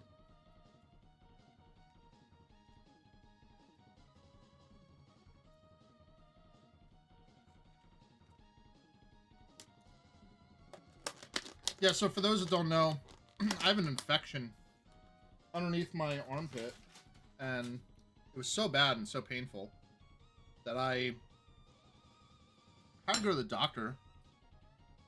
I got it taken care of. They, like, you know, took all the gross stuff out of it. Ugh. I'm taking antibiotics now, but it was really bad. Yeah.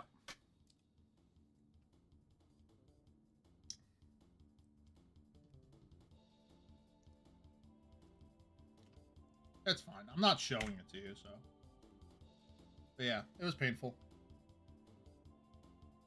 Yeah, that's the reason why I went to the doctor. Because, yeah, exactly. Like, ingrown hairs or cysts, they could be, like, super bad. So, after 3 days, and it was so painful that I couldn't even touch that area, I was like, nah, I'm good.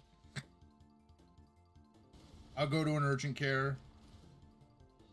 I have no pride when it comes to medical stuff. Like, I had brain surgery a year ago, so I needed it.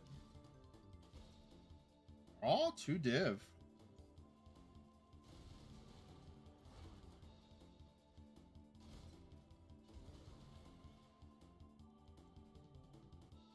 I could have died then, so, and I didn't. So here we are, once again, alive.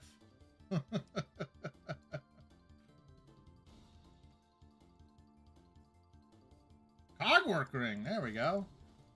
We're cogging. It's like 15 chaos.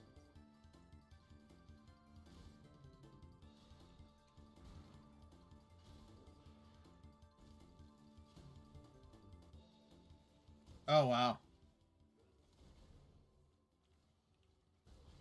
Well, the only scary part was that literally a couple of days prior to all this, I was on antibiotics because I had pneumonia. And so I got antibiotics and took them, and they had steroids. I think it was the steroidal antibiotics for pneumonia. Pneumonia that's been with me since December. Pretty scary. So I feel good now without the pneumonia, but then like this crops up. So my doctor is like, is this like a... Oh, this is actually more. 200C. Very nice. So my doctor's like, well, this could be, this could be like, you know, something where it's antiviral resistant or antibody resistant or whatever. And I was like, great. So they're like checking to see if it's MRSA or staph. I don't think it is, because I feel like it would be much more painful now. It's not. It feels like it's healing. So I think I'm gonna live. But I jokingly said on my Facebook, I was like, is this what age feels like? Be on antibiotics 3 times in 2 months? Is this what 39 is supposed to feel like? I don't get it. You know? Like, am I okay? Is everything okay? Cool.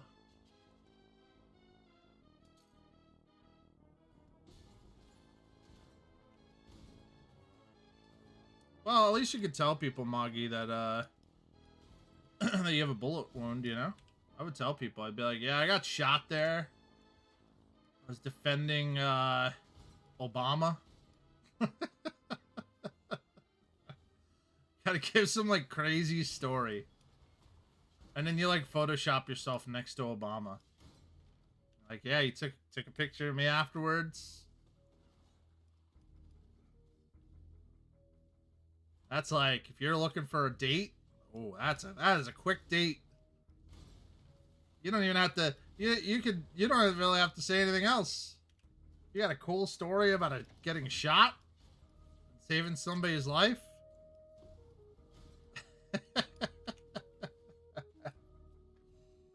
Oh, man.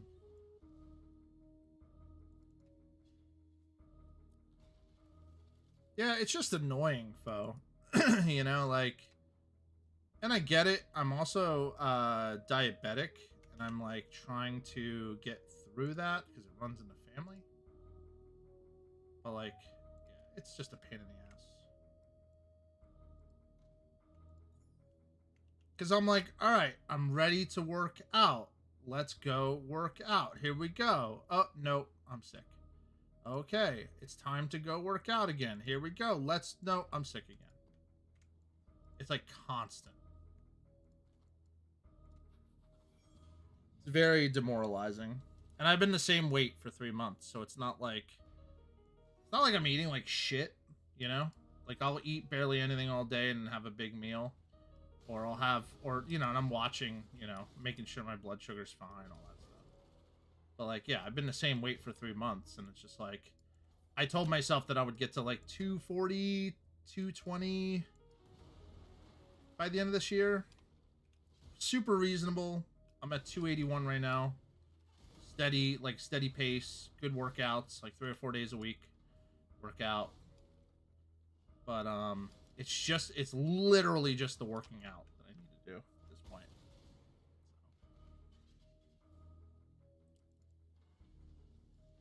And I could do the calorie cutting. Calorie cutting's not a big deal. I just miss working out.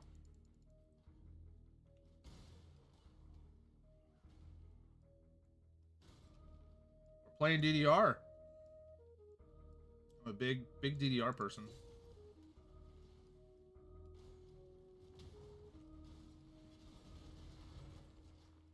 Yeah, we could do the Brinstar song for like 6 hours. I could do that.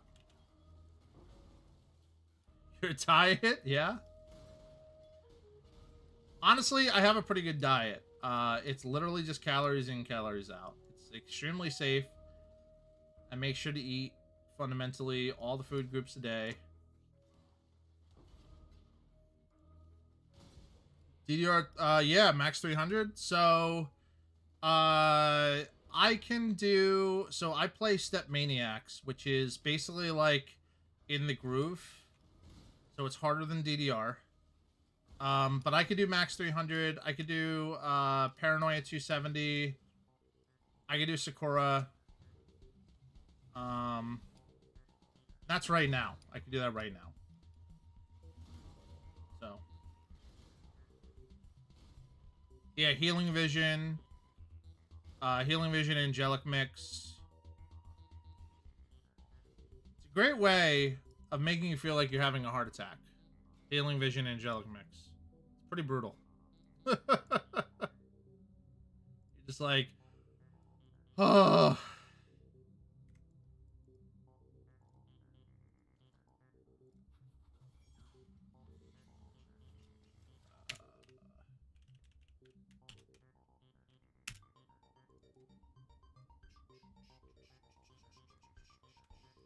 This is from Earthbound.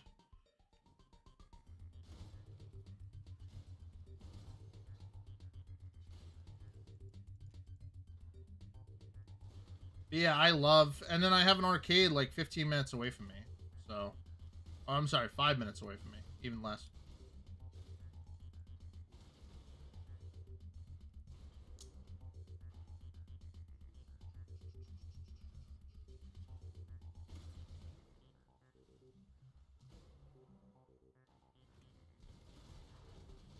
But yeah, I need to fiddle with stream elements for donations to make sure that those pop up. And I need to fiddle with other stuff too. I gotta do a bunch of stream fiddling.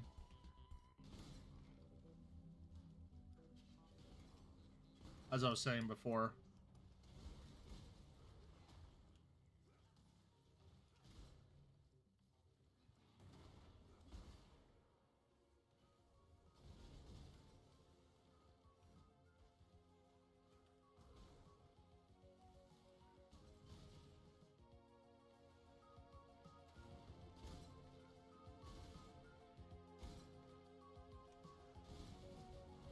They call me the stream fiddler.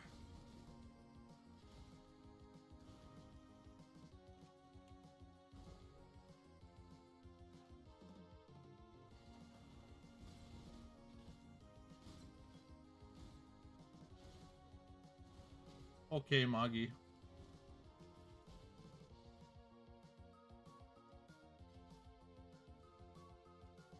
So about 22K, or 20 to 22 mil per hour.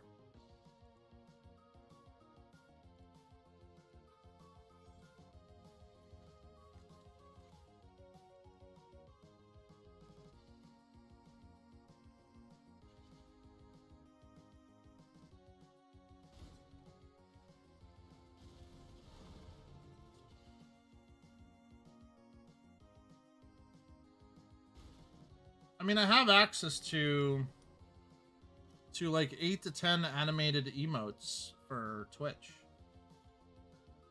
I just don't have the means to do it.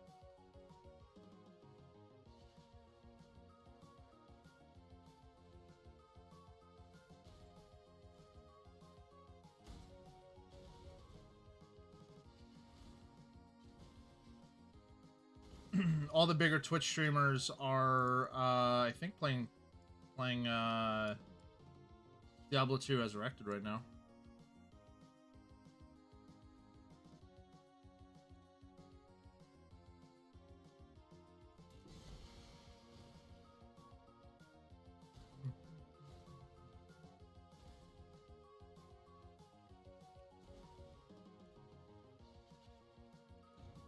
Yeah, no, I just have to. That's for 7TV, right? I need to actually hire an emote maker.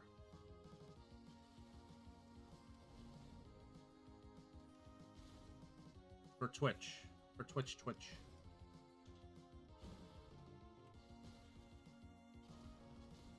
Yeah.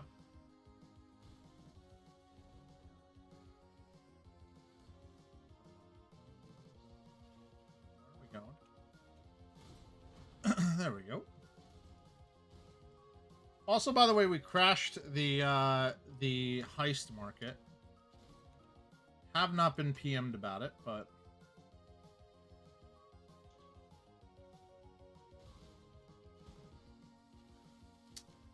yeah, I'm gonna pass, Moggy. Thank you.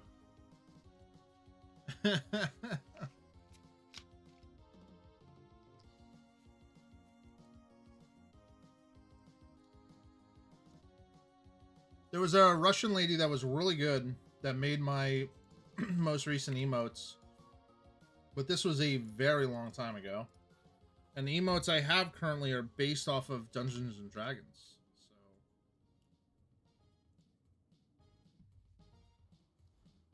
So but I should have some PoE emotes, really.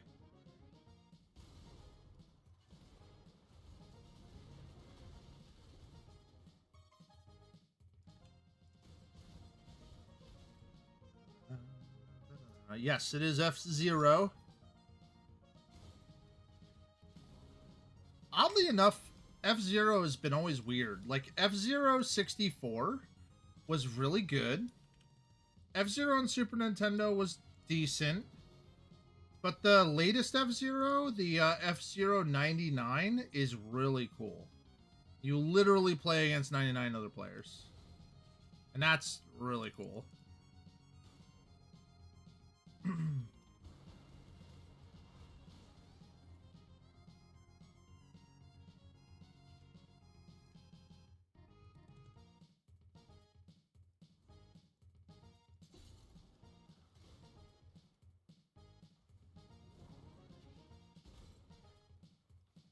Decent.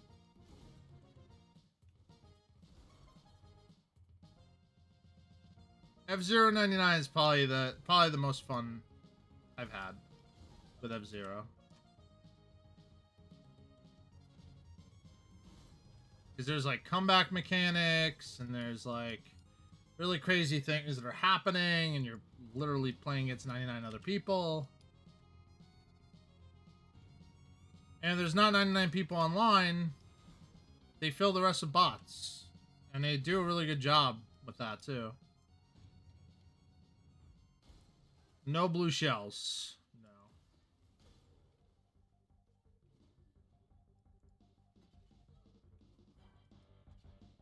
No blue shells.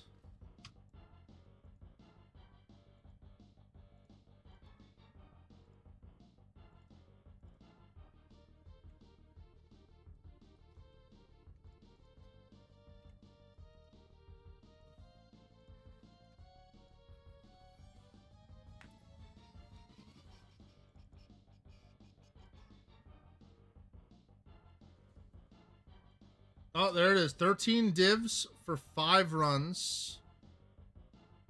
Want to sell softcore 5 ways. AFK run.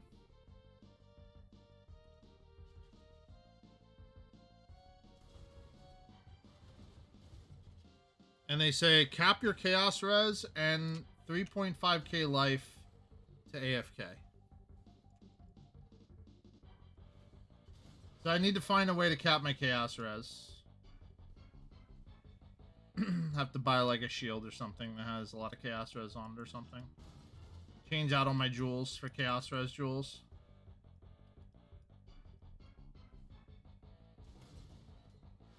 And then I'd be done.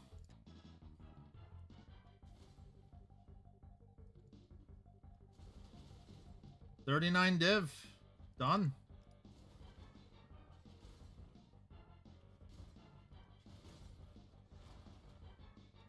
Magi, I will say I am deadly serious when I say if I die one time, my spirit will be crushed enough that I will pay one of these guys in Europe to level me to 99.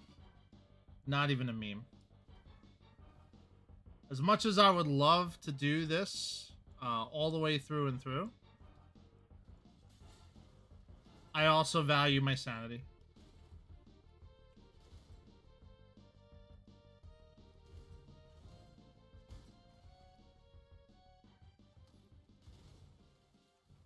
And developing a board game is huge for me. Like, for as many hours as I need to, as I'm leveling up, I need 4 times as many hours to finish my board game. So...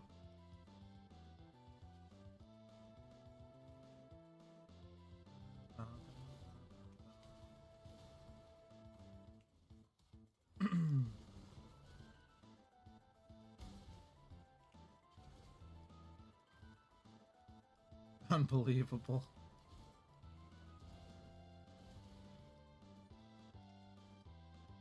That is illegal, Magi.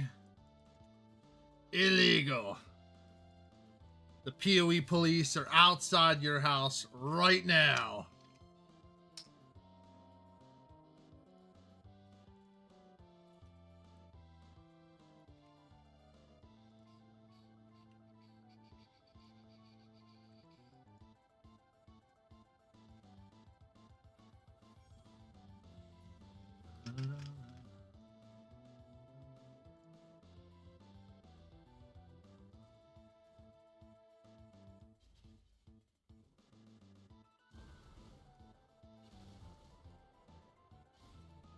Bo, what's your experience right now as far as getting from 99 to 100?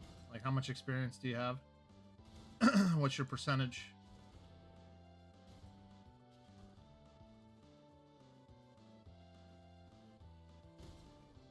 %. Oh, wow. I am catching up.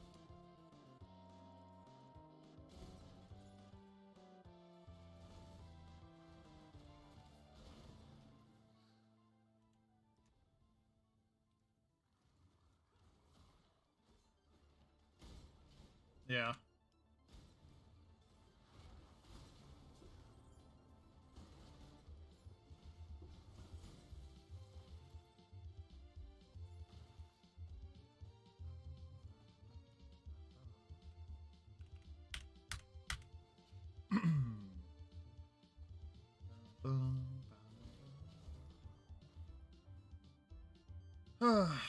Like I said, this is going to be a pretty long stream today because I really don't want to quit until I'm at least 50%. So, yeah.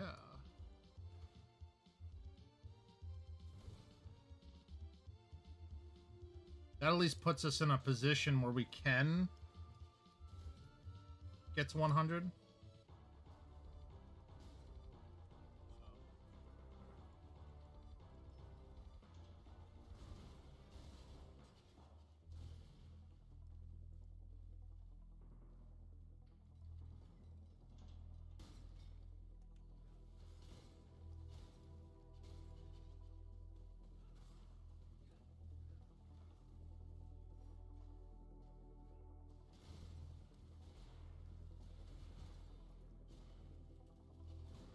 But for most of you, you're off, so it's pretty nice.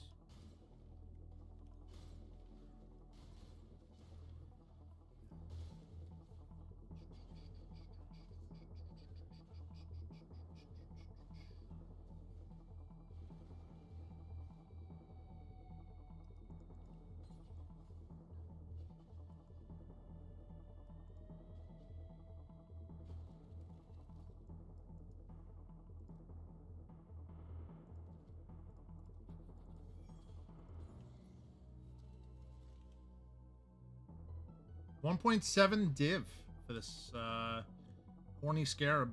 Very excited about that.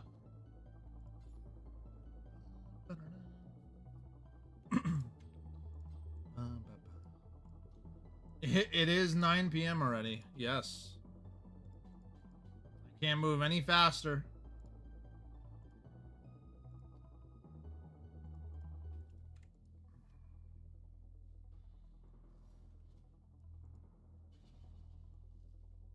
Yeah, my experience per hour is like absolute garbage. So this is as good as it gets outside of paying for 5-way services.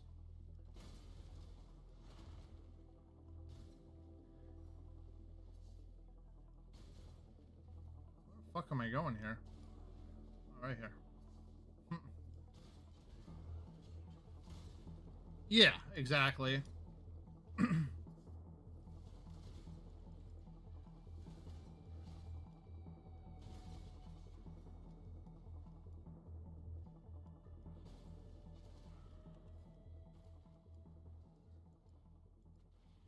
Well, the other difference is too is that blueprints are eye level 83, and they're the equivalency of T16 maps. But now we have T17s that are available.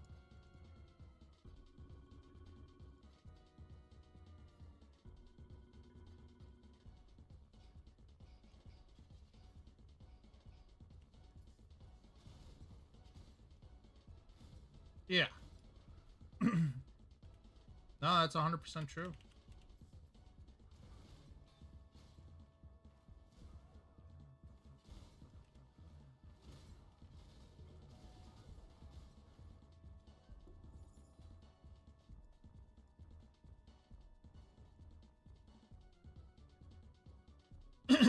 Why would you guys be really mad at me if I paid for a 5-way service to get to 100?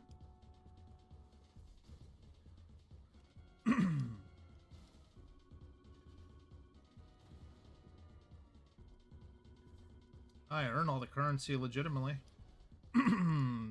through HEIST. So you would be livid. Well, other than Moggy. See, it's cheesy. If it's cheesy, that makes complete sense for me now. See, Foe is just convincing me.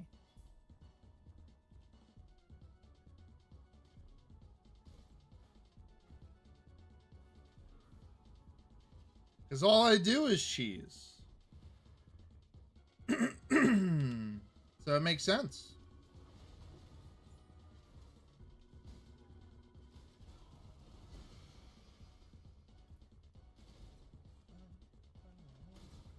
Well, I guess the alternative would be that I would have Abyss stuff to do it and run like T16 Lighthouse.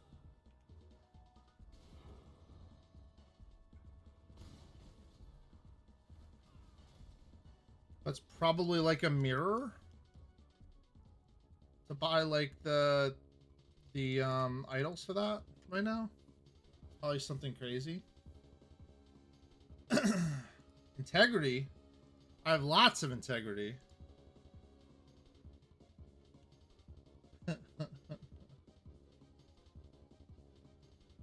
But I also have sanity.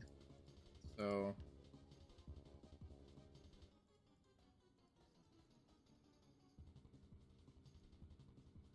a lack of Alright, we need to buy more blueprints.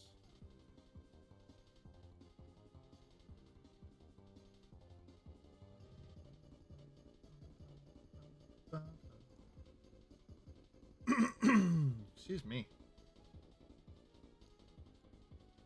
Oh, my trade tab is up. Let's grab this first.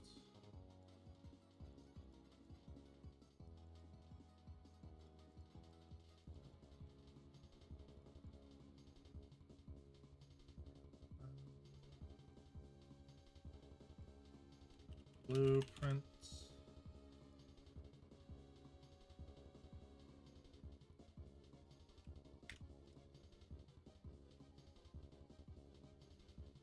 4C.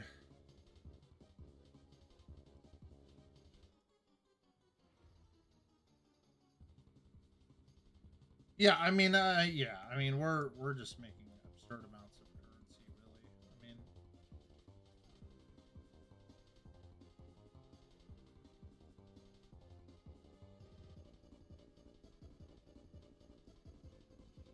this is how it goes from here on out, really. Oh god, this guy is a nutter butter. 3 div, 59C, 3 exalted. This guy's a douchebag. This guy's gotta be literally human feces.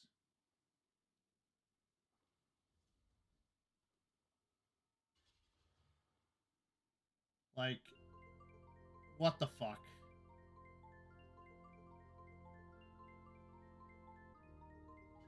Cool. I added him to my ignore list. I will never see him again.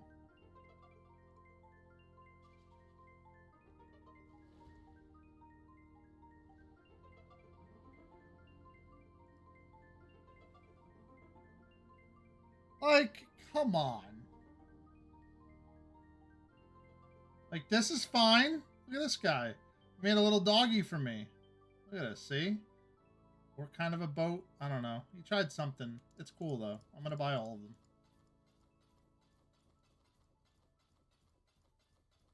Then he can make another picture. And then I'll eventually buy that.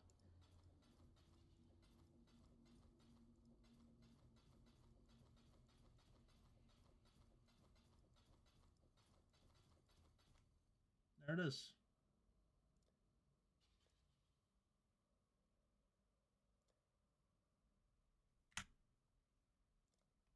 That's fine, you know? I mean, you don't even need to check every single one. If it, like, it will say to you that, hey, you weren't expecting to spend this amount. Are you sure? And you're like, no, I'm definitely not sure I'm going to buy this. Let's take a look at the price.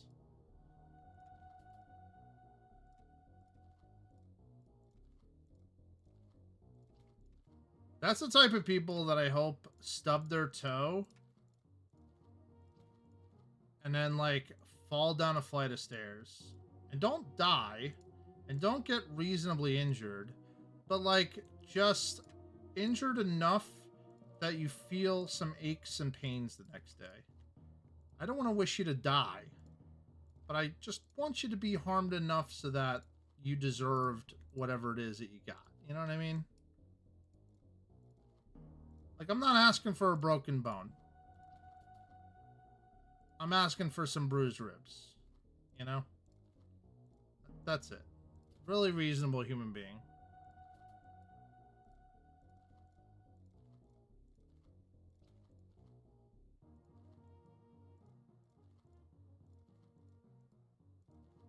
One of those, like, cartoon falls. Or, like, when you slip on black ice and you hit your hip on the pavement and you're like, oh, that hurts so bad. But I'm okay. It's just my ego and my muscles are bruised. I didn't break anything, but I feel like somehow I deserve this somehow. That's what I want him to feel.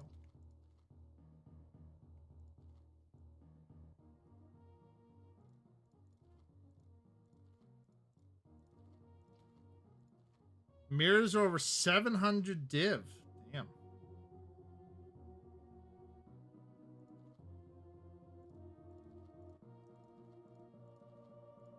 That is a lot.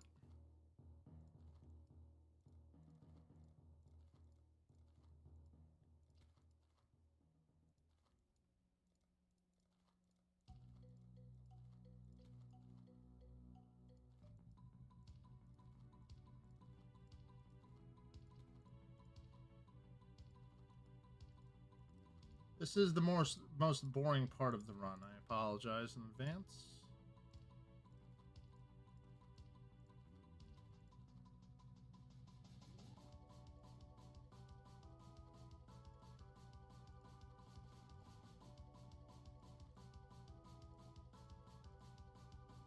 Doing it with Exile music, so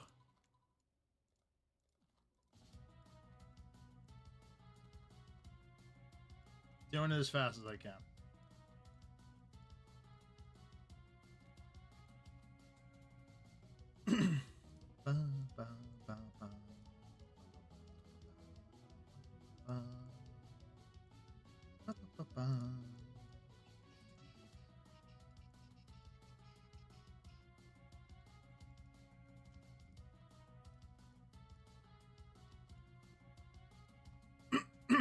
Man.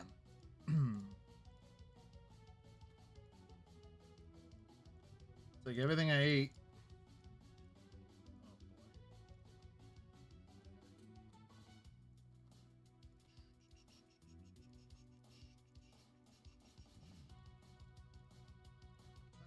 I think I heard this with like guitar before and it sounded really good. It's not acid reflux. I feel fine. It's just like icky, like throat congestion after eating like sugary substances. You know, sweet and sour chicken, sweet and sour sauce. My throat's like, hey, bro. So you ate a bunch of sugar, so like we're gonna be annoying for a bit. Pretty much. That's exactly it. Without sounding that disgusting. Really tried to not say it that way. But you said it, so I didn't have to. You know?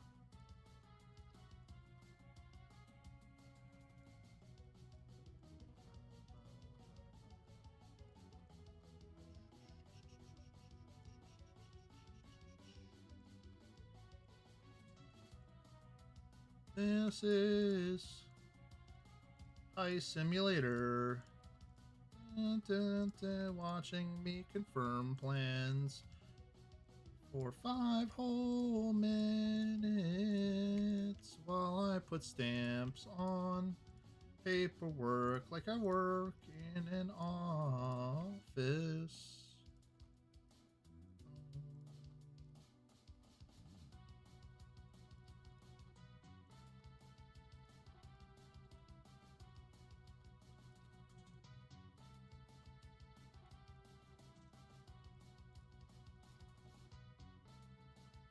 I would love for them to, like, just have a button that says preferred, yes, click. Preferred, yes, click. Preferred, yes, click.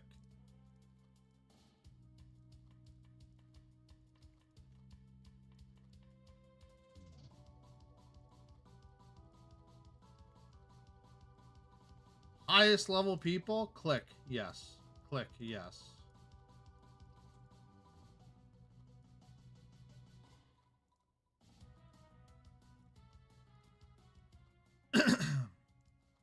Could run 3 maps, huh? Yeah. 5 more divs and trinket paid for itself. Nice.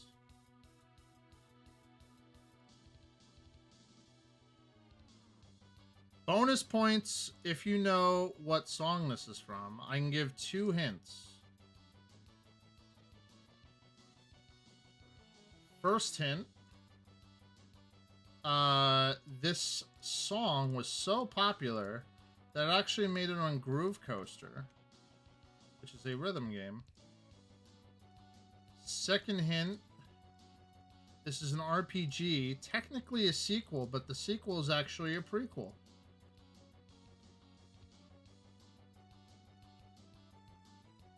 One of my absolute all-time favorite games, though.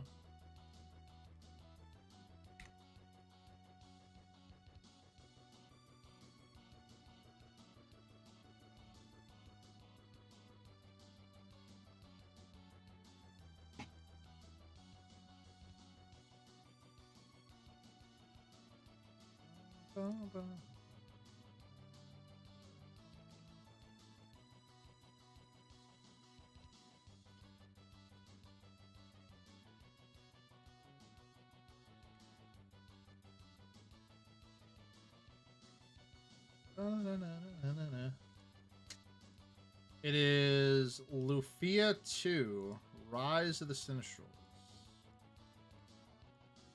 A tough one. This is more specifically the boss music fight. I love this song so much that I actually used it for my D&D games. So they would have this song in D&D for their boss fights. Or for their really tough boss fights, I should say.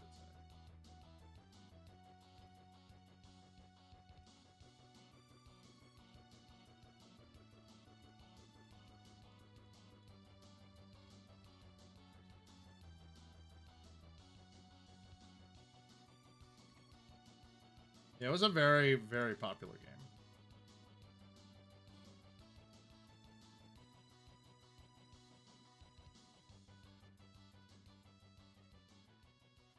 Okay, so...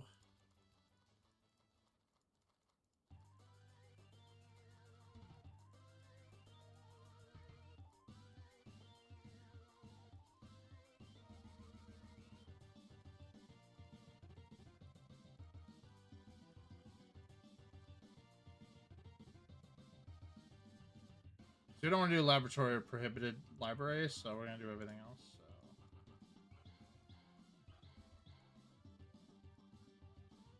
This one is really easy.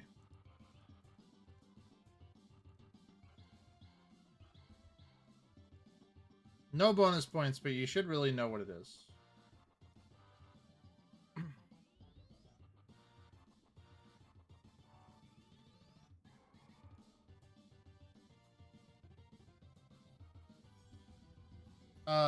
The first movie they had was in 1992.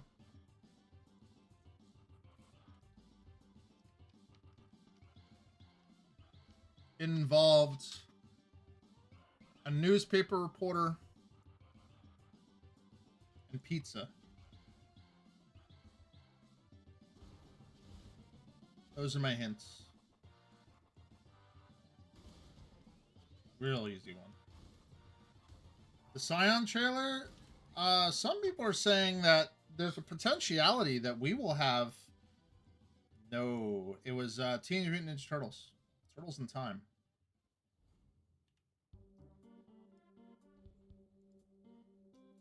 Some people are saying that we might have another Phrecia League where they're adding these new Phrecia classes to the existing ascendancies. So they will be available. All of them.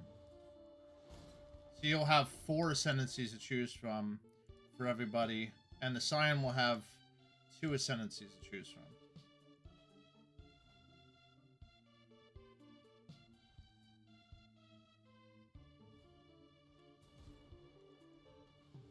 Literally combining the 2. And just going, hey, have at it. Do what you want.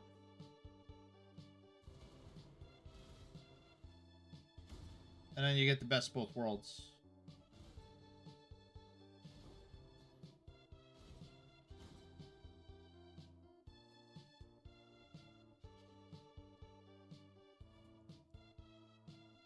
Probably be the best case scenario overall. And honestly, you know, PoE is almost slap in the face to one class. Them just being like, okay, well, that's fine. We've been playtesting these Phrecia ascendancies. So guess what, guys? You just get them. You don't have to pay for it either. No, no $25 fee. Or if they really want to be like snooty about it, the league bundle that you buy is $24.99 or $25, and they're just like, yeah, there it is.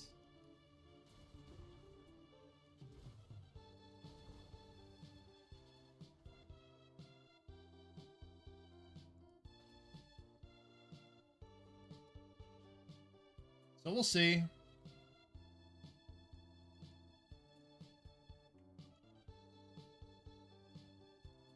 MTX. Yeah, it's in the game.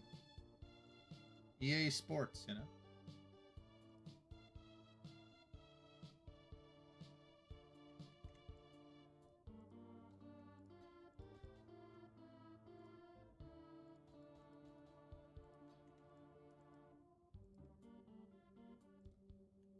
Nice.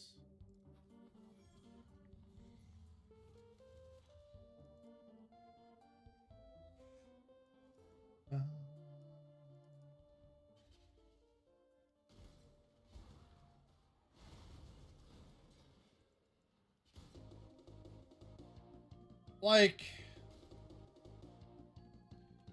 and I talked about it ad nauseum in the private Discord spot, but like, it feels like a Blizzard fan club buck, you know. What I'm really worried about is that Diablo 4 came out with these very small expansion-like things where they added quality of life and they added some things and they said, okay, for $30, this is what we're giving you. And in order for you to play ladder anymore in Diablo 4, you got to buy this. You won't have access to ladder, and you're just gonna have to play Eternal for the rest of your life until you decide to buy the expansion. And I was just like, yeah, fuck you. And I didn't buy it, you know? Diablo 3 did the same thing. They said, well, you know, if you're gonna actively play our game anymore and you want to play our ladder, you have to buy the expansion. What they didn't tell people in the fine print with Diablo 2 Resurrected is that you cannot play with your friends anymore if you bought the $25 expansion and they didn't. And in addition to that, to make things even worse, they haven't put the information out yet, but I am guaranteeing you, I'd be willing to put money on it, that you will not be able to play the ladder unless you paid the $25.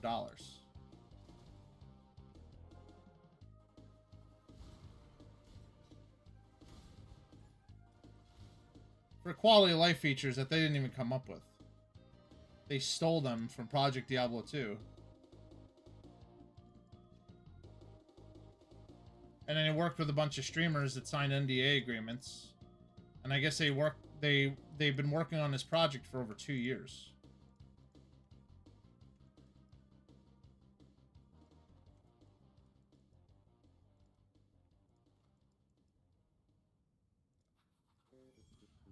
So, I don't know.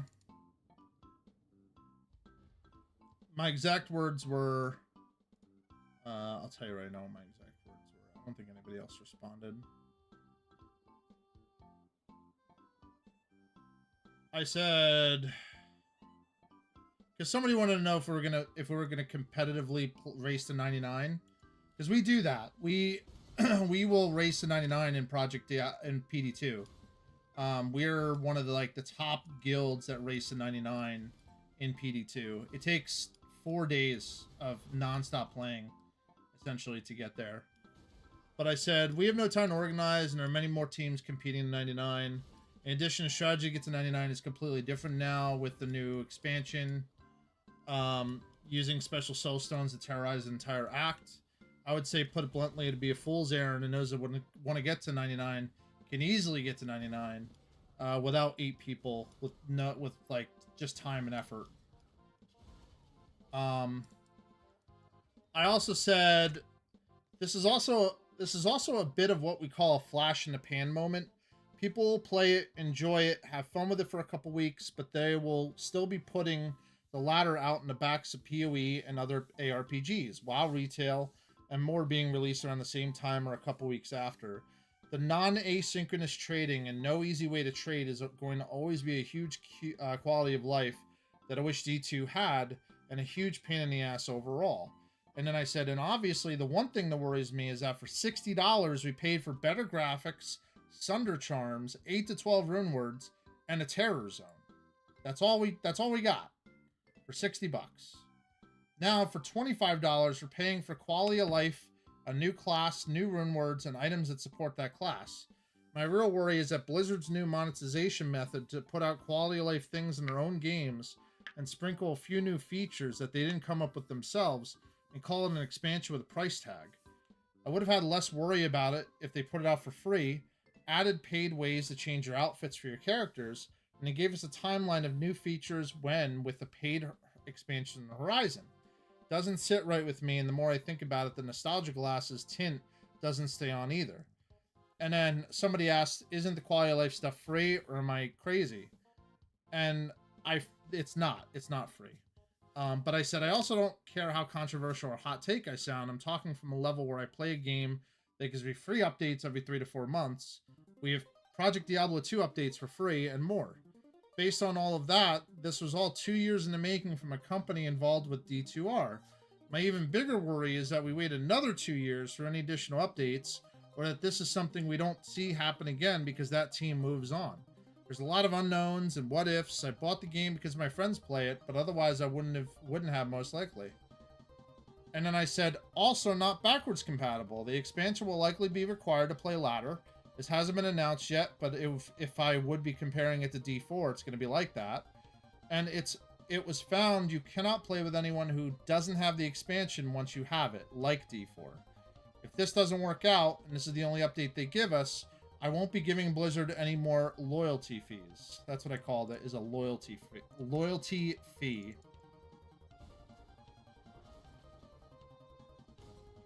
So.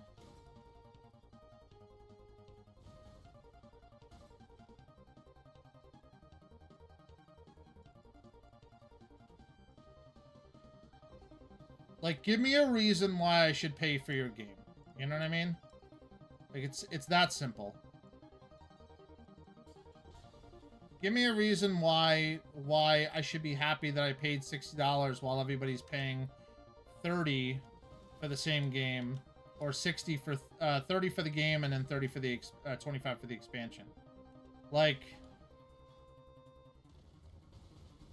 I give a comparison to a lot of indie games that get these massive updates and they don't charge for them because they know that players are playing them and they're having more people buy the game because of those updates. Look Outside is a perfect example of that if you've never played Look Outside before. Look Outside got a... So first off, just to emphasize this, Look Outside is a game that was made with RPG Maker, number one. You would never really know it without really looking. And number two, and more importantly, it got a massive update. There's Look Outside 2.0. And it's just like crazy to me.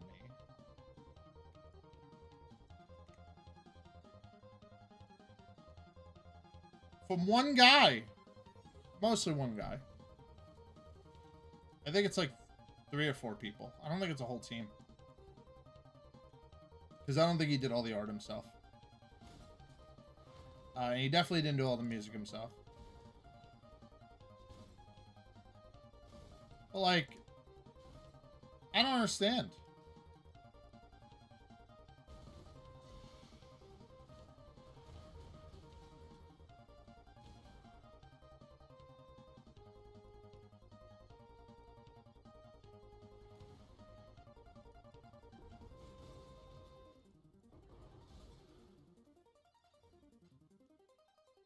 So, I don't know.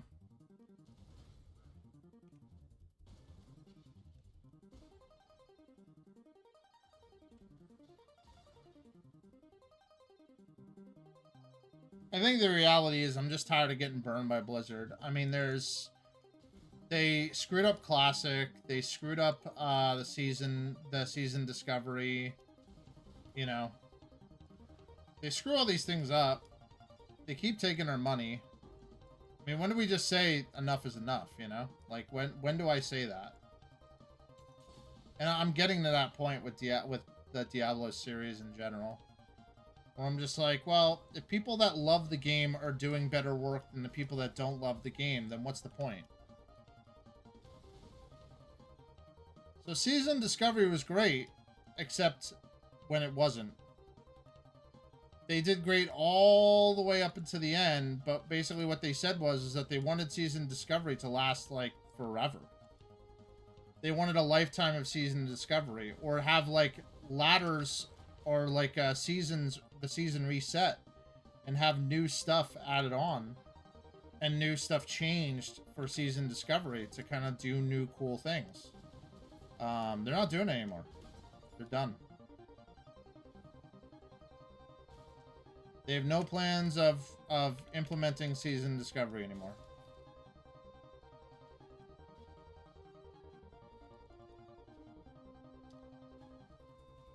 They made it temporary, but they did not. Nobody wanted it as temporary. Everybody I talked to was like, we would love this to be permanent.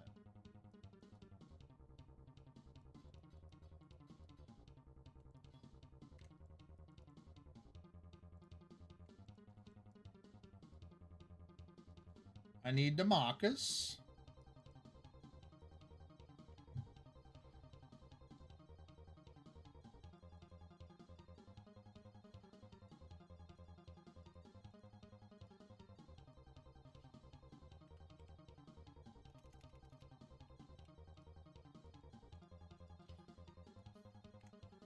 Yep. I played Season Discovery all the way up to level 25. Before they unlock to, I think, 35 or unlock to 40. No, it would cost them nothing to keep it running.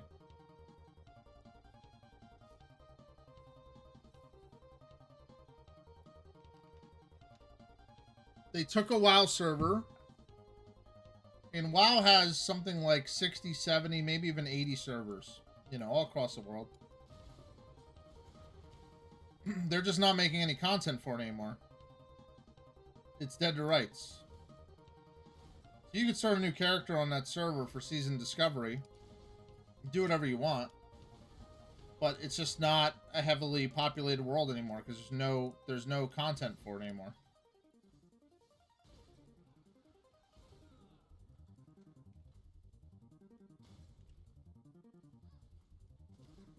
I don't think we have Classic Plus yet though either.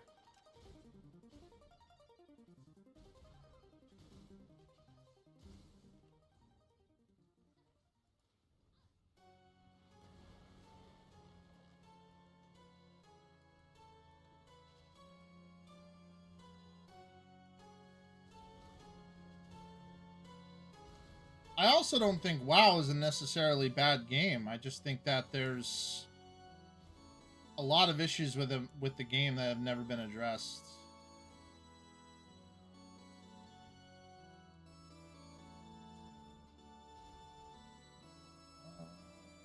What am I doing here?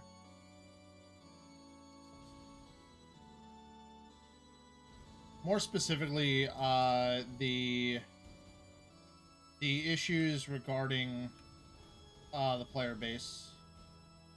I would say arguably, unless you have your own niche, the player base in WoW is about as toxic as League of Legends.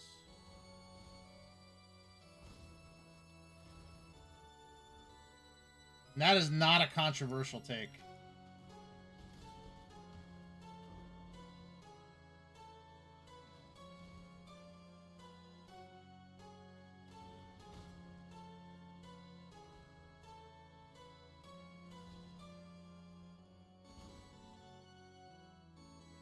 Yeah, I played ranked for a long time. I refuse to play ranked anymore.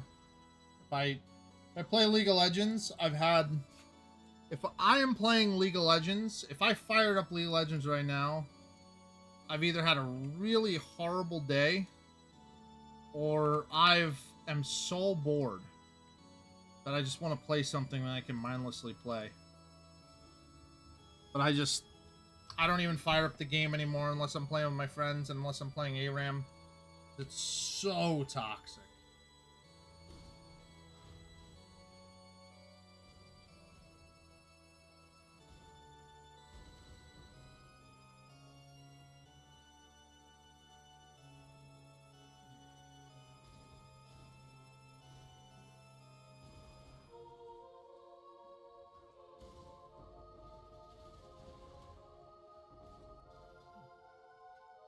Yeah, after this league ends, I'll probably have to play some of the Diablo 2 Resurrected Ladder I will see how I feel about it on day one. And honestly, if I give up on day one, then I'm gonna be doing board game streams until the next PoE release, probably. Give out free demos. Because the first thing is I'm gonna have a printable demo, so. Or drawing stream. You can listen to me and chill out and hang out and all that. Oddly enough, I have a friend of mine, or who used to be a friend of mine. I don't know what he's up to now, but he had all the skins in the game. Very, very valuable account, but he had all of the League of Legends skins.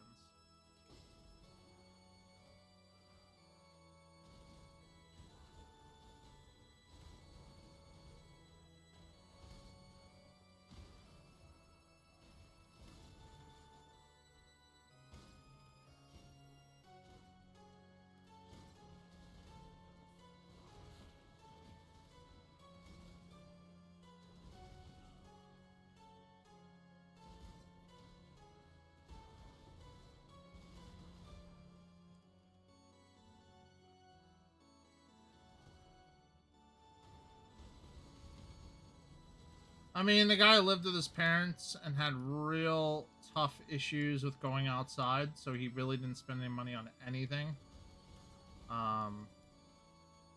He managed to go to work, but he couldn't do anything else. Like, there's a fear of being outside, or fear of being too far from home. I forget what that's called, but that's what he had.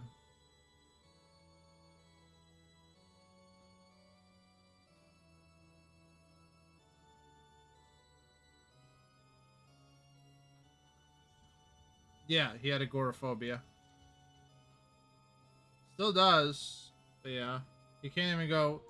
He can't even go to like Magic tournaments or anything like that anymore. Like, they're technically too far away for him. They weren't before, but now they are.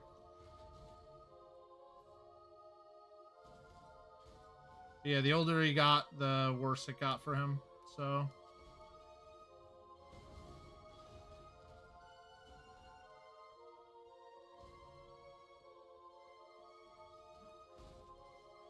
I love going outside and cooking and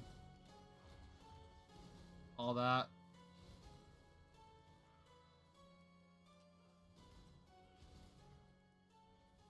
I don't mind either way, personally.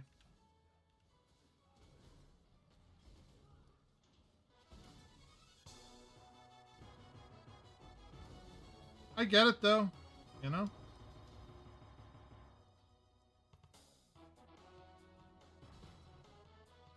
Did you? Yeah. It's tough. Like, I don't... Like, I'm definitely... I have no room, nor would I ever make fun of him for it. You know what I mean? Like, it's tough to see that, because I know that he used to play a lot of Magic. I know that he used to have a lot of fun, and none of that is really available for him anymore. And I don't know if there's any necessarily easy way for him to get the help that he needs. I don't really talk to him anymore. So, wasn't a bad guy, just like, again, just a really tough situation for him.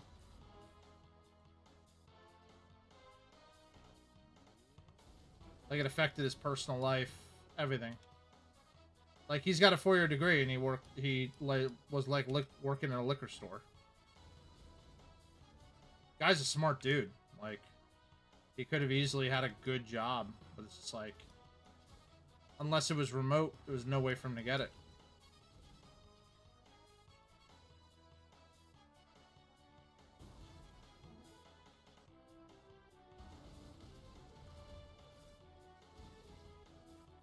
Yeah, I'll go on trips all the way to, like, Maryland and all these other places.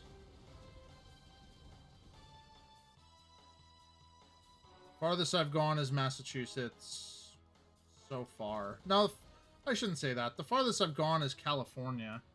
I had a girlfriend in California once. I went to visit her 3 times.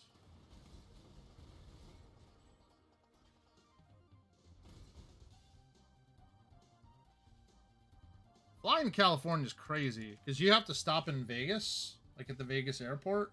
There's slot machines everywhere. And I don't have a problem with gambling, but it runs in my family, so I always have the urge. It's just like, you know, it's like, you shouldn't. You're probably gonna lose. Then there's that, like, what if, you know, like, maybe. Oh, we did it! +2 level of socket at AoE gems. We did it. It is 75C. We did it. It's done. Gives +6 to Herald gems.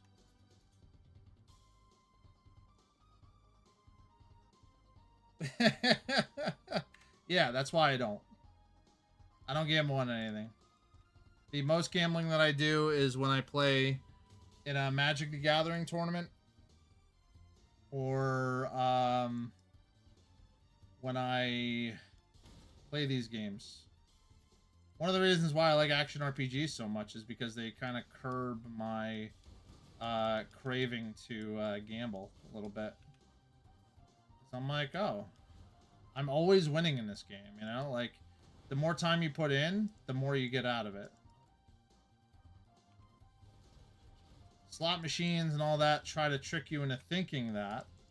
But typically, the longer you spend, the better chance you're going to leave with nothing.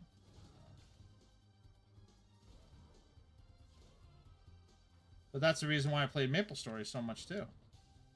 MapleStory had, like, a gachapon system. It was basically a gambling system.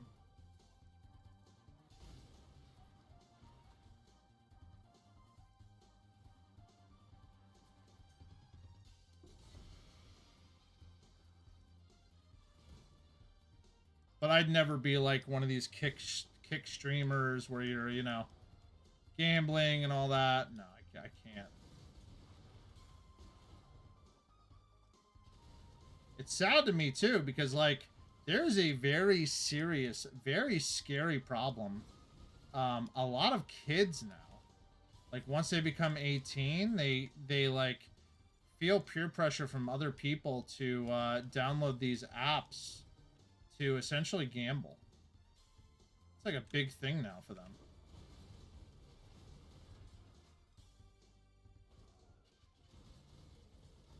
Like, their friends are doing it. It's like, oh, my friends are smoking, I'll try smoking. Like, it's like, oh, my friends downloaded a gambling app at 18 because they were able to, and they're making a little bit of money because they gambled on the sports.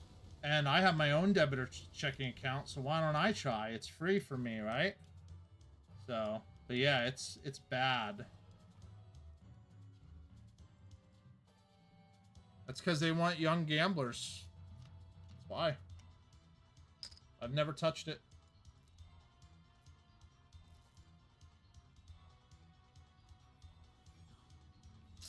This is Contra 3.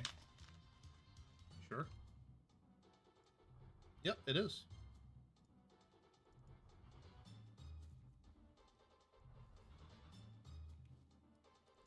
Yeah, it's totally screwed up. And it isn't the one thing that people misrepresent. It's not that it's bad parents. On the contrary, actually, parents have been getting much better than their previous mothers and fathers. Bad parents are not the problem. The problem is that there's many more influences to a kid nowadays than there was back then. Kid wanted to play, what would they do back then 50 years ago is they would go play outside. They would go hang out with their friends. Like, they would go bike riding. They would go chill. Like their influences had to do with like the adults that were around them and the kids that were around them and how their adults acted. That's it. Now we have radio, TV, movies, your phone. Social media is a super heavy one. It's crazy. Like, you have so many influences. I almost lost this divine orb. Yeah, or Nintendo 64 or whatever. Like, you could just chill, you know? But yeah, sleepovers are not really a thing right now. Like, I'll probably be a permanent uncle. Like, I don't have kids. I've always left it up to my partner. I really love Taylor. Pretty sure, like, me and Taylor are very serious. We've been with each other for less than a year, but, like, super, super serious. It's been really good. But, like, she doesn't want to have kids. That's perfectly fine. But what that means is that, like, I've always been an uncle, basically, to my friends' kids. Like, always giving gifts and always hanging out with them. And I can see, like, how influences have shaped them. And my friends are good parents. Like, really good parents. One of my friends had to deal with trying over and over and over and over again to go ahead and get a kid. And she made sure. Like, she was like, I'm gonna make sure that this kid gets everything that they need and all blah blah blah blah blah. And you just see the influence that they are hit with through everything that's going on around them. It's just crazy. You guys gonna adopt me? Yeah. If anything, we're gonna adopt a dog, probably. Have a cute dog. Yeah. Well, what I was saying before a while ago was that this super, super nice guy, John. I used to be friends with John when I was in first grade and I think second grade. I lived in a trailer park because my mom and my dad were like raising money to essentially buy a house. So they had a trailer park first. They lived in a trailer park first. So I lived in a trailer. Had my own room. Was tight. Wasn't a big deal. It's like whatever. And I had a gigantic room once I was in a house. But the trailer park had a few like gamers in the area in that trailer park, and we would all like I would go to everybody's house and like play video games and hang out. And like even the babysitters, the babysitter that I had, the dad of the babysitter was like a big gamer, like on Nintendo, not Super Nintendo, but just regular Nintendo.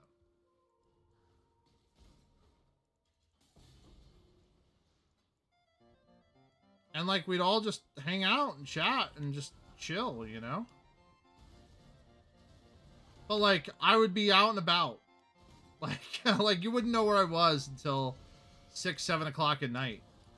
I'd be at one of the neighbors' houses. You just had to, it was like, you just gotta trust me. There's no cell phones. It just, I am somewhere. I'll find my way back. I'm in development somewhere. Oh, I didn't even have a pager. It was just like, well, my mom said 7 o'clock, and what time is it? Oh, it's 6:30. Oh, I could probably do 15 more minutes, and then meanwhile, then it's 7 o'clock, and it's like, oh my god, my mom's gonna be mad. I gotta go home. But you were about to beat the thing. I'll do it again another day. I gotta go. She'll be really mad that I missed dinner.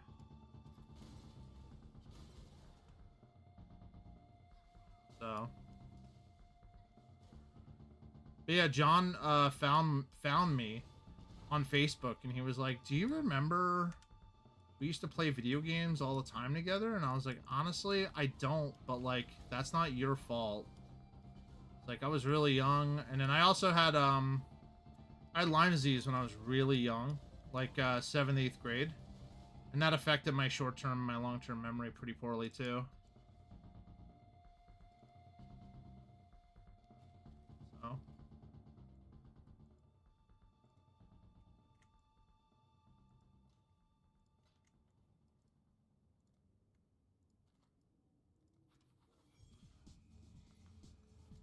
But they put me on experimental treatment for that, and then I was cured of it, so.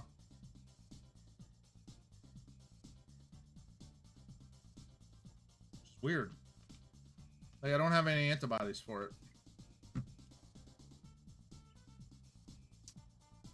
The track of the previous one was Illusion of Gaia. Earth and Winds. Illusion of Gaia is a very popular RPG. Very, very, very popular. This is Super Adventure Island.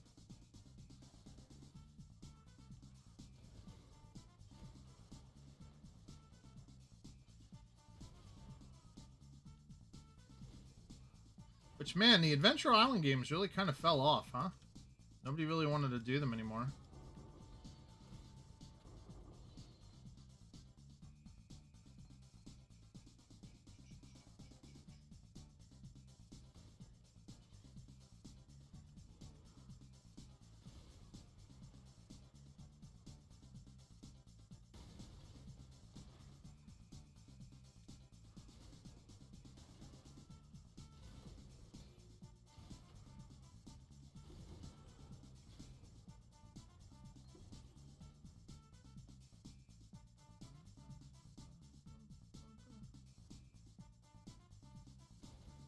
Yeah, like, RPGs were insane in the 90s. How good they were.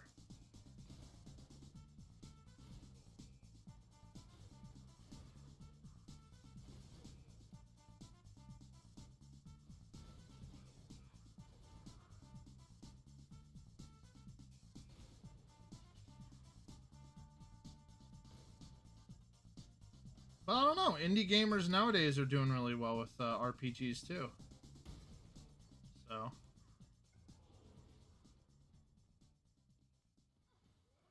I would say that the effort is out there. People just have to do it.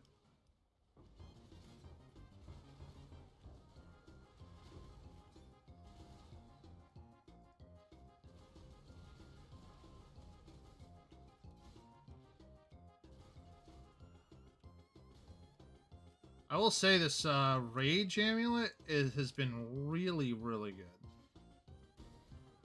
Like, maintaining Rage has been really easy.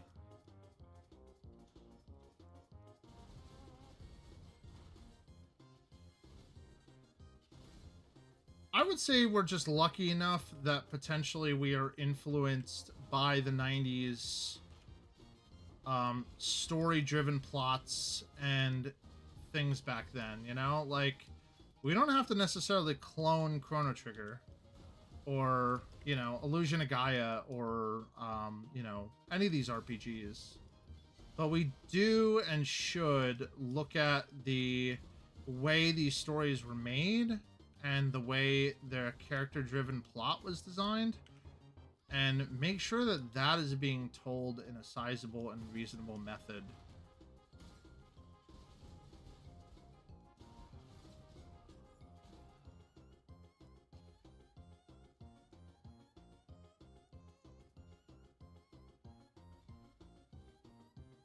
Should see after all. It's definitely Kirby.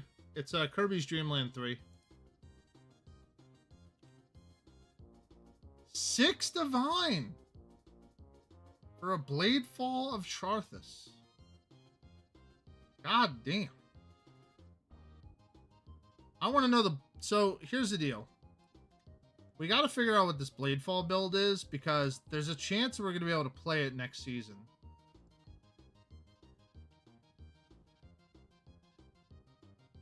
So we're going to have to figure this out. Clearly there's a OP build. Yeah, but if they're bringing Phrecia into the regular league...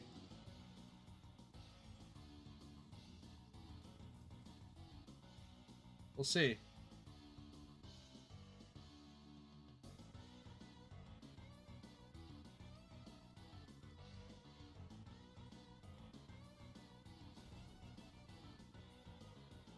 There's gotta be something special with it though. Like if I list it for 5 div, it's gonna sell immediately. There's gotta be something going on with it.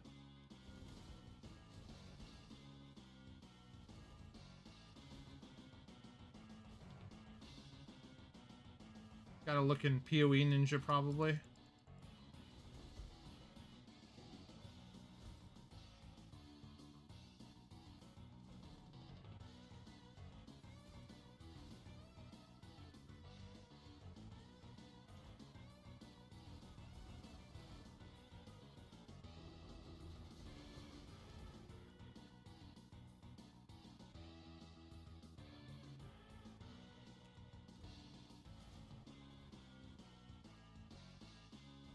Yeah, like that's I've been having I have a buddy of mine who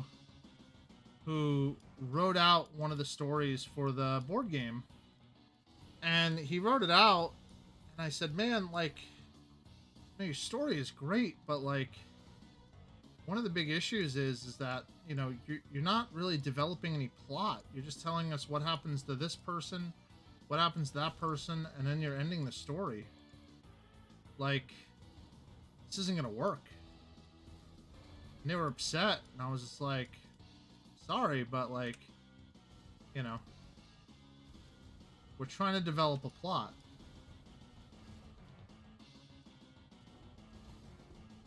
Like the demo of the game.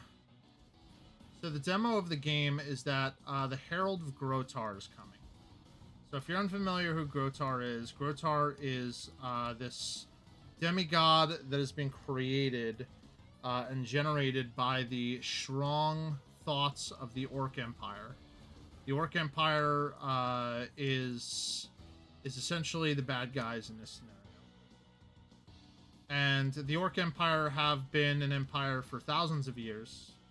Eventually, they were the reason why why Guildhall was destroyed. At first, Guildhall came back and fought through it, and did what they needed to do. There's a bit of backstory there. It's in the rule book. It's like a 30-page, like I said, a little bit of a 30-page, 35-page novella in the rule book if you want to learn the lore behind what you're doing. And so the lore, the game starts with you reading out the prologue of the Herald of Grotar making a decision to attack the inn and attack Evermore to destroy what's left of the tradesmen so that you could essentially do what you needed to do, you know? And go from there. Hey, Tay. What's going on?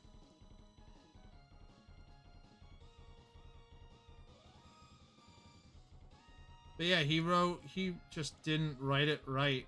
It just sounded awful the way he wrote it. I was just like, ugh. You gotta develop some plot. You gotta give him something to chew on while they're playing the game.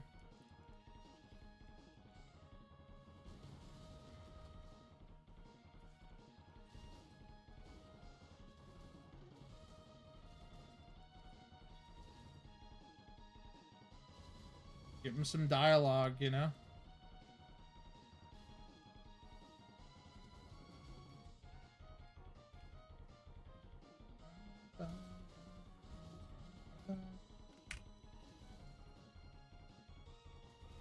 But yeah, like I said, I'm curious what the Bladefall. Oh, Magi gifted a T1 sub to Tay. There it is.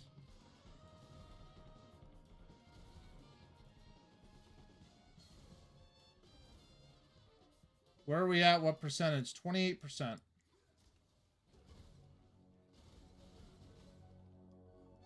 We're at 28% of 100%.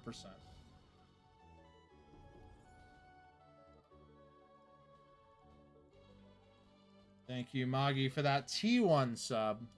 Appreciate it.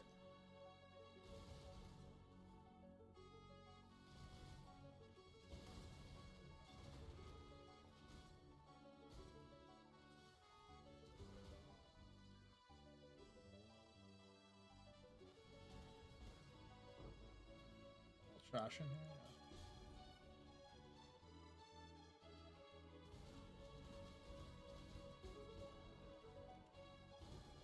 I think that was a solid reason behind it. So for 39 divination orbs, which I have 51, I could level to 100 very, very easily, standing still and doing nothing.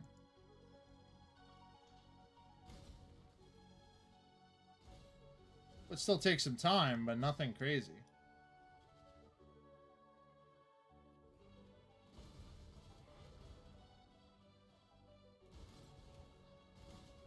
But everybody wants me to do it the hard way. So... But I did say if I died, I'm going to reconsider the hard way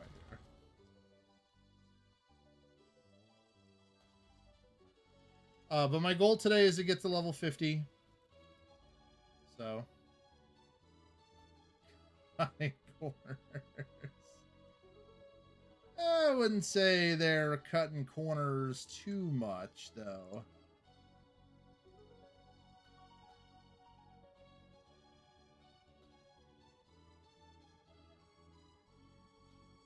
%65%, very nice.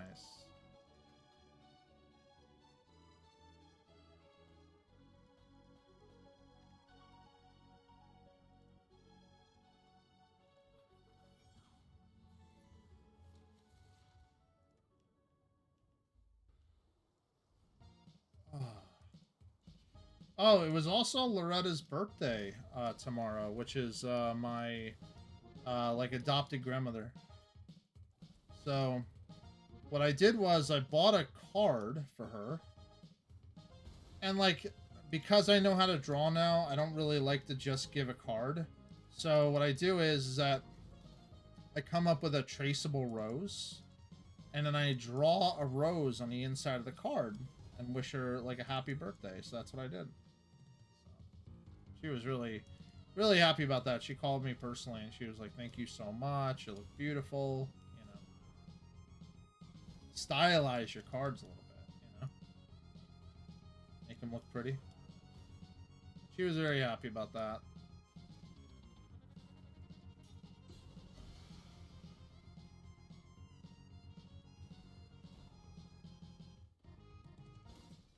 Yeah. Actually, fun little story about roses. So... in Drakenfest, which is the LARP that I went to in Pittsburgh area, they had a spell that you could cast on other people that made them your best friend for 5 minutes. And in order to do it, you had to give them a token. And so, like, this girl would always come up to me. This girl, I don't even know who this lady is. But she, like, was crushing on me, met up with me in, like, at the beginning of the LARP and all that. And I just acted peruse like I knew what I was doing, because I was just drawing and just having fun, you know? So, she, like, has all this information I need, ironically enough. And she thought I was hitting on her at first. And I give her this, like, picture of a rose, and I'm like, "Hey, you're so sweet. I appreciate you so much." I said, "I just want you to have this rose from the bottom of my heart." She goes, "Oh, that's so nice of you." And then I whispered in her ear, and I said, "Hey, that's my spell for best friends for 5 minutes." And she looked at me and she was so mad. She was like, "Okay." That's how she said it. I was just like, "Hey, do you have any information about the moon? And the moon disappearing and who stole it? I'm just curious, you know?" She was like, "Oh, I do have all that information because that's from my camp. It's like, oh, wow. Well, that's ironic, isn't it? She didn't talk to me for the rest of the, rest of the trip. Hadn't seen her again after that. It's pretty funny.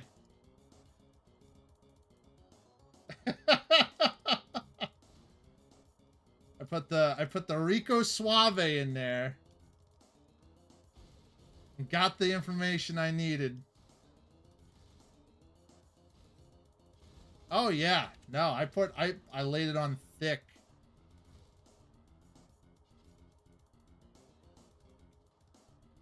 That's how my character played though.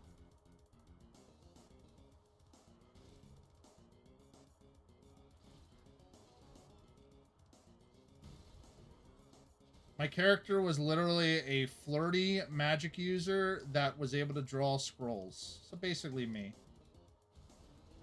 I played me, essentially. But like, if you're in my way for something I needed, sorry, but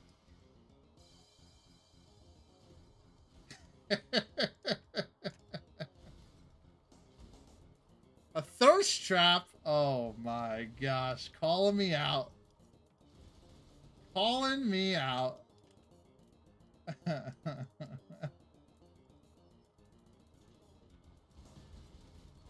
I will say the coolest part about that trip overall was like they had a bar that was open until 2 a.m.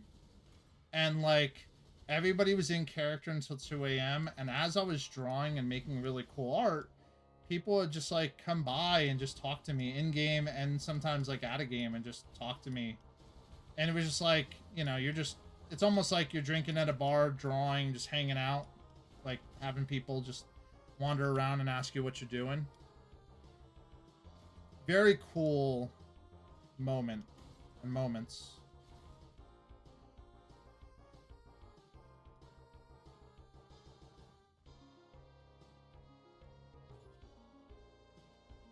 Game was very organic. Pretty excited for it this year.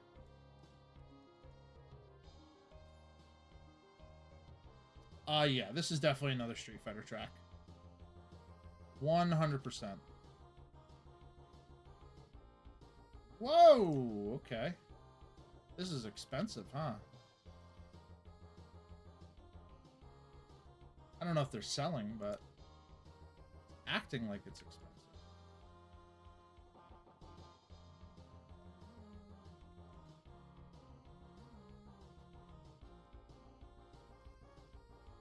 Well, let's see. We'll find out.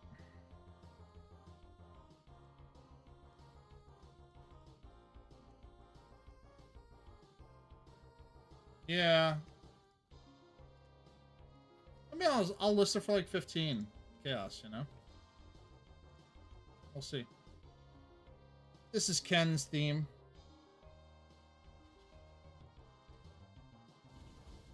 I once played Ken so well at a friend's house that he threw his controller through the wall and asked me to get the fuck out. That's...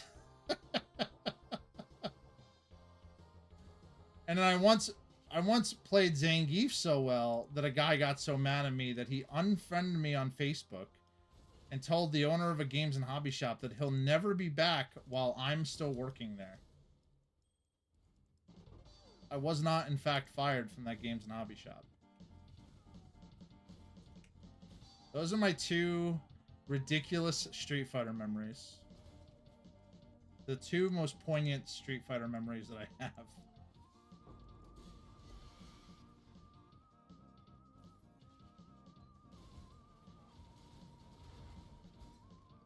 Not even arrogant about it, honestly. It's just like ridiculous. Like the guy was just super mad that I just kept beating him.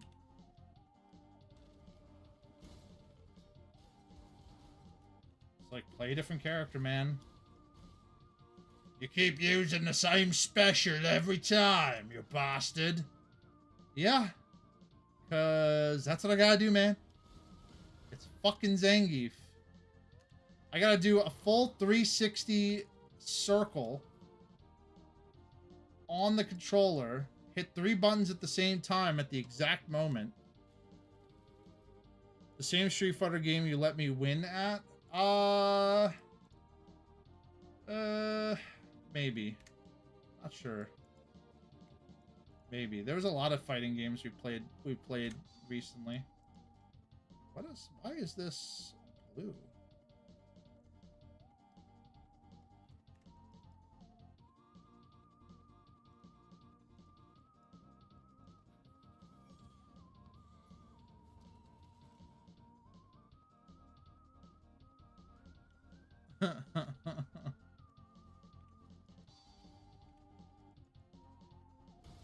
Some games are made to cheese, you know?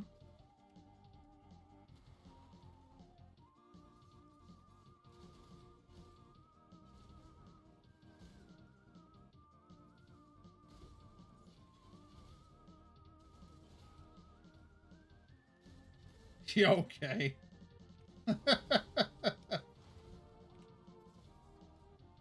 I am probably pretty exceptional at most video games.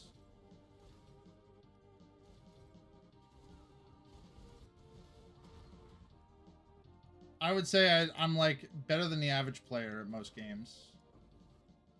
Whoa, I'm getting a lot of lag. What is happening? What the hell was that? Network goes from 26 to 19 to 200, 19 to 200, 19 to 300.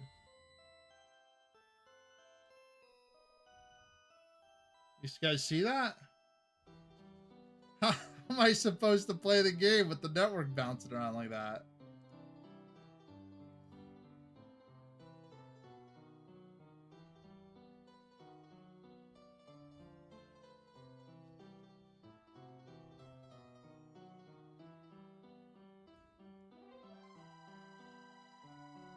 Yeah, look at how crazy the network is being.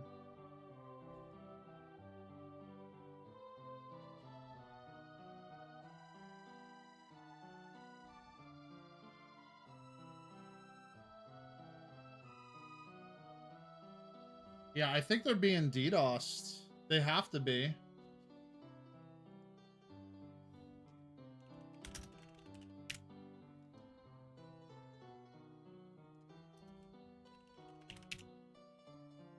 Let me look at the digital attack map.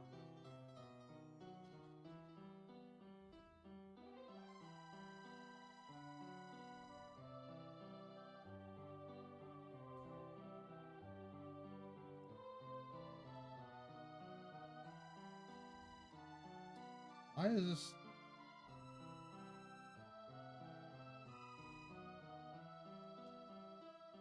Hold on. I don't know why this is showing 2021.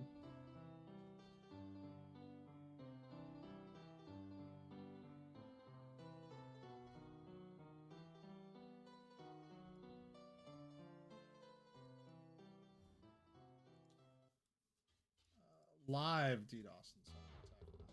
That's the one.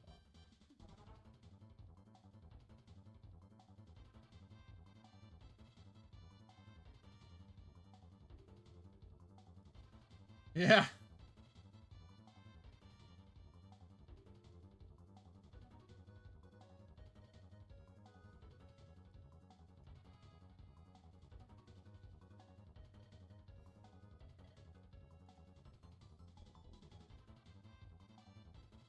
Yeah, so we got a pretty nasty...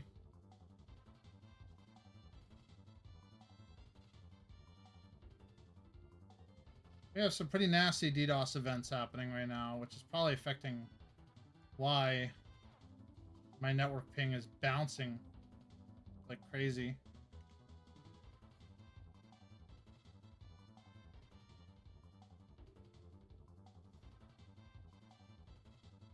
So,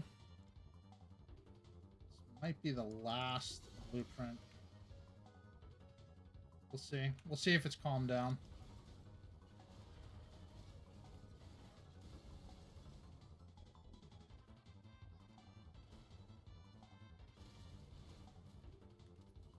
For those that don't know, DDoS attack is a denial of service attack. What it is it's sending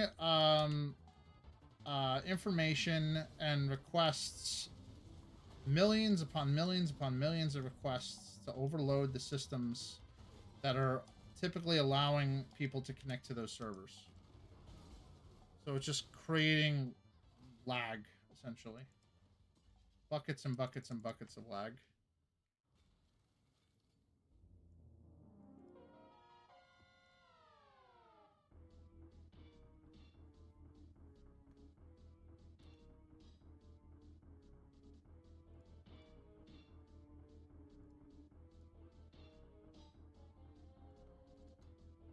Cool. Goodbye.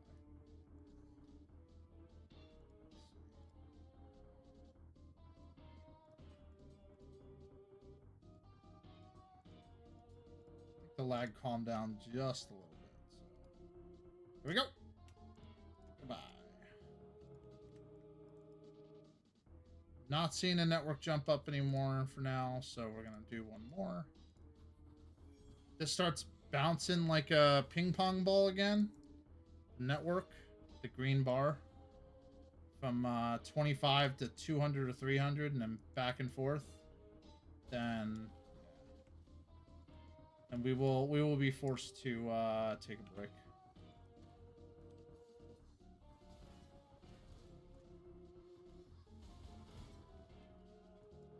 We'll be forced to spend some currency on five-way experience runs.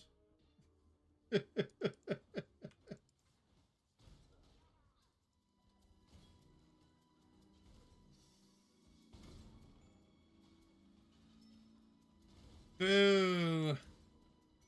Boo earns.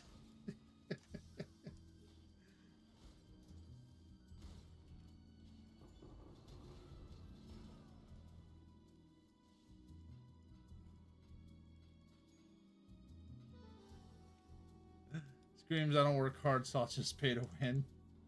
I mean, I'm not even paying real money. I'm paying the currency that I earned for working hard. It's more like saying I've earned enough money to buy a tank to drive as safe as possible to my destination. But to prove that I can do it, I'd rather walk there. And it's like the Fallout series. Like,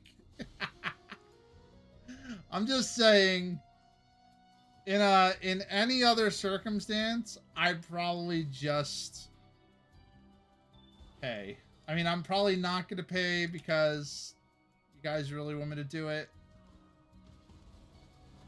But I'm just being honest with you. To me, it's not a virtue to not spend the currency that you have earned to make things easier. If anything, I see the currency as a tool to help me.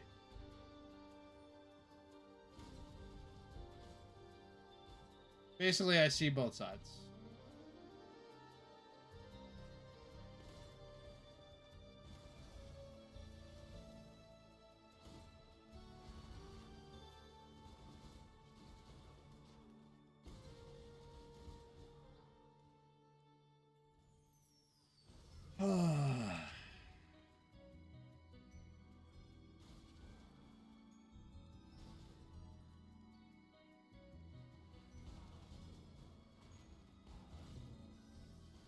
I hear ya.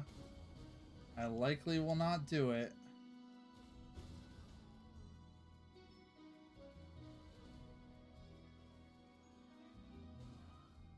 Right on our hands, yeah. Alright, I'm at 30%.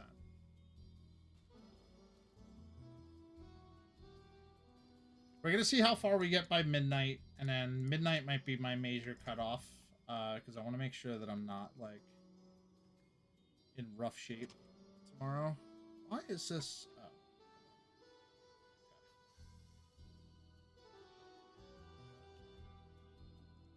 One strength fracture? No. Oh.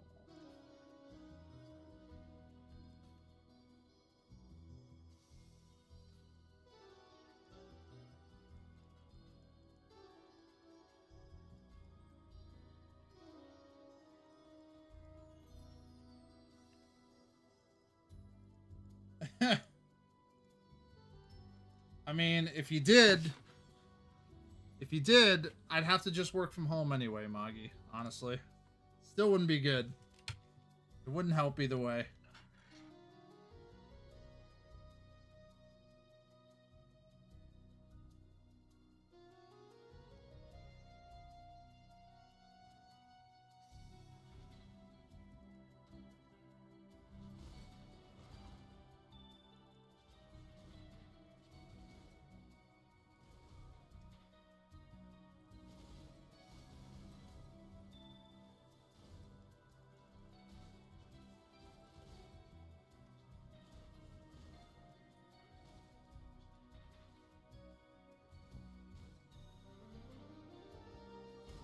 What's the song from?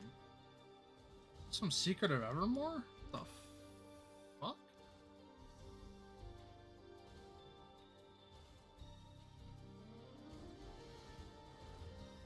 Remember when Secret of Evermore was touted to be like the best Secret of Mana at one point from the advertising, and then it wasn't? Still a great game though. Just wasn't. I don't know. It was weird. Had like the same flavor as Secret of Mana, but it wasn't. I don't know how to describe it. Alright, I'll see you, Tay.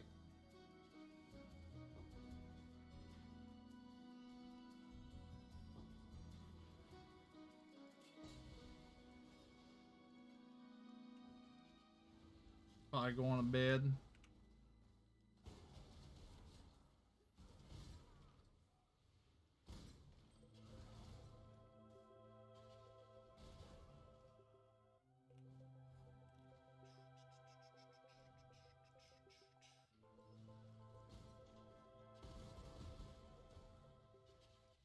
Starting to doze off. Said you're staying up till 12. Oh my gosh.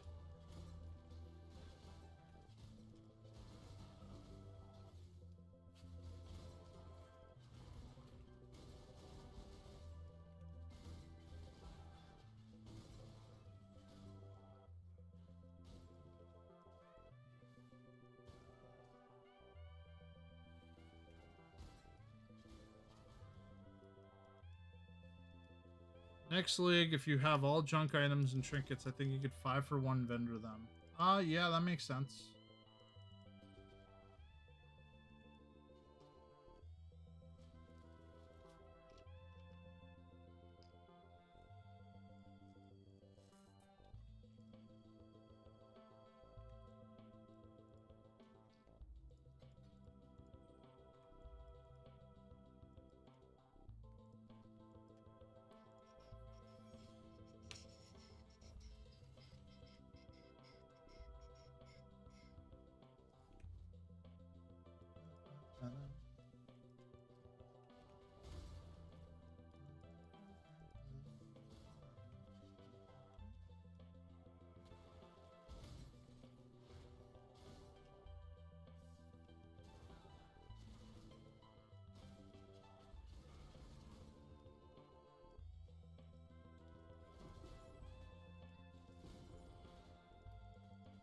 Yeah, it's typically for people that are like only doing their only doing this specifically for currency, and they're not getting experience for it. Like they don't care about experience.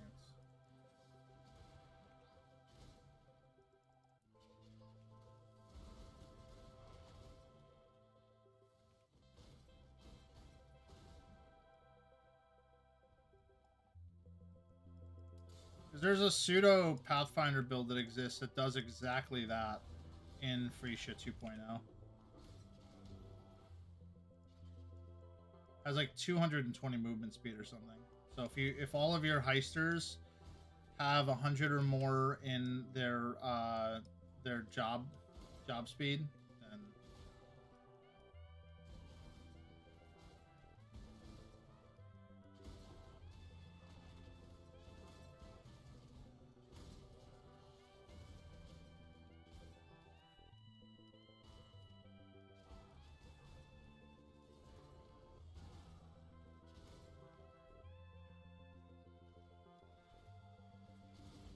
yeah, I don't know.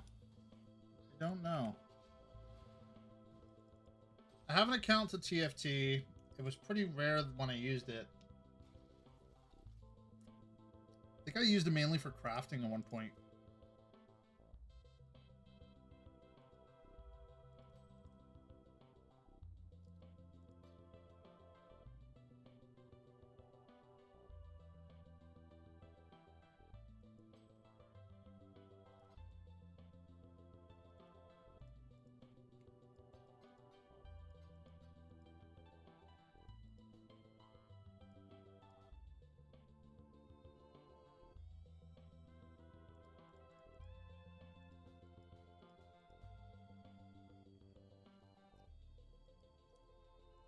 I mean, for me to do a mirror service, I would need a mirror, and I don't have one. So,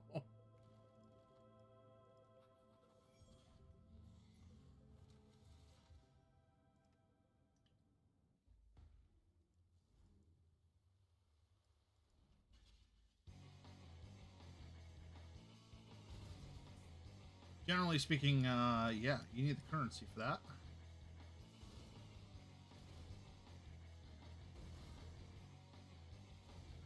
What's a mirror? Yeah, that's how I feel.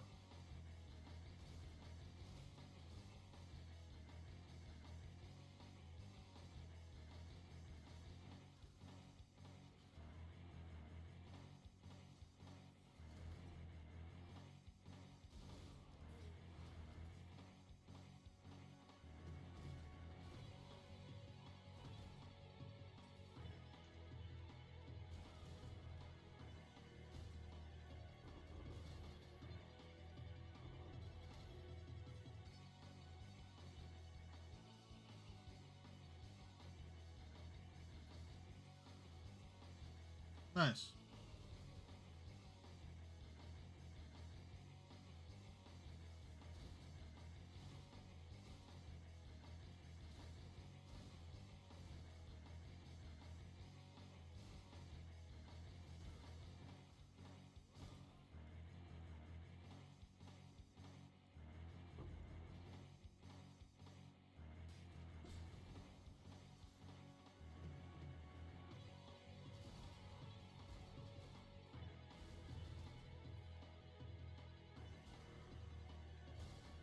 Maybe I do a private league next season.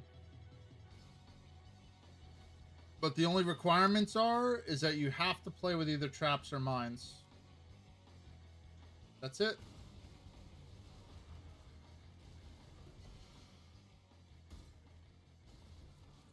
It's a traps or mines only league.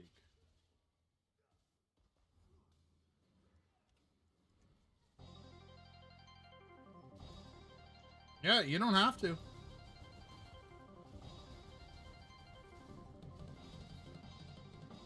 No class requirements. No class restrictions. Just play traps or mines. That's it. What is this?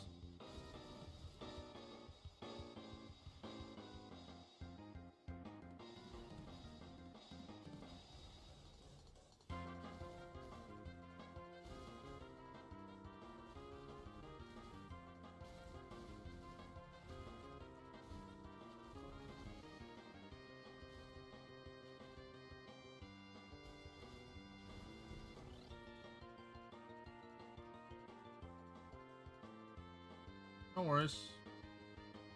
Sounds good.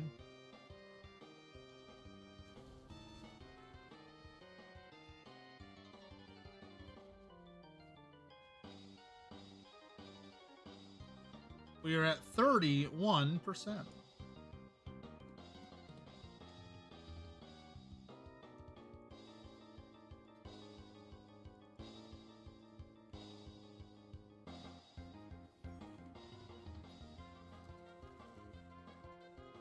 I gotta do one thing really, really quick. Hold on.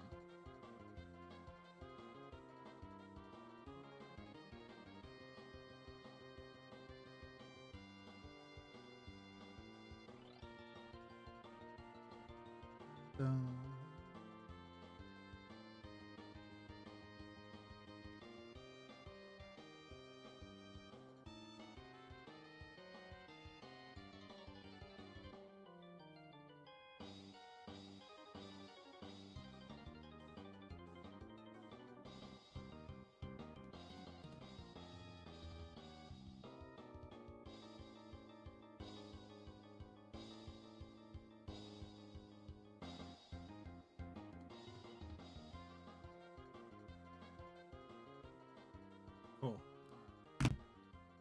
I just sent a payment to somebody.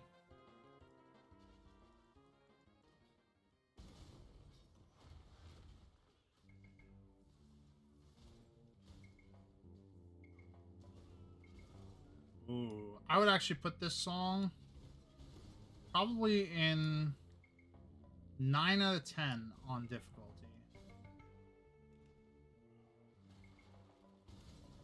If you get it, you're a true Nintendo master.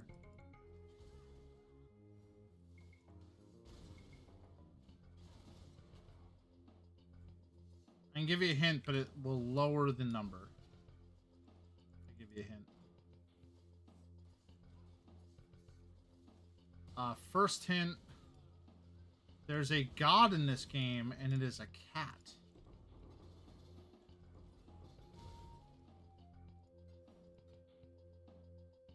Second hint,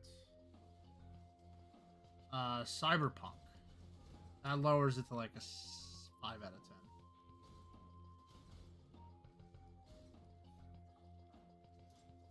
This was also on Genesis. This was not specifically just on Super Nintendo. But I will say that the better version of the game was definitely on Super Nintendo. Third hint, this game probably would have gotten an M rating made any later. And inspired Cyberpunk 2077.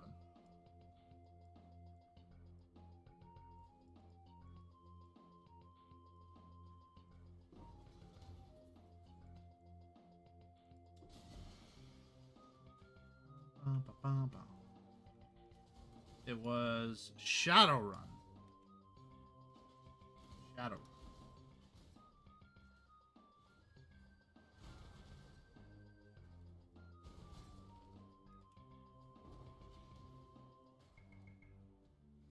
Really? You've never heard of it? Not only is it a Super Nintendo game with blood, but it had guns, too. It was pretty brutal. There was cyberjacking, there was hookers, it was crazy. Honestly, very surprised it was even released on Nintendo.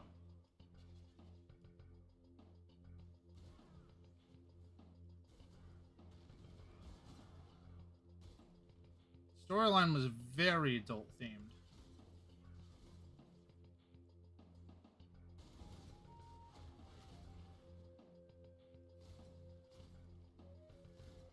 Not that you couldn't have adult themed games, but you know what I mean.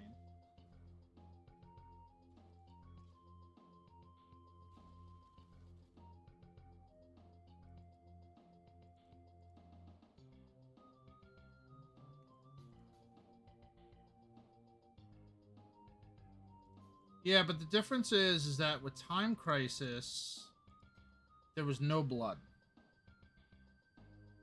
In this, if you killed an enemy, it laid in a pool of blood on the ground. Like, quite literally.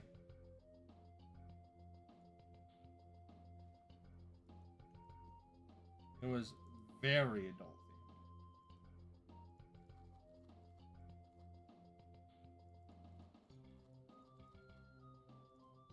Yeah, I'm surprised there has been no Prince of Persia either.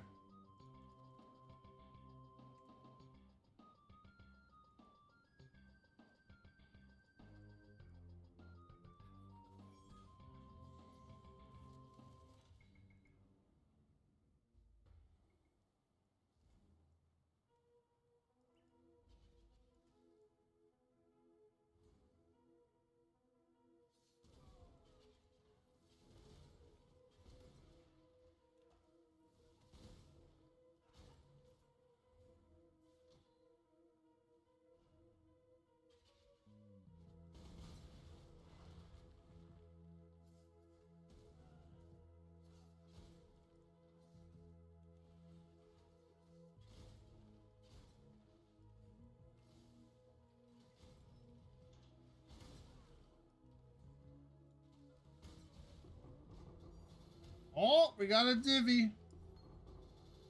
There it is again. The conversion.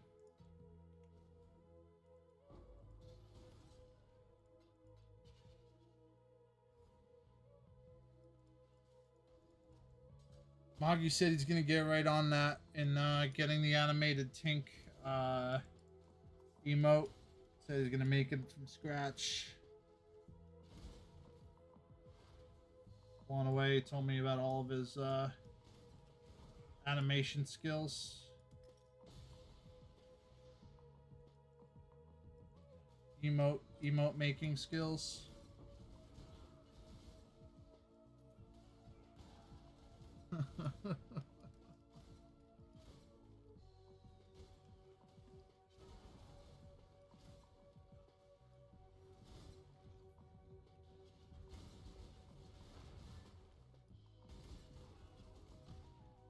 Yeah, with the crayon.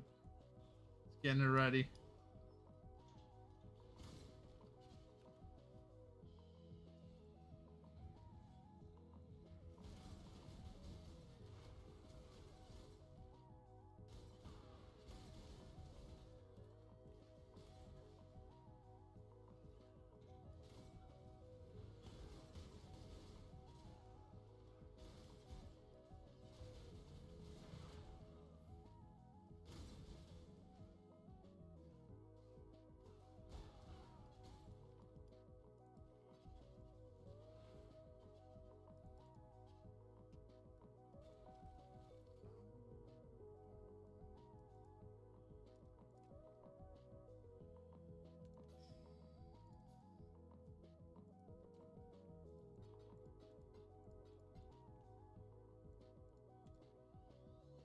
Look at that. We got enough for the 5 ways.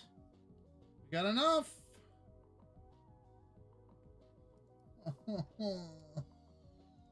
We have enough.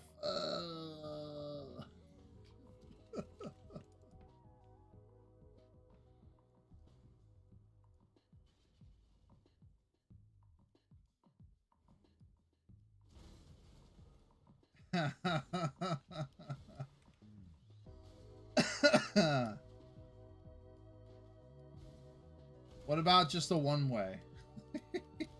Or a 2-way?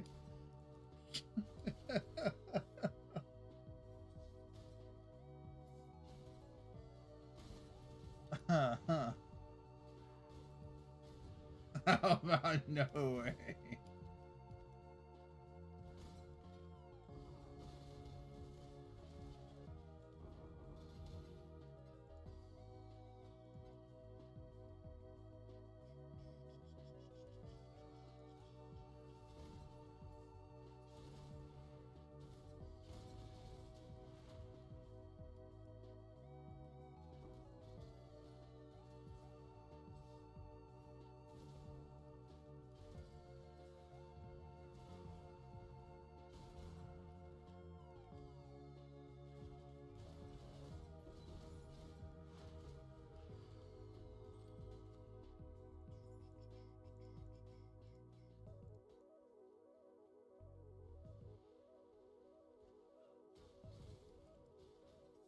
Crazy is that the song is so good and it's from Waterworld.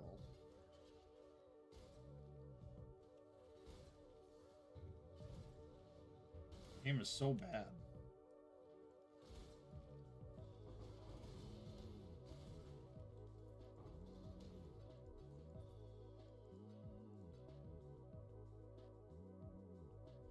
"41% chance of duplicating currency." Are we duplicating any currency today? That happening?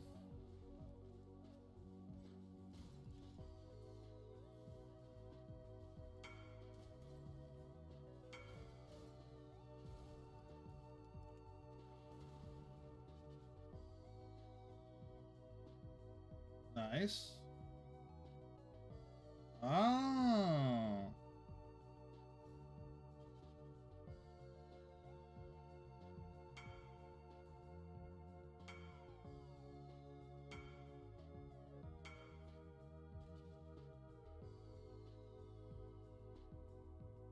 Ah, that's pretty close. I've never made an Archdemon Crown before. I've seen it made.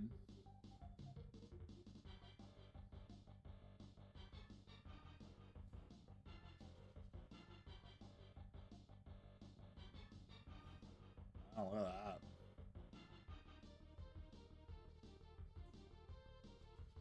Pretty strong.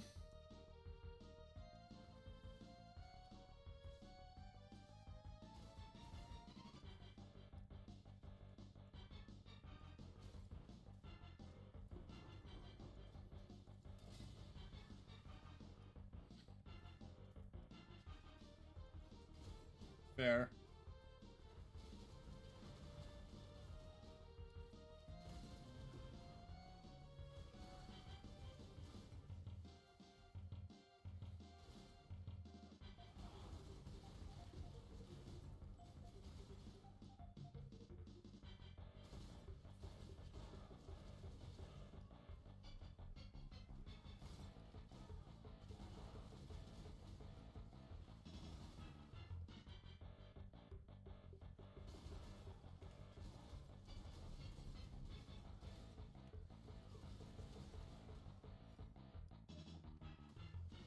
These divines for suffix cannot be changed. Oh my gosh.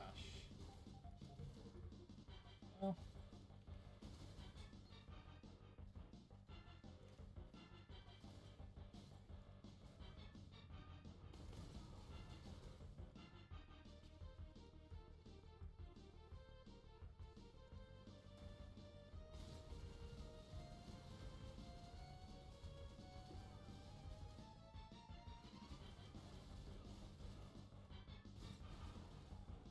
Why are you making me go backwards?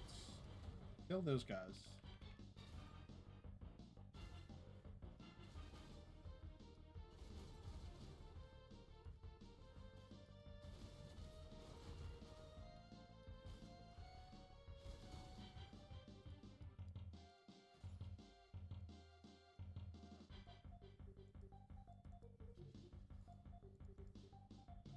Can't be a hypocrite about crazy rates and you buy 3 to 1 div and resell 2 to 1 div when you don't. The rest of the 100 tail lamps you do. Yeah. Yeah. Moggy, you are not allowed to go to bed. You told me in your exact words that you plan on staying up with me, not falling asleep, not going to bed, not laying in bed. Especially when there's ActRaiser music. Come on. Come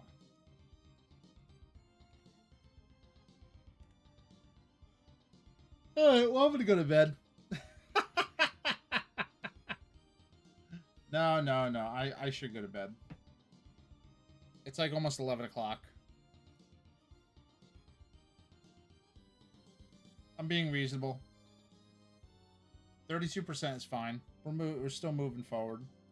I'm gonna find somebody to stream to host though.